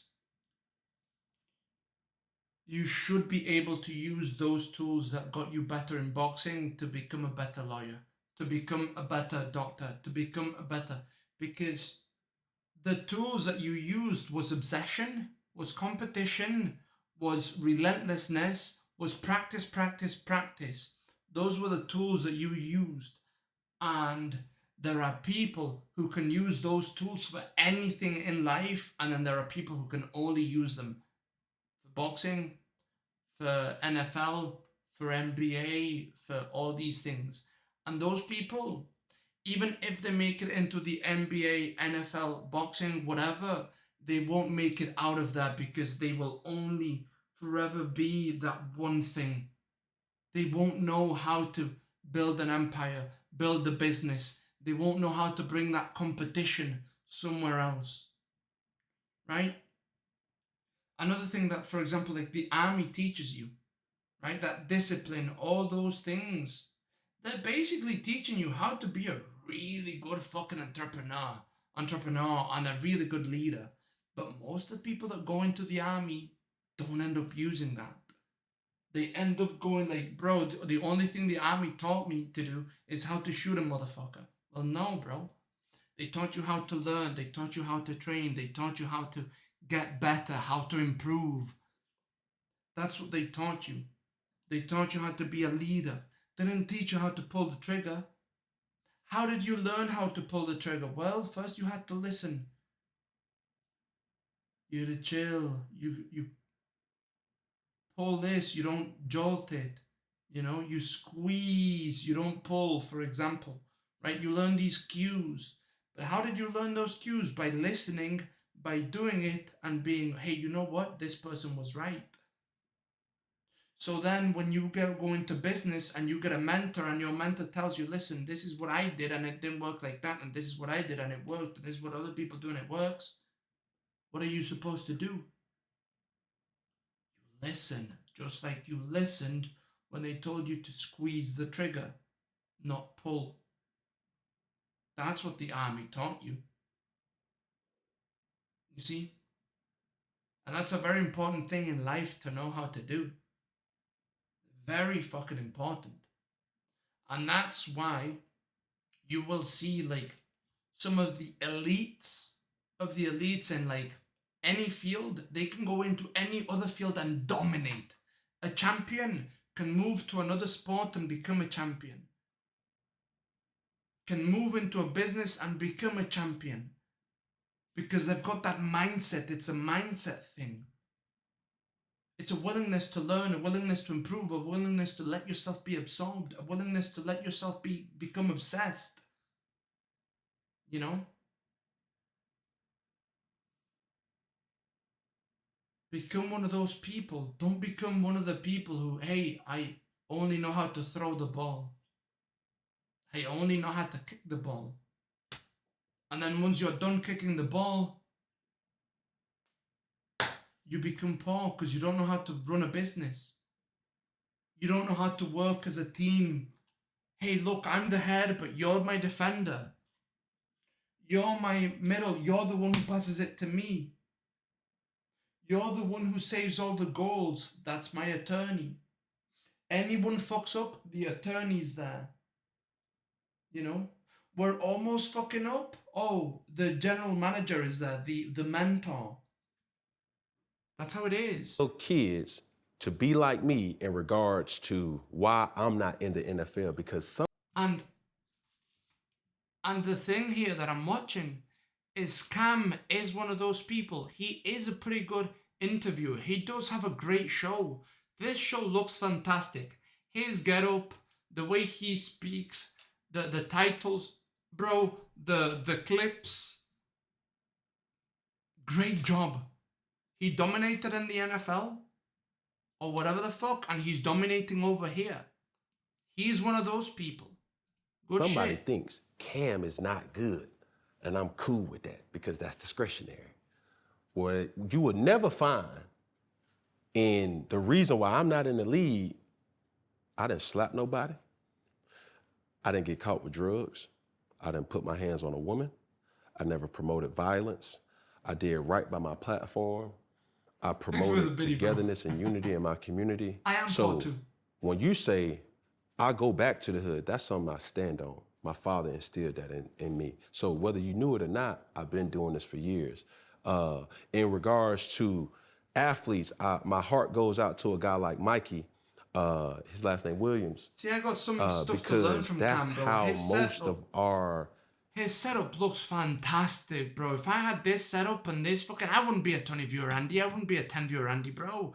I'd be so much bigger, you know? It's something I gotta understand that, and I've understood. There's a thing. You can be a good streamer, but your stream can still not be as good. And you can be a shit streamer and your stream can be fantastic. And the tip of the top, the stream is good and the streamer is fantastic. So both, when you mix both, then you get a fucking... Then you become the cream of the crop, right? And all I need to do, bro, is I need to fix the quality of the stream. Kids the streamer already good. Are no longer able to play because it's not that he don't got a good jump shot. It's not because he can't catch the football. It's not because he can't throw. It's they are looking up to people that are stuck on stage. They not in a way to be able to say, bro, I'm so locked in on my sport that I don't have time to frolic around with drugs or violence or anything like that. That I see Mikey and I'm saying, bro, had I been able to talk to him, had I been able to kind of put him in my program, I guarantee to tell him like, yo, that gangbanging shit, that shit lame as hell, bro. Why would you want to do that? You Mikey, bro. You're the most influential kid in high school. Everybody want to be you. You don't got a doggone slap somebody. So to this, I'm gonna show you the power of really being gangster, right?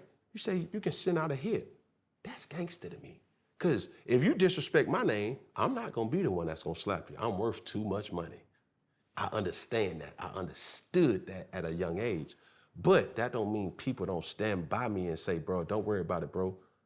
I'm gonna handle that for you, right? See, people look at me and they say, damn, bro, this nigga Cam off the chain. But what they don't know is Cam has never took a sip of alcohol a day of his life. He's never ever did drugs a day of his life. Not marijuana, not cocaine, None of that shit. Why? Because believe it. when I was in high school, I got a very, very vivid memory when I was in a car, right? And I felt this believe one it. in my core. And it was like it was yesterday. I was in a car and some of my teammates were smoking weed. And my brother was smoking weed too, right? In that car. And you know, smoking weed etiquette, pass it around a circle, right? I'm a germaphobe, that's why I stick to cigars, you feel what I'm saying? You can't share no cigar, that ain't something that people do. But anywho, nevertheless, That would be in that gay, car, bro, 'cause at a it young looks like age a in high dick. school, Sharing a dick, and I that's seen gay, bro. people smoking weed, Have you and snorted coca my once, brother, Minnie? Have never once smoked. Not once, bro. Twice, thrice. Once, never, bro.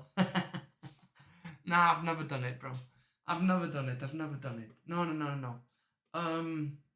Dude, I didn't drink alcohol until I was like 20 fucking 4, bro. You know, and I don't drink alcohol, you know, I don't drink alcohol that much. Only when I go out and see my friends, that's it. And since I'm a brokey, I can't even do it, bro. So you think I'm gonna be snorting coke? Where the fuck am I gonna get it from, huh? I just scrape my walls? How am I supposed to scrape my walls and go... Jesus, bro. Nah, I'll end up like my boy John, bro, saying I'm a pedophile to become a fucking big streamer. Nah, bro, I don't gonna do that, dude.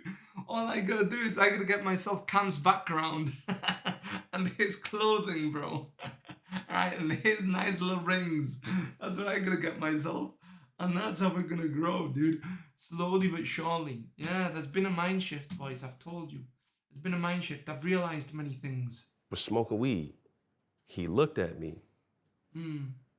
and he said, boy, if I ever see you smoking weed, I'm gonna beat your motherfucking ass. That hit me to my core. I never reached for a weed a day in my life, but I was always around it. My brother told me that. That's why I never smoked weed a day in my life. At 15, 16 brother. years So old. he does So understand the now influence of when a I'm big around brother. people and they smoking and this, that, and the third, I don't have the heart or desire to smoke weed because of the words that my brother told me. You feel what I'm saying? And that was coming from a weed smoker. You feel me? Yeah, my boy so John's a I don't man. drink because I didn't necessarily have a person in my household. I was raised in the church, right? So Yeah, it nobody was drunk. like people were drinking. Same with my and family, bro, They was nobody doing drunk. this and they was doing that. I just seen so much when I was growing up. Nobody in my family drunk. Nobody smoked tobacco. Nobody drank Coke. Nobody drank Fanta. So you know what, bro? I've grown up and I don't drink that. And my dad wasn't fat. My mum wasn't fat. My mum, a dance teacher, so she was always athletic. You know, my brother and I always went to karate, bro. So we don't. I don't even know how to get fat, bro. I don't know how to get fat. I don't think I could. I eat a slice of cake and it's too much sugar for me. Too much sugar for me, dude. You know, like College visits, and the people does who come always from when you're was young. drinking, they 100%. fell out of control of how they were acting. So you mean to tell me you can drink a substance and then you doggone lose memory or lose conscious of control of your body? I'm a control freak. I like to control things, right? And Oh, so he is you dominant. blacked out. You don't remember last night? Nah, bro, what happened? Yeah, I don't think wanna blacking do out that. is good. You mean to tell me I can't have control over myself if I were to drink a substance or cocaine, crack, heroin, or lean? That shit lame to me. But I don't judge the people who do it. They got a story behind why they do their stuff too. So I use my platform. I do. Stop I don't being just say fucking one finger, lame. one pinky, one thumb, love. I really love people, right? So when you decided to come on this platform, it wasn't to bring hatred amongst people. It was pretty much to promote because, like I told you early on, I said, bro, behind everything that you saying has some truth. And you was speaking the gospel. I don't use my platform to help nobody. I didn't come to the internet. I didn't create a platform to be helpful. I don't love people to help everybody. I only love what I know. Yeah. I only care about what I'm connected to, and that's He said heron. Yeah, it's what I told you guys. Charleston White only really like loves himself, but not in the narcissistic way. In the way of he loves that kid that he was and that almost had his life ruined. That's the thing he fucking tries to save people from. That's what he tries to save people from. You know, not in a narcissistic way, but it's the only thing he knows. That's it. And I like, that's not a What I bad know. thing. So I don't come and use my platform to uplift black people. I give a damn about black people, my nigga. I care about my kind, my niggas and my kind. I can His see a black kind are person those getting that his are ass kicked by the abandoned. police. I ain't jumping in. I would have been the same black Which is people why standing he right there watching snitches George Floyd die. on I black wouldn't people sacrifice my life to fuck push that cop black off that people nigga. So I didn't create no platform for black people. Nigga, I create this motherfucker for monetization. Entertainment purposes only. Nigga, I don't give a damn about So uplifting. you're not a celebrity? Oh, no. So So that's not what celebrities do? I don't know what celebrities do. I ain't now. I'm a nigga who Yeah, talked his way altruistically into getting self-serving. rich, making money. Yeah. That's That's not it. what celebrities do? That's not what rappers do? They don't use their voice to talk that shit to I don't get- know what they do, fam. They do. I don't know. But if I'm a celebrity or not, nigga, I'm not here to help people. I help youth in real life. So I'm not finna come to the internet and waste my time, my energy, or my resources helping people from my platform. I do that in real life. To your point, actions speak louder Yeah. than words, because your actions help people in real life. Yeah, so I come But to the your internet words- to do the totally opposite of what I did in real life. I catch. I come to the internet to be the opposite. Remember, I was a frustrated youth advocate. This was my outlet. This was my way of letting it out. And it just so happened to pop. Last words. Got anything to say? But But he ain't playing a character. He ain't lying. you can't fix the community until you fix what's in the mirror. You know?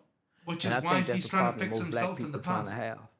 have. We overlooking the mirror, the man in the mirror. We overlooking the woman we laying next to. We overlooking the children, only to come outside and try to fix the community. When we need to be making our beds up in the morning when we get up. We need to be dusting the house during the, so that's the problem we having as black people. We trying to fix everybody but us, starting in the mirror. Then when you come out the mirror, nigga repairing and trying to fix you, you look around at your wife and your kids and in the house and try to fix what's in the house. Then you step out on your porch and say, hey neighbor.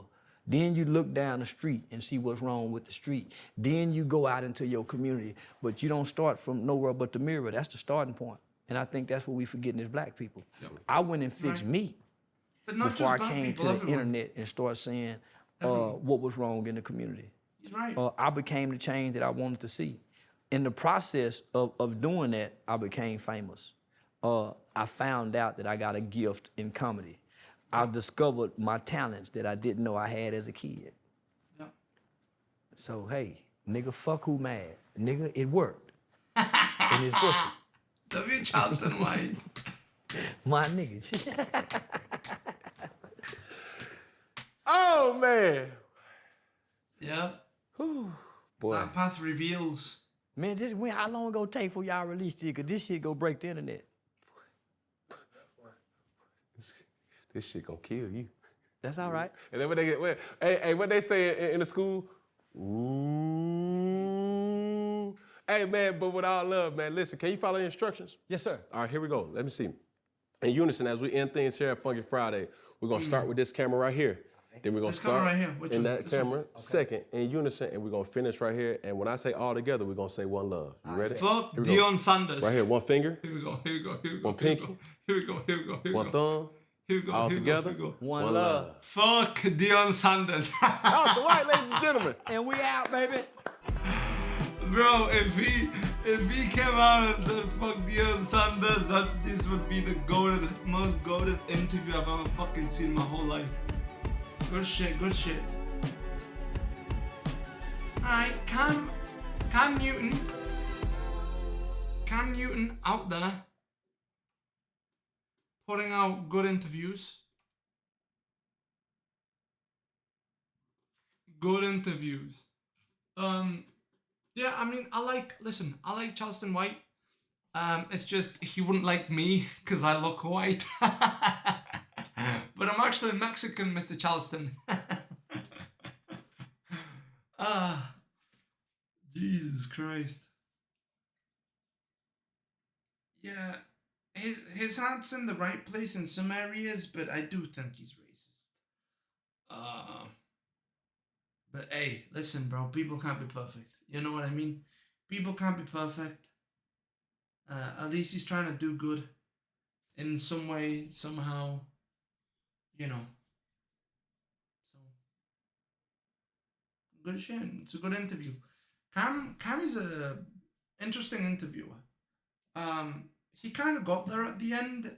He wasn't quite understanding what Charleston was saying. And Charleston was definitely correct in which, he's trying to get him like, no, why fuck Dion, bro? Why fuck Dion? You know what I mean? But, Cam, he's getting better. Good shit. Really good interview, man. And you know what, bro? I learned a lot from Cam when I saw that background. I think I'm a better interviewer than my boy Cam, right? But when I saw that background looks good. He looks good, The clips also very good. And yesterday, dude, when I was asleep, I was like, dude, I've been outputting energy and I've been being good on Twitch, but I haven't been growing. I need to fucking stop doing what I've been doing, bro, and I need to do what I know will grow. And I know getting a proper schedule, bringing different type of content, actually putting energy into the clips and the YouTube and the Twitter and the Discord, that will grow, instead of putting all of my focus on Twitch. All of that to say, boys, I'm out this bitch, all right? Because I'm not doing 12-hour streams anymore because they honestly do not benefit me at all. And they don't benefit you motherfuckers at all.